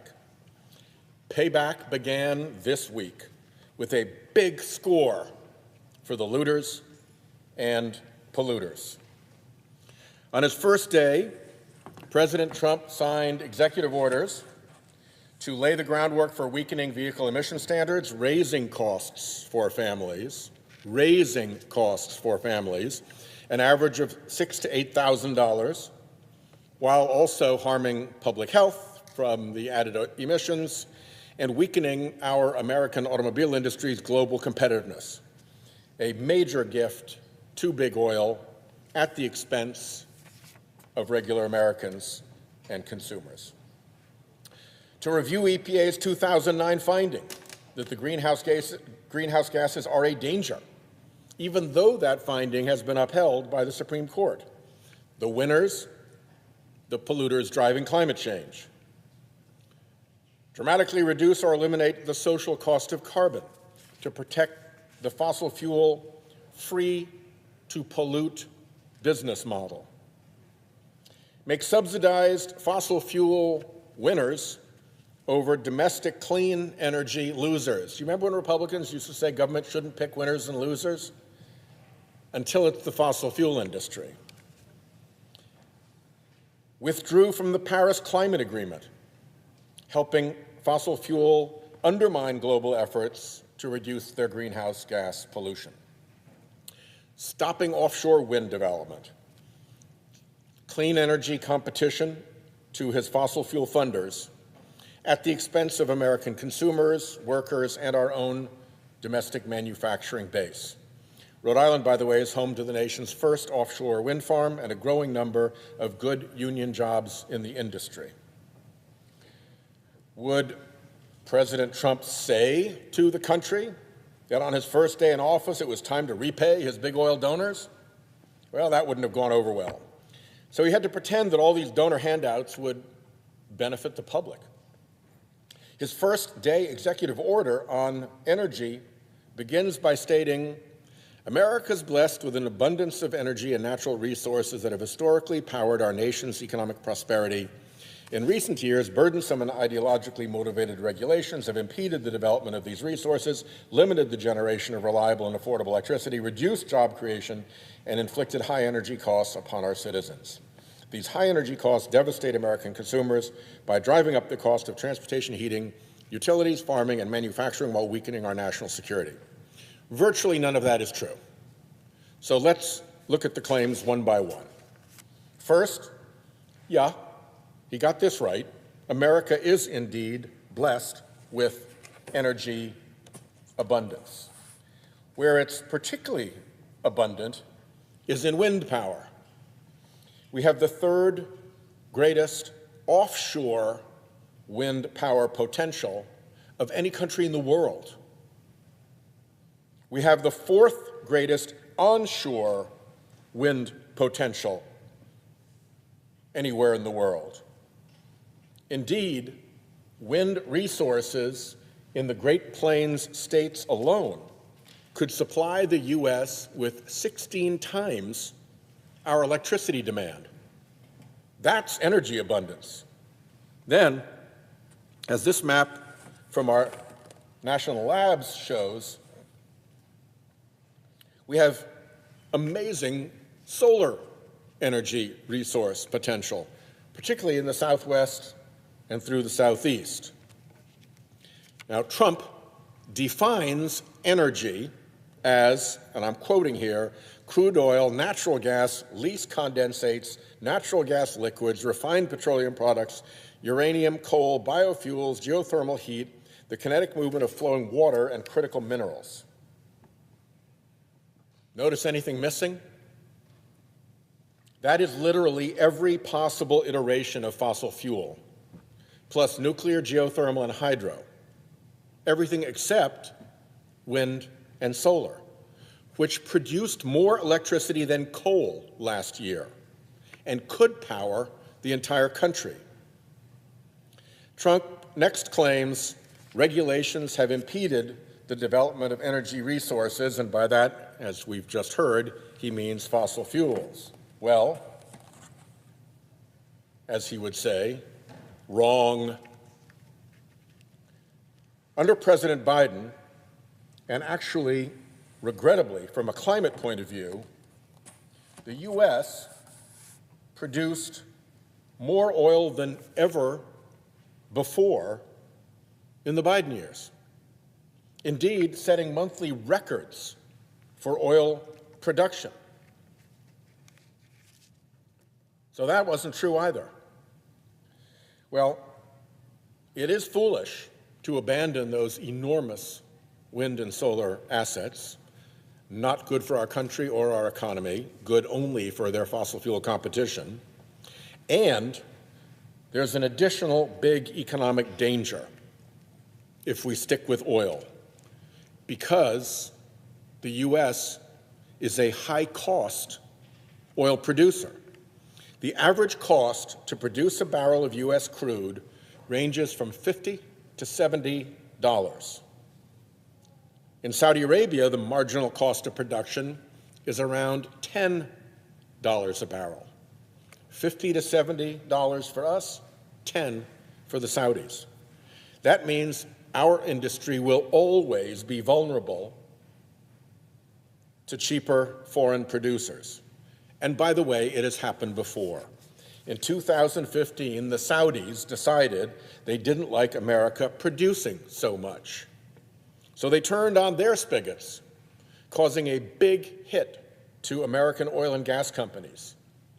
Once they had tanked American production, they reduced their own back to normal levels, and the price of gasoline spiked for our consumers. They can do that again anytime they want. It is basic business and economic sense not to put all your eggs in an industry where you're the high-cost producer. We have competitive advantage in wind and solar with those massive resources and continent-straddling range that spans multiple time zones, allowing wind and solar energy to be sent wherever the wind isn't then blowing or wherever the sun isn't then shining. We have massive clean energy opportunities. Trump claims that existing energy policies have reduced job creation. Again, Wrong. Oil patch jobs have been reduced not by regulations, but by automation. Where the country has seen a job boom is in the low-carbon energy sectors, with more than 400,000 jobs created since the passage of the Inflation Reduction Act. Low-carbon energy now employs more people than fossil energy. It's where the jobs are. Not that big oil cares about that for 1 minute. Trump claims that renewable energy is driving up energy costs for Americans. Wrong again. Solar and wind have for some time been the least expensive forms of energy that there are. Wind is the bottom blue line. Solar panels is the bottom yellow line. They have been the cheapest since 2015, or if you go back further, 2013. We've had a solid decade of wind and solar being the least expensive forms of energy for the American public, but big oil doesn't care. They just want to sell their dirty product.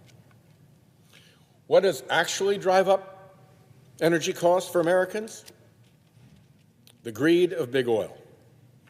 After the Russian invasion of Ukraine, OPEC, the international cartel, jacked up prices, and U.S. oil producers rode along to epic profits off of those events. You just have to look at their sworn financial statements filed with the Securities and Exchange Commission about what profits they earned. They earned the biggest profits in the history of the world. In a nutshell, they gouged. Electricity bills also rose when the price of natural gas spiked after that Russian invasion. Climate change means Americans are spending more to cool their homes because it's hotter than it's ever been. If you're living in Phoenix or Houston or Tampa, you're likely running your air conditioner nonstop for months on end. And that's on your electricity bill.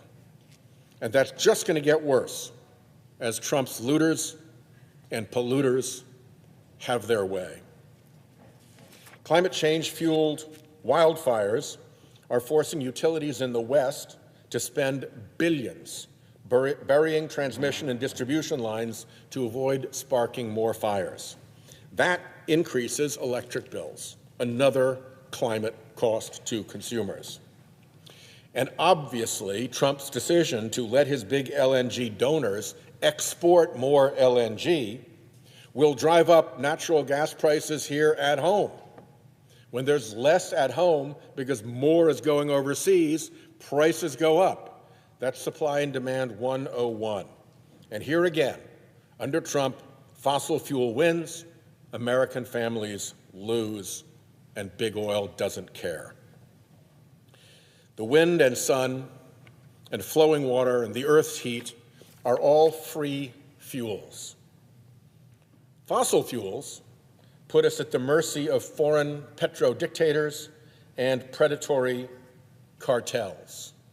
Just from a national security perspective, why not choose the free fuels that no outside actor controls? And then, of course, come the costs of climate change itself, burdening American families with climateflation, from grocery staples to insurance prices to shipping costs, all rising as the result of climate change disrupting agriculture, weather, and transit. Even a little gas price gouging by the industry thrown in. That's just the climateflation. Then comes the danger to our entire economy. For a look into coming attractions, check out what's happening out in Los Angeles, where raging Santa Ana winds turbocharged wildfires tearing through American families' homes, much because of climate change. Climate change is perhaps the biggest systemic financial risk to our economy and thus to families' personal finances. And where is this coming true first? In the insurance markets. Insurance markets are the leading edge of our time of consequences. The LA fires, with insured losses in the tens of billions of dollars and total economic losses likely in the hundreds of billions, on top of last fall's hurricanes, which resulted in hundreds of billions in economic losses in Florida, Georgia, South Carolina, North Carolina, and Virginia, are a dangerous blow to tottering insurance markets. In recent years, millions of Americans had insurance policies canceled due to rising climate risk. Millions more saw skyrocketing premiums, particularly in Florida, that forced families, in some cases, to drop coverage, leaving their family's most important financial asset, their home, exposed. Insurers are pulling out of some markets altogether. Insurers are going bankrupt. Insurers are flooding mailboxes with price hikes and notices of cancellation and non-renewals, and that all hits property values. So the concern here is cascading failures. Cascading failures from the insurance market to the mortgage market to a property values collapse. And that ends in economy-wide catastrophe. Along the way, home ownership will move further out of reach for the middle class as homes are burdened with more risk and expense. Property owners will have homes that they aren't able to sell because they can't be insured. So a buyer can't get a mortgage to afford the house. There's a lot of pain before the collapse. We've been through a long period of climate lies. And now, unfortunately, we're entering the period of climate consequences.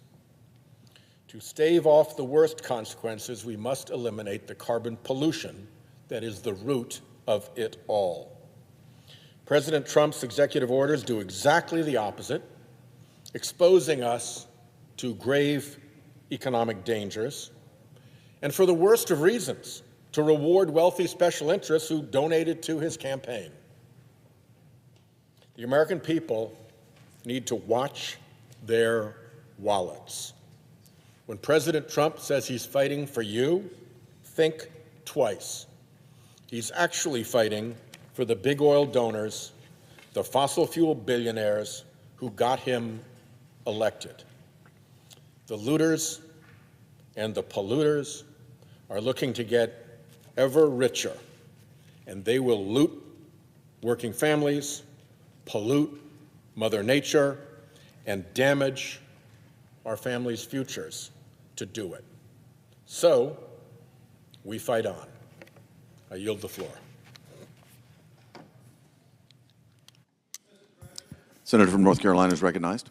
Thank you, Mr. President. I come today to, this weekend I was thinking about all the criticism President Trump is receiving right now for some of what the liberal media, some of my colleagues on the other side of the aisle, kind of looking down their neck.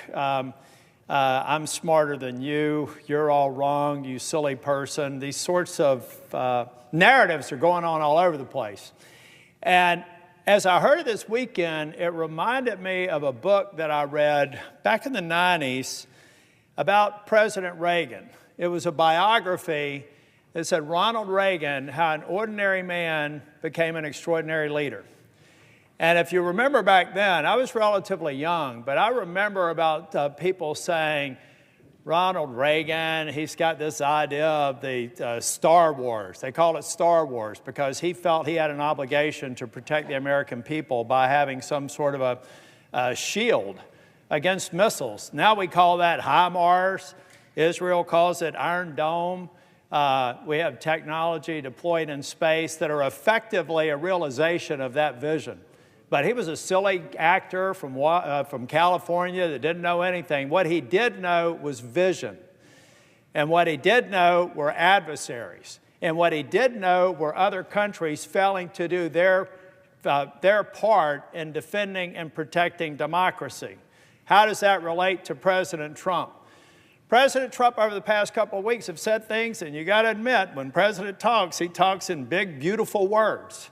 But he said something about Canada being the 51st state.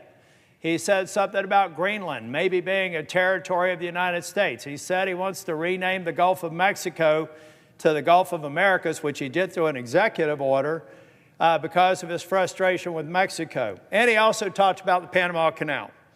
Now, if you're a member of the liberal press, you're just going to look down your nose at him and say he's a silly guy and he's just saying dumb things. If you're somebody who lived through those criticisms of Ronald Reagan, I've got a little bit different take on it, Mr. President. Let's start with Canada. Why is President Trump frustrated with Canada? If you were to total up the shortfall of the Canadian government's contribution to NATO over the last 24 years, they have fallen short by $1/3 trillion, almost $300 billion for our mutual defense. They've decided not to pay into because why? Because they happen to have the world's strongest, greatest, enduring democracy right to their south. They know that the United States would prevent anybody from invading Canada, and they're taking it for granted. President Trump is tired of being taken for granted. I don't care if he uses language like Trudeau is the next governor. Whatever gets the Canadian people's attention to let them understand we've got a serious problem with our mutual defense in North America, and Canada needs to pay attention. Canada needs to end their unfair trading practices when it comes to beef, when it comes to milk, when it comes to the way that they benefit from value-added transfers in the automobile industry. All of those are legitimate criticisms by President Trump, and I'm glad that he's had the courage and the insight to call them to account. Now let's move to Greenland. I want to go back, and by the way, I take this personally because I am the Republican leader of the Senate NATO Observer Group, have been since 2018. I spend a lot of time with our allies, and I believe that the NATO alliance is the most important treaty that's ever existed. And it's why we have free democracies today in the Western world. Well, when he's talking about Greenland, he's also trying to say, folks, wake up. Russia and China, for the first time in history, had joint military exercises in the Arctic. Many people may not know that. We do. China is flexing its muscles. Russia is flexing their muscles. They are in our space in the Arctic. We should take that seriously. He's sending a message to Europe to say, take care of our mutual defense, project power in the Arctic, check up against what we've already seen over the last year between China and Russia. So yeah, if he wants to use the language that he uses, he's communicating a very important point. We need to project power in the Arctic in a way that we haven't before.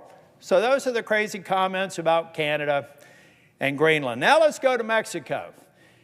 Mexico currently has right now an additional co-equal branch of government. They call them the cartels. If you go to the southern border, you will see the cartels in action. They have these things called plazas. So the cartels have decided that they're going to break up the geography on the southern border. They're going to charge people a premium to come across the border illegally, anywhere from $5,000 to $50,000. In plain sight, they let China import precursors in their ports. They transport them to factories where cartels manufacture fentanyl that they carry across the border and kill over 100,000 people a year here. The vast majority of that comes from Mexico. So of course the president should threaten tariffs, and of course the president should say you should get organized crime out of the decision-making process in Mexico. And if it takes the United States referring to the Gulf of Mexico as the Gulf of America to get the Mexican government and the Mexican people's attention, I'm fine with that. They need to work with us on sealing the border. They need to focus on their southern border. They need to wake up because we have a new administration that's going to treat them like adults and not like what arguably sometimes could be petulant children. They have safety and security because of where they are on the globe and their close proximity to the United States. We expect both Canada and Mexico to be good partners, and I thank President Trump for taking them to task. Lastly, the Panama Canal. When President Carter agreed to transfer ownership of the Panama Canal, we made a mistake, and rest President Carter's soul. But the mistake we made was making sure that the governance and the protection of the Panama Canal could never come under control of a communist nation.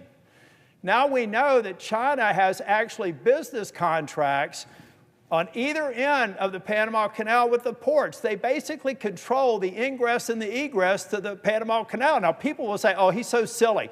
He said they control the canal. That's just not right. I saw that on CNN. Here's what they didn't tell you. They have contracts at either end of the Panama Canal, folks. We've got to wake up. The president gets it. It's the most strategically important waterway in the world. So, Mr. President, I'm going to wind up my remarks so that the gentleman from Florida can come. But I believe that President Trump, you can criticize him for his rhetoric, but you can't criticize him for the truth when you tease through that rhetoric. Canada, Europe, Mexico, Panama, all owe in large part their independence and their ability to be a democratic nation on the United States. I think it is fair to suggest that they act like partners and treat the United States with respect. And I, for one, appreciate, although I wouldn't necessarily always use the words that President Trump does, I don't disagree with his objective, and I hope he keeps his foot on the accelerator. Thank you, Mr. President. Mr. President. The gentleman from Florida is recognized. First, I want to thank my colleague from North Carolina for his comments with regard to Canada, Greenland, Mexico, and the Panama Canal. We have to support the president. He's acted in the best interest of the American public. On November 5th, the American public overwhelmingly elected President Donald Trump with a very clear mandate. Democrats here in Washington don't have to like it, but it's not up to them. That's what the American people decided. Let's remember, we work for the American people. We don't work for Democrats' special interest or radical ideologies. Democrats need to get over the fact that Donald Trump won to make government work for the American people. President Trump has put together a great team with the needed qualifications to deliver on that clear mandate. His nominees are fully qualified and have the votes to get them confirmed. Think about this. When Barack Obama got elected in 2009, he had 7 nominees confirmed on the first day. 7. How many do we have? 1. By day 3, President Obama had 12. Today is the 4th day of President Trump's team, and because of the Democrats' obstruction, we have only 2 of President Trump's cabinet nominees confirmed. That's wrong. In 2021, Joe Biden's defense nominee, Lloyd Austin, was confirmed 2 days after Biden took office. But here we are on January 23, 2025. It's been 4 days, and President Trump's nominee to lead the Department of Defense has been reported out of committee, but still has not gotten a vote. Now that President Trump has been sworn in, it's time for Democrats to put country before politics, quit their obstructionist and stall tactics, and allow votes to confirm every single Donald Trump nominee. It's time to get to work for the American people. This starts with voting to confirm Pete Hegseth as Secretary of Defense today. Not tomorrow, not the next day, today. The Senate should not go home for the weekend until we vote on his confirmation. As a member of the Senate Armed Services Committee and a Navy veteran, I've seen clearly that we need a leader in the Pentagon who puts America's national interest above all else. I've seen how the Biden-Harris administration pushed the Department of Defense to prioritize wokeness over being the most lethal military force in the world. They prioritized diversity quotas and bureaucracy over recruiting strong individuals ready to serve and protect our nation. The Biden administration put our national security and the safety of our troops at risk. And we need someone who understands the mission and is ready to deliver. The status quo in Washington, D.C. has gone unchallenged for too long. The Pentagon, which failed 7 consecutive annual financial audits, is the best example of a government that is completely unaccountable to the American taxpayer. Pete Hegseth is a decorated combat veteran who understands the mission and what is needed to advance President Trump's agenda and reform the Department of Defense to make America's military the world's most lethal fighting force. That's what every American expects. He understands the sacrifice our military and their families make because he's been to war, led his fellow servicemen and women in combat, and knows individuals who have lost their lives or have been gravely injured during defending our nation. Pete knows how to hold people accountable, make sure we promote based on meritocracy, and get rid of the broken woke policies implemented by the Biden administration. After his active duty service, Pete continues to stand by his fellow service members here at home by leading Concerned Veterans of America, demonstrating a commitment to our nation's fighters rather than to the status quo. While the left-wing media has fixated on an anonymous whisper campaign, attempting to discredit and dismiss his achievements during his time at CVA, those who work closely with him tell a different story, a positive story. The policy priorities he championed were ultimately adopted by both Congress and the Trump administration and will benefit veterans for generations to come. The Department of Defense is one of the federal government's largest bureaucracies. That requires a leader who understands how to rely on a team, push for accountability, and bring needed reform. Under President Trump and Pete's strong leadership, the U.S. military will once again become the world's most lethal fighting force that our enemies fear and our allies respect. And I'll do everything I can to support their mission. Americans elected Trump as a mandate for change, and he's building a team to deliver. Pete is the fighter we need and the right person to get the Department of Defense back on track. We live in a very dangerous world and cannot risk the safety of this nation any further by not having President Trump's national security nominees in office today. I'd like to encourage my Democrat colleagues to get over their loss. I'm sure it's hard. And let these nominees come to the fore for a vote. They can vote however they want, but allow us to vote on these nominees. Thank you, Mr. President. I yield the floor.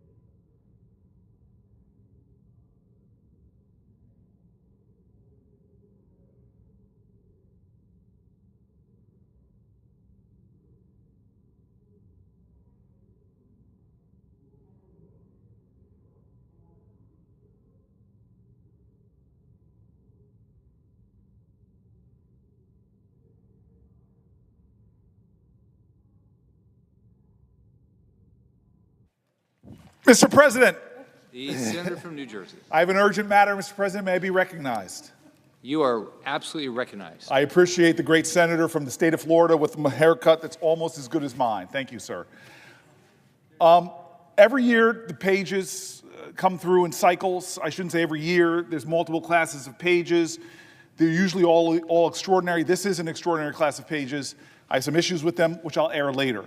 But one of the traditions that we have resurrected in this new Congress is the page poetry contest. And this time we had just a very small, a paucity of pages participated.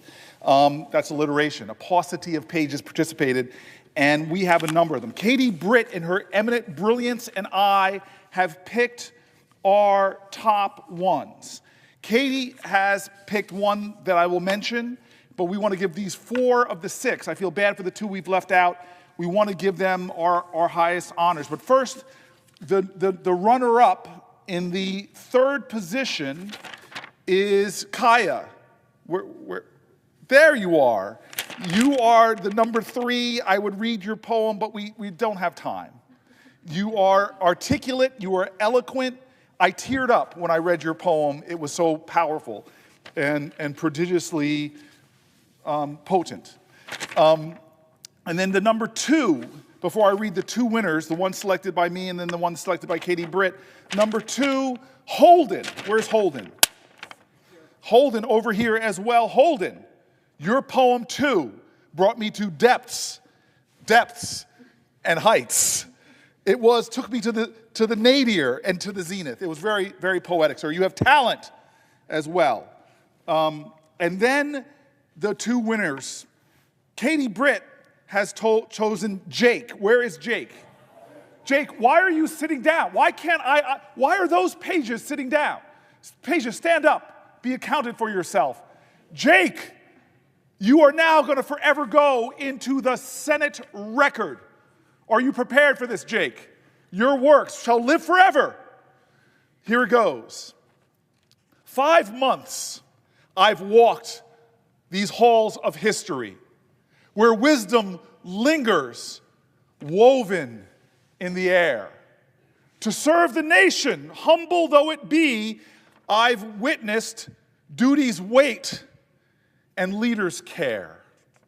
The echoes of debates in chambers vast, where laws are forged and futures shaped with might, have shown me how the present shapes the past and kindled faith in government's light. I watched as leaders certified the will, a testament to voices heard and strong. Though times are tense, resolve can guide us still, a steadfast march to right what once was wrong. The service marks the start of dreams anew, to shape the world with honors hue. I'm going to pause. This might be the first time the presiding officer has ever cried. Are you okay, presiding officer? He's going to make it. Congratulations. You are one of the 2 poet champions of the United States page class, fall page class. Yes, yes. Don't get an ego. Don't let it go to your head. Don't be like a senator. Okay. The other one, the final champion, Miss Pollen. Yes. Yes. Okay, here's your poem. We stand on blue carpeted floors. From AM to PM, we open Senate doors. Aching heels and curved backs, we feel our composure starting to crack. But in walks a senator, and posture is correct. Pages come together, all hands on deck. Excitement overtakes persistent exhaustion as we wait to hear debates on legislation. People of power laugh and joke as we watch and realize they're just common folk. Against the walls, we silently hear colleagues and officials, but most of all, friends dear. Within this room, there stands a central divide. but there exists no aisles in our hearts and our minds. That was fantastic. I am grateful for the poetic effort. I'm grateful for our poetry champions who will forever live in the annals of senatorial history. But there are a lot of people on this floor right now who have come to anticipate how I will proceed to demonstrate that these page writings are good, but now I will show them by reciting my own original poem. Before I do, let me make at these pages an angry poke. Dear God, you all have been here for 5 months and you couldn't tell me one good joke? Come on, come on. Painful, you all are the worst joke tellers, heaven knows, but I'm done. I've got my poem to read, so here goes. Pages, with your suits so navy. Understanding what you signed up, some people might think you're crazy. You clearly are the opposite of lazy. Up at 5 a.m., your teenage brains must be hazy. Taking a full load of classes, English, history, calculus, with its parabolas. So wavy. But that isn't the end of your days. See, you work full time on the job, on the floor, serving Republican senators like Mitch and Democrats like Mazie. You man phones and open doors. You tirelessly do the Senate's unglamorous chores in this job away from your fam, who can only see you if they join the 17 other Americans who regularly watch C-SPAN. But yet you are vital to this place I hope you all see. In our federal democracy, some might call you the foot soldiers of the Senate's slowly making history. And in this place of sometimes too many partisan wars, you are this powerful, gentle nudge to all of us old dinosaurs. That we are here for you, the future of our nation. You are a constant reminder of our sacred obligation. To put country first, you are subtly telling us in this sacred space that we are not individual athletes, but actually running a relay race. Soon the baton we will place in your hands, the next generation, to lead with honor, determination, and I pray grace. So pages, with your suits so blue, serving the Senate tried and true, doing everything we ask you to do, walking around barely awake some days, but you still made it through. Here are 3 pieces of advice I have for you. First, leap into the unknown, even if it seems scary. Just give it a try like you found out here, into your Senate experience that had to petrify. Leap. I know that to some of your friends that it must have stupefied. Don't play it safe, hunkering down just to fortify. Jump at tough challenges, because life is simple. If you don't take great risks at falls, you'll never see how high you can fly. Number 2, second, make friends with people who think different and with whom you don't agree. This is the very idea of democracy. You've witnessed it here on the Senate floor. The TV often tells us that we should hate those who are different, but clearly you now know more. We are so much more than a partisan tribal war. Compromise is essential. Our founders forswore. I task you to be unifiers, common ground builders, defining yourself not by who you are against, but by who you are for. Take our national ideal of e pluribus unum and reclaim its splendor.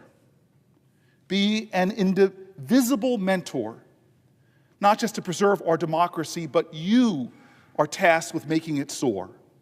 And finally, Pages, with your suits so clean, my last piece of advice is to dream bolder dreams.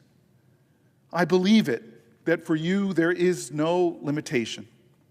God, you are already living way behind your ancestors' greatest imagination. Past generations did great things. They took humanity to flight, took on the most awful wrongs, and incredibly made them right. It's your turn, with grits, guts, and gumption, to dream America anew, challenge my generation's limited assumptions. Dream America anew. Don't wait for permission. Dream America anew. This is your mission. Dream America anew beyond what even your parents can now see. Dream America anew and bring us to new heights of freedom, justice, and prosperity. Pages, dream America anew. Dream America anew. Dream America anew. This is my advice, but also my prayer for you. Oh, and for all of history, I hereby put into the official Senate record this truth, not a rumor. The Senate class, my friends, was incredible, kind, dedicated, but you lacked a sense of humor. Mr. President, I see the extraordinary colleague here.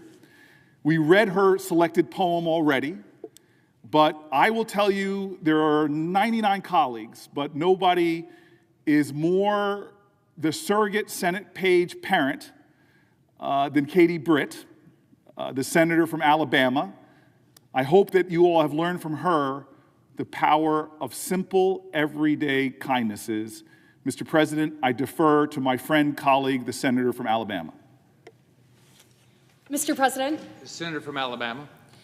Mr. President, I walked out of a meeting and got to see my dear friend and distinguished colleague from New Jersey addressing these incredible individuals behind me, in front of me, and all around the room. And so, in typical fashion, I literally ran out the door to come and be a part of this. First, I think you know that my distinguished colleague from New Jersey and I, one of our favorite things that we get to do each and every semester that you're here is host you. Host you for lunch and conversation in a way that I think America needs to see. We do it across the aisle. We have laughs, thanks to this one. And we have a good time, and we get to dive into who you are and what your questions are and what this body is about. Getting to be a part of this distinguished poetry contest that you have, that's a new one for me. And it's one I hope that I get to continue to do because, guys, y'all are incredible. When I was reading through these, it reminded me not only how special it is that we get to walk in these doors every day, how incredible this body is and the gravity of the jobs that we do, but it showed me how phenomenal each and every one of you are for giving up your time, your energy, and your talent to make sure that this institution and our nation are better. So thank you for what you have given to this country through your service here the last couple of months. And my distinguished colleague from New Jersey has said it best, but just to add a couple of pieces of advice on your way out the door. Be unafraid to fail. Folks, I am not gonna lie to you. It's not fun to fail. But without your willingness to do it, you will never achieve what's possible for you and what God has in front of you. And look, when you do fail, learn from it. Take a step back. Figure out what role you played in that. what you can do better, how you can be better, and how you can grow as a result. Because I have found that everybody knows your peaks in life, but it is your valleys that actually truly define you and that they prepare you to climb the next hill. Also, and I hope you have seen this on the Senate floor, you do not have to agree with someone to show them respect. And in fact, we are counting on you to be respectful for those that you agree with and disagree with. That's what this nation was founded on. The ability to have these conversations, challenging conversations, with people that you respect, with people that you've built a relationship with that you may not agree with. We need your generation to help us continue to bring that back. I have seen that from each and every one of you, and I'm inspired by the way that you've conducted yourself. And then last but not least, get in the arena, right? Now, everyone's arena is different. Everyone's lane is unique, and that's not just okay, it's necessary. But we need you to be unafraid to jump in and to move this nation forward, because at the end of the day, we need you to achieve what we need to for the American people, not only just in your communities and state, but truly across the country. You've all been given a special gift, but it's up to you to utilize that to affect as many people as you possibly can in a positive way and make the world around you better as a result of who you are and the way that you conduct yourself. And so all of that to say, it has been an honor and a privilege to get to know you. From the bottom of my heart and on behalf of all of our colleagues, we are grateful for you. And I am grateful for my friendship with a senator from New Jersey. And I hope that our friendship has served as an example for you of what is possible when you maybe put differences aside. You get to know each other as people. You can have tough conversations, find common ground, and move good things forward. Thank you. And Mr. President, I yield the floor back to my distinguished colleague from New Jersey. Thank you to Katie Britt, the tough as nails senator who will never quit. Before I sit, I just can't stop myself. I'm sorry. Let me stop here. I just thought it right, and thanks to Elizabeth, we should have all the poems into the Senate record. So with that, I'd like to ask unanimous consent that all 6 participants, including the 2 I didn't name, Gabriel, where is Gabriel? Gabriel, solid piece of work. I was splitting hairs. The only thing that dissed you was the Capitol subway is my home. It rises underneath the Great Dome. I just thought it was a lie that the Capitol subway is your home. I see you rarely on the subway. So your poetic genius was there. I dinged you because it was not truthful. And then the other name I want to give is Xavier. Where's Xavier? Where's Xavier? Xavier's not here. That's why Xavier did not get in. I knew he would not be here. It is terrible. It is terrible. That's what we pages are meant to observe and to learn from others, the pride to serve. I see no pride in his not being here right now. But I will say that they deserve to be in the Senate record. So again, all 6 poems, all 6 participants will be there. Katie Britt, thank you for your kind words. And Mr. President, we turn the Senate back over to its usual programming, although I do not think anything that will happen on this floor will be as fun as the fun that Katie and I just had. Thank you very much. Without objection.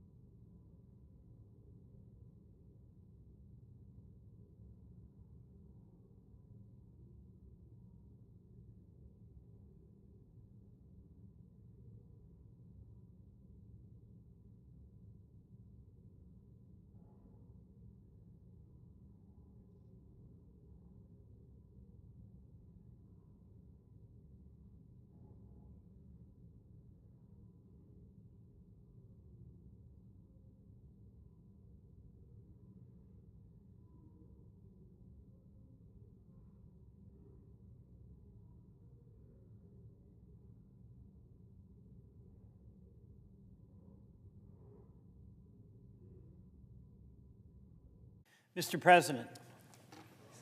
Senator from Vermont. Mr. President, in the United States, we believe in the peaceful transfer of power. Mr. President, in the United States, we believe that the people, not elected politicians, decide who is their president.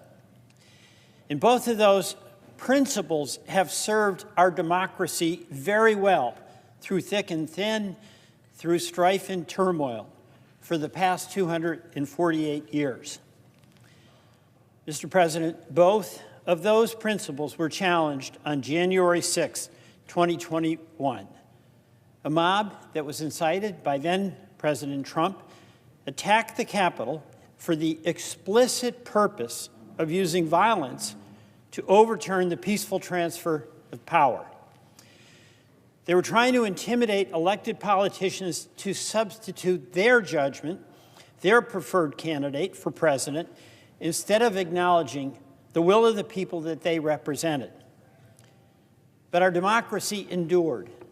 That is the very good news. And in testament to that, we just witnessed a renewal of America's commitment to the peaceful transfer of power with the inauguration of Donald Trump as our 47th president. However, Mr. President, I speak today, sadly, about one of the first actions of President Trump. And that, of course, is pardoning 1,600 people and commuting sentences of 14 very dangerous criminals who were involved in that violent attack on January 6th. Mr. President, speaking for myself, I condemn that action by President Trump. Mr. President, I was there that day. Many of us were. I was in the gallery of the House of Representatives. It's a day I won't forget, but America will never forget. It's had a deep impact on our country, the citizens, the folks who work here, and that honorable tradition of the peaceful transfer of power. You know, I was very amazed and proud to see officers, men and women, who withstood this assault. More than 150 officers from the U.S. Capitol Police and the D.C. Metropolitan Police Department were injured that day. 5 officers died in the aftermath. And there was severe damage to the Senate chamber, the House chamber, the office buildings, and the Capitol Rotunda, where we just had another inauguration only a few days ago. Blood, feces, glass, and other debris from the mob's attack was everywhere at a cost of close to $3 million.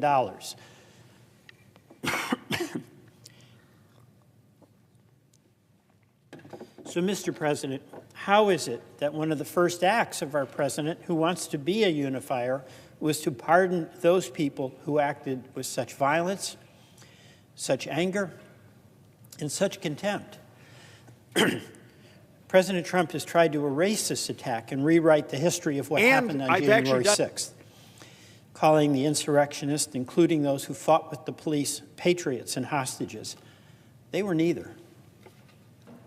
Mr. President, I ask, should the President of the United States pardon a person who was sentenced to 7 months in federal prison for stealing a police riot shield from an officer and then using it to assault officers? Should a person who's affiliated with a neo-Nazi group and who was serving a sentence for breaking the law in Charlottesville in 2017 and who quoted Hitler before assaulting law enforcement in the U.S. Capitol, should that person be pardoned? I say no. Mr. President, should a president pardon a person who led an organization who orchestrated this riot after being convicted by a jury of impartial citizens and being convicted of seditious conspiracy? Mr. President, I say no. Should a president pardon a person who was sentenced to more than 6 years for beating the police with a metal whip, assaulting them with bear spray, something that can cause lasting eye damage? Should that person be pardoned? I say no. Mr. President, should a person who at his own trial said he didn't think he was subject to the laws governing the United States, and who before storming the Capitol bragged that what the British did to D.C. will be nothing compared to what he does. Should that person be pardoned? I say no. Mr. President, should a person who said many of us should be hanged, should that person be pardoned? I say no. Mr. President, I am very proud of the men and women of our law enforcement community, the U.S. Capitol Police and the D.C. Metropolitan Police Department, who stood their positions and defended the Capitol and defended the peaceful transfer of power. And I have in mind someone who was standing over me in the Capitol when I was in the gallery, and the mob was trying to break down the doors, breaking the glass of the House chamber. And this officer was a young man who commuted to work from about an hour away. He had 2 young children. He had his gun out, and I looked in his face and I could see the last thing in the world he wanted to do was have to use that weapon. But I saw that he was going to do his job in whatever was required to protect the people who were in that gallery. And I just thought to myself, how is it that the people who are attacking can have such disregard for the reality of this person's life and how much it would change his life if he actually had to use that firearm? And I'm proud, too, of Officer Brian Sicknick, who lost his life, Officer Howard Liebengood, Officer Jeffrey Smith, Officer Gunther Hishida, Officer Kyle DeFreytag, all of whom died in the aftermath of January 6th. These presidential pardons are disrespectful. They're also dangerous. They're disrespectful to the men and women who served, who suffered the violence, and are living with the consequences. And they're dangerous to the men and women of law enforcement who serve us every day. The pardons validate the violence of the mob and dishonor the service of those who protect us. Mr. President, these unconscionable and appalling actions of January 6th should be repudiated by every member of Congress. And whatever differences we have, it is vital that those differences be resolved at the ballot box and that the will of the people always be respected. No citizen, however passionate they may be about their political beliefs, no matter how disappointed they may be at the outcome of an election, is justified in attacking the men and women of the Capitol Police. Their actions should be condemned by each of us and by our president. Those actions should not be condoned with pardons. Mr. President, I yield back.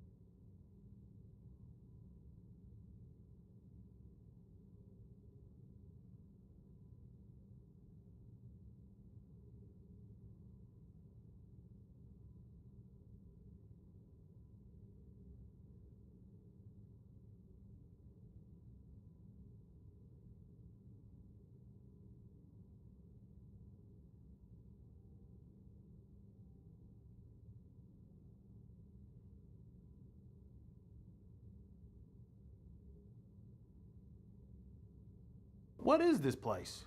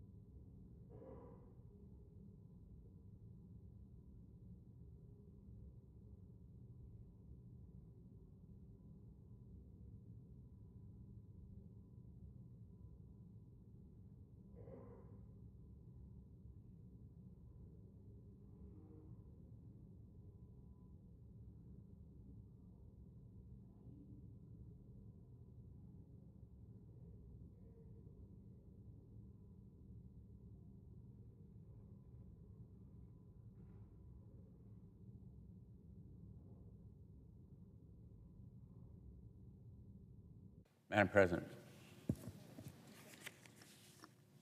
The senator from Connecticut. Thank you, Madam President. I ask that the quorum call be lifted. We are not in quorum call, so the senator is recognized. Thank you. Madam President, we are in the midst of considering Peter Hegseth to be the next Secretary of Defense. I don't think there's a more important office in this country. Having power and responsibility for 3.4 million Americans, most of them in uniform, many of them civilians, all of them potentially putting their lives in harm's way. The President-elect's choice to lead the Department of Defense is not only one of the most significant he will make, but also probably the most unqualified nominee for this position of immense authority and responsibility in recent history.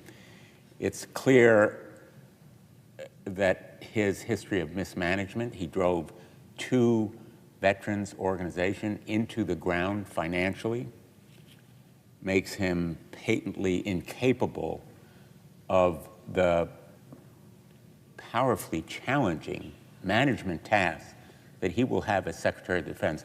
This sprawling enterprise has to be directed and guided by someone who has had some significant management responsibility in the past. I hesitate to say how much, because the standard and the bar have always been extremely high under both Republican and Democratic administrations, including President Trump's first term when he appointed General Mattis.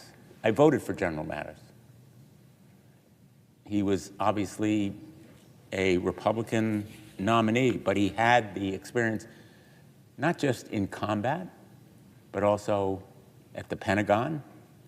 Now, I know that the president wants to be a disruptor and a change agent. The Pentagon may be in need of some change and disruption, but not chaos, not financial mismanagement, such as characterized Pete Hegseth's service as the head of Veterans for Freedom and then Concerned Veterans for America. What can be said about his service in those 2 organizations is that year after year, he spent more than he raised. He had deficits year after year, not by a little bit, by hundreds of thousands of dollars, so that at the end of his service at Veterans for Freedom, the board did an intervention. They had a forensic study done, which showed that there were tens of thousands of dollars in unpaid debt, and they, in effect, ousted him. He then went to Concerned Veterans for America, and same pattern, roughly the same financial failings, deficits year after year, significant in their number and total amount. And there again, he left under a cloud with a non-disclosure agreement so that we don't have necessarily the full story. So just as a management issue, this nomination is fundamentally flawed. He left those 2 separate organizations smoldering in ruins after just a few years as their executive director. We have documents from whistleblowers that detail a toxic workplace environment at those organizations. It was rife with alcohol abuse and sexual harassment under his leadership. Former employees have detailed that Mr. Hegsteth routinely used organization funds to pursue personal pleasures, usually involving alcohol and women. His underlings referred to them as, quote, party girls, end quote. These veteran service organizations ran fiscal surpluses before Mr. Hegsteth's tenure, and upon his exit, their budgets were really in flames. In one case, the organization simply ceased to exist. Veterans for Freedom was absorbed by another organization. He testified that he's proud of the work he did while he was at Veterans for Freedom and Concerned Veterans for America, but he made a career of advocating for policies that would, in effect, contract and even defund the Veterans Administration and harm service members, veterans, and their families. For years, he lambasted veterans who pursued disability compensation, and he advocated for for-profit colleges that make their livings preying on service members and veterans. These organizations and the policies he advocated could potentially have done grave harm to our veterans.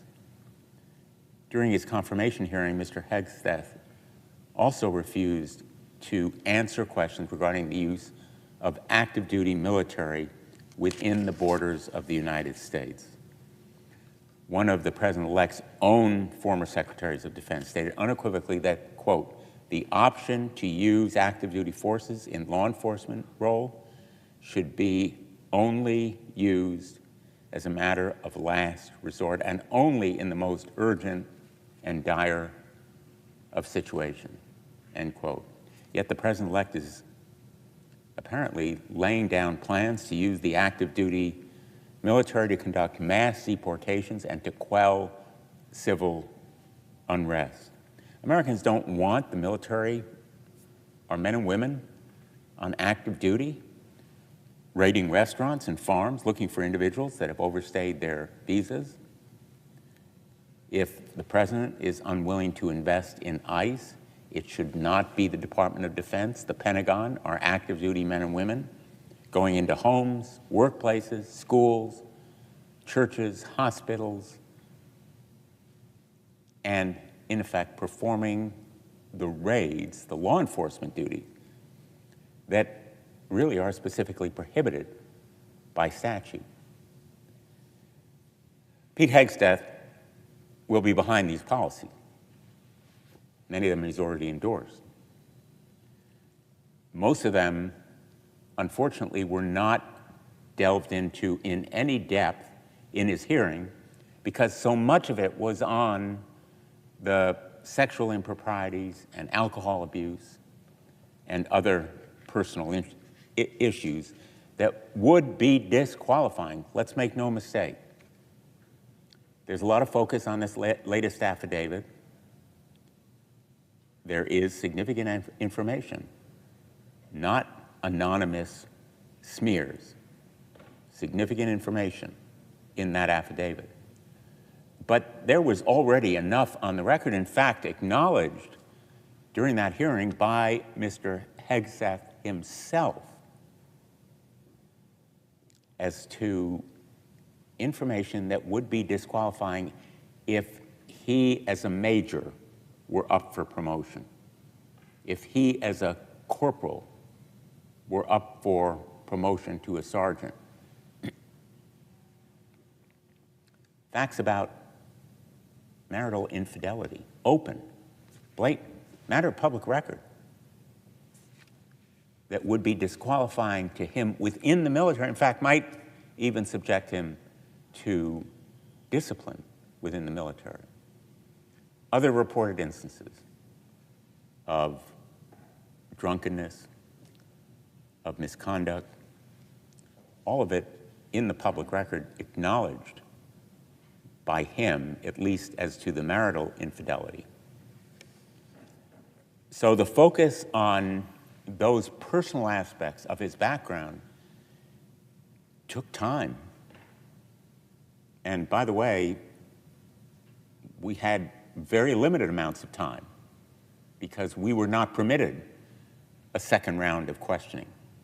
We were not given access to the FBI background report. We were not given, in fact, the benefit of a full FBI background investigation, an adequate one, because there were gaps, as shown by the affidavit, as to who was interviewed.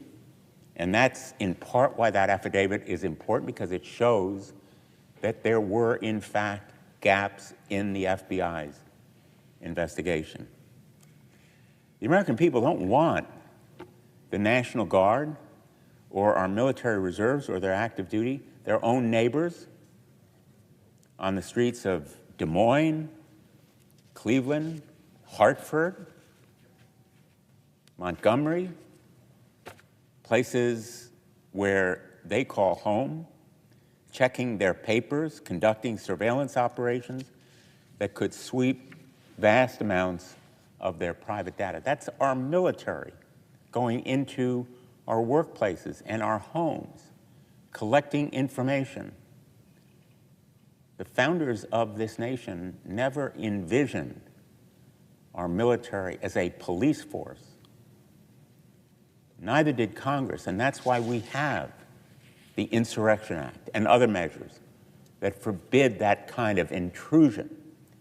In fact, it was that kind of invasion of their homes by the British military that caused them to adopt many of our constitutional guarantees against the use of the military in those kinds of purposes. Mr. Hegseth declined to state his opposition to such deployments when asked during his hearing. What he said, and I take him at his word, is that he will heed the president's direction as commander-in-chief. The reason he was chosen for this job obviously is not his experience as a manager. It's not his bona fides as a leader of major organizations. It's his loyalty to the president, to Donald Trump. And more than loyalty, it's fealty. It's that acquiescence, obedience, obsequiousness, blind loyalty that would lead him to take that order and in turn order American troops into people's homes.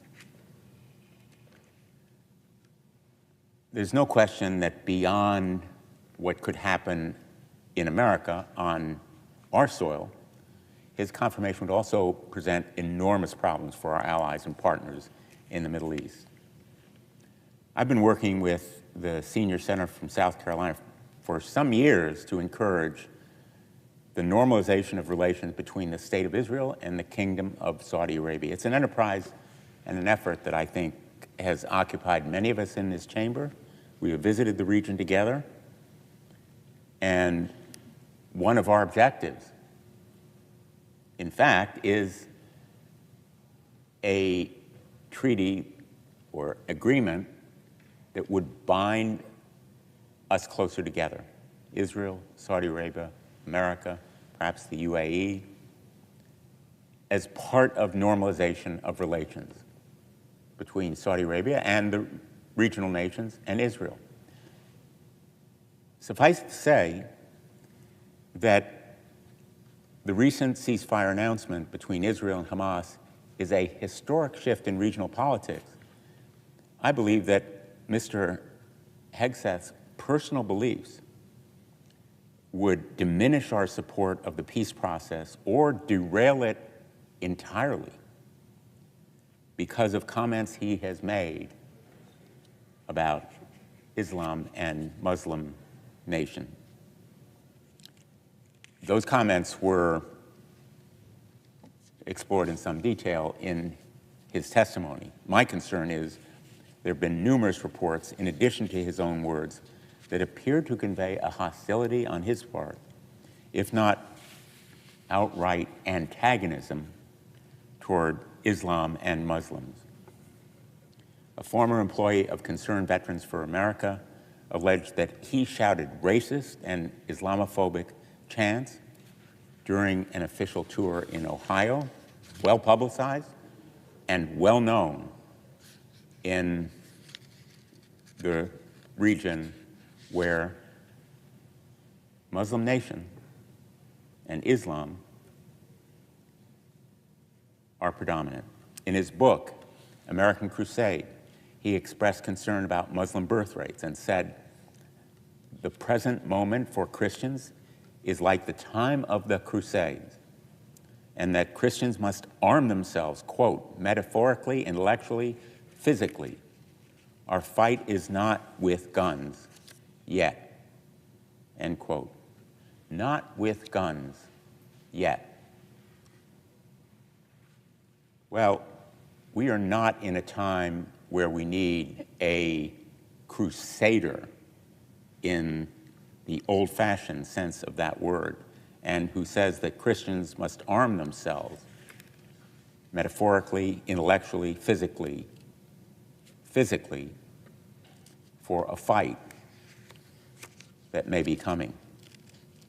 We are trying to engage those nations in a common purpose toward normalization, peace and stability, and expansion of the Abraham Accords. People in Israel are hoping that that progress can be made, that there can be a successful effort to build on the Abraham Accords. And the current ceasefire agreement is the result of both the Trump administration and the Biden administration coming together, the two teams, Brett McGurk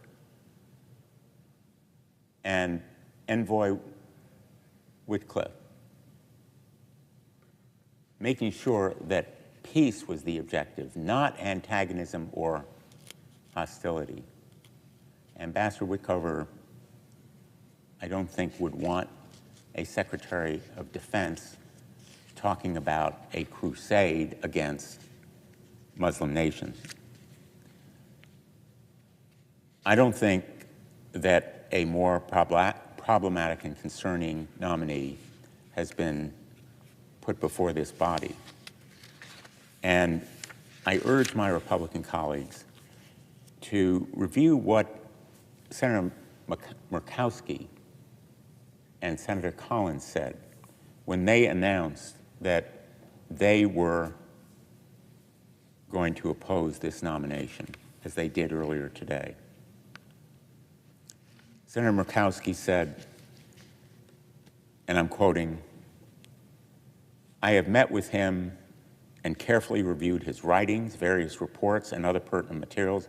I closely followed his hearings before the Senate Armed Services Committee and gathered substantial feedback from organizations, veterans, and Alaskans.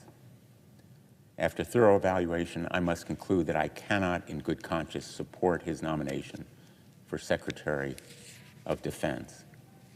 And she went on to talk about some of the allegations that have been made against Mr. Hegseth.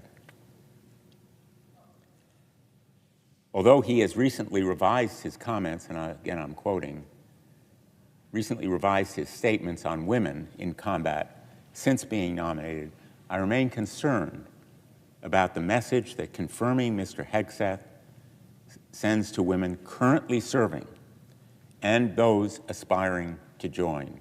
Women have served our nation with distinction, overcoming immense obstacles to excel in combat and leadership roles, and they deserve to know that their leader honors and values their commitment to our nation, end quote.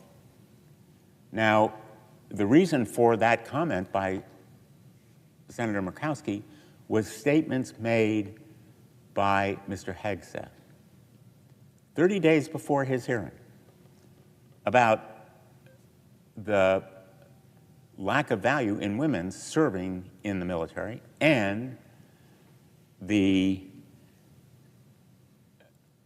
inability, lack of capacity of women to serve in combat. He reversed himself, what one of my colleagues called nomination conversion, and modified his previous remarks. But he couldn't tell you what caused him to have a different opinion. And in the course of that hearing, truly revealed that he continues to have that view of women, which is a problem for recruiting women. They're now 18% of our military force. And more than just recruiting women, retaining women, especially when the scourge of sexual assault continues to be so problematic in the military. We've fought it for years.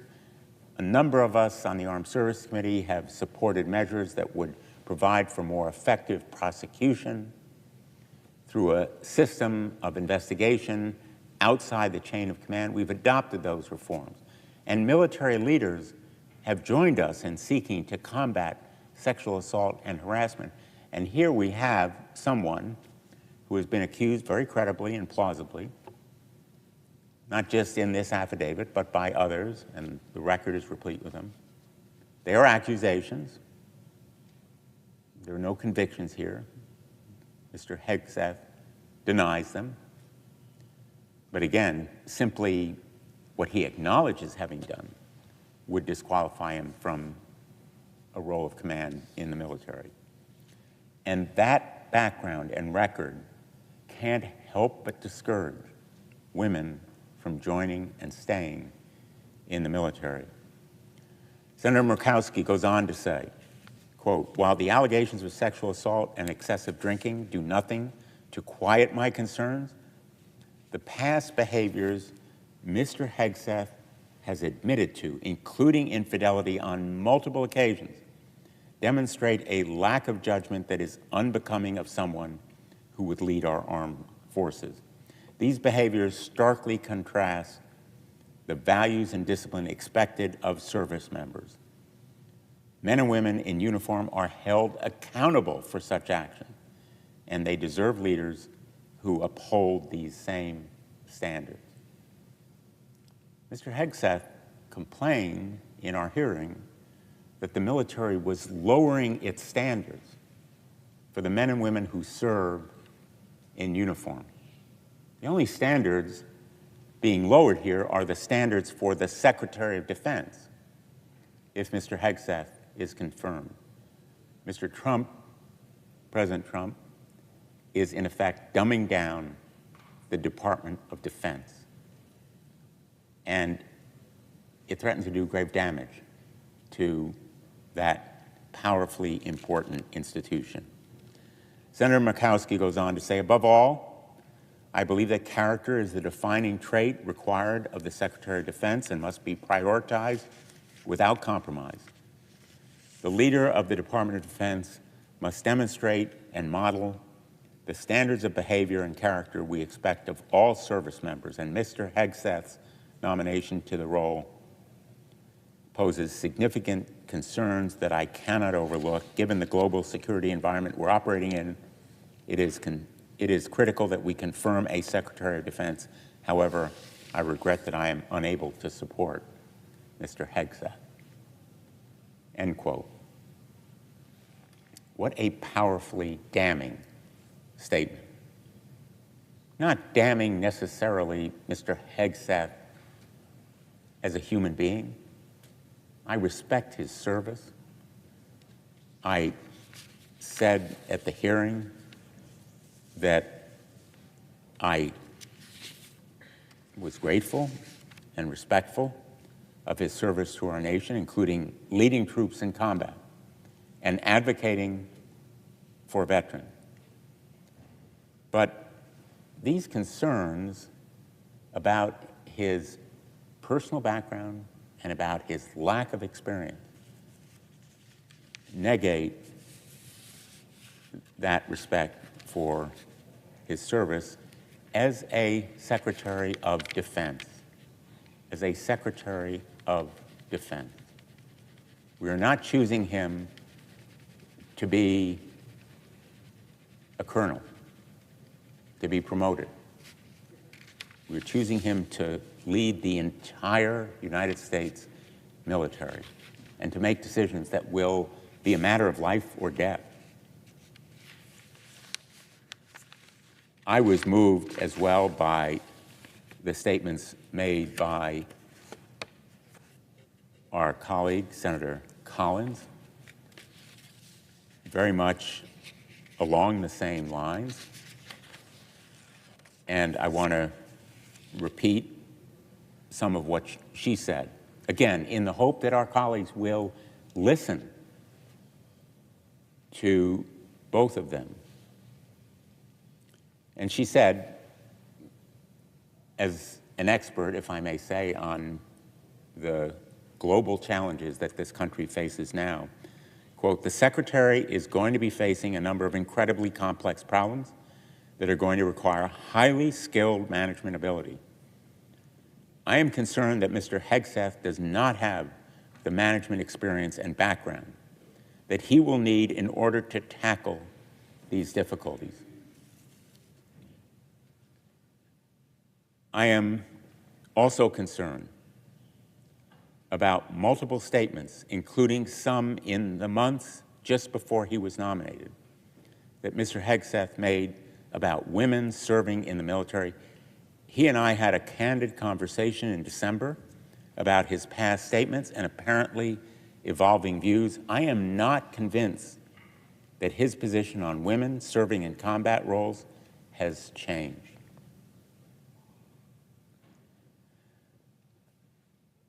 That is, in some ways, the nub of the problem.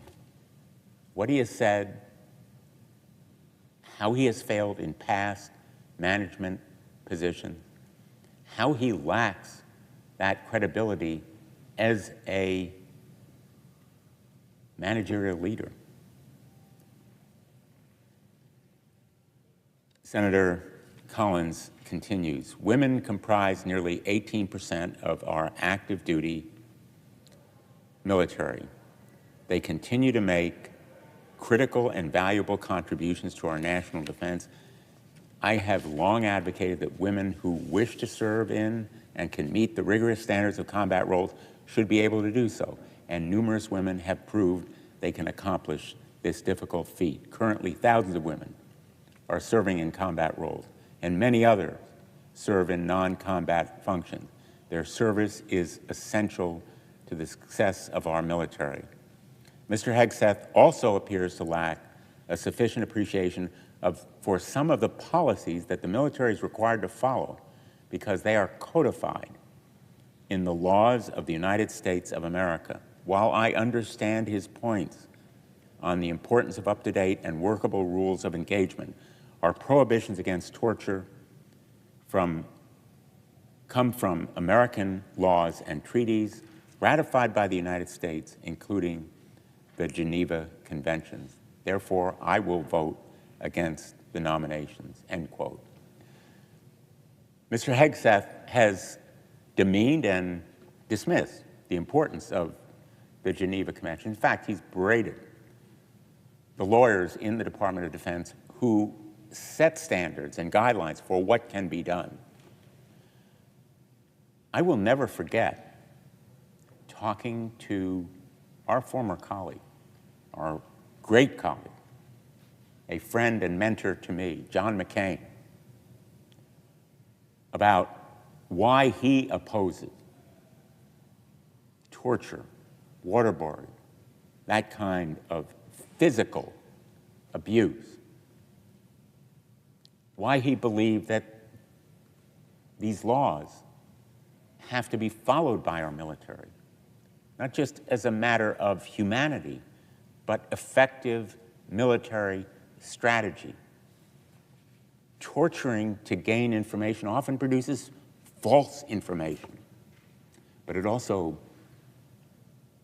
reduces the quality of our military performance. And yet, Mr. Hegseth seems to dismiss those ideas about the Geneva Convention, about standards for military conduct, as categorically as he does many other of the standards that should apply. I hope my colleagues will listen to Senator Murkowski and Senator Collins, because in their statements, they say more effectively than I am in this lengthier talk on the floor how important a vote against Mr. Hegseth is to the future of our national defense. Much has been written about him. I urge my colleagues to review an article that appeared in the New Yorker, Pete Hegseth's Secret History by Jane Mayer, who talks about some of these instances, not anonymous smears, as he said so many of them were, but a sourced and substantiated account of the kinds of misconduct that were detailed in a whistleblower report and other documents. Again, not an anonymous smear. Specific and explicit facts that were claimed. We don't have eyewitness proof in sworn testimony before the Armed Services Committee, but this report is powerful in what it shows. I hope that my colleagues, in the hours that we have left before we will vote again on Mr. Hegseth's nomination, will reconsider perhaps their vote earlier today, that they will recognize they will be responsible if things go wrong. And we hope to God always that nothing goes wrong, especially all of us who have family members who have served. Mine in the United States Marine Corps. My oldest son is a combat veteran. And my second son, Michael, is a Navy SEAL. The responsibility of the Secretary of Defense to order men and women into harm's way is a truly awesome responsibility. Mr. Hegseth is not the person to have that responsibility. And I hope my colleagues will recognize that fact and vote against his nomination. Thank you, Mr. President. I yield the floor. I suggest the absence of a quorum. The clerk will call the roll. Ms. Also Brooks.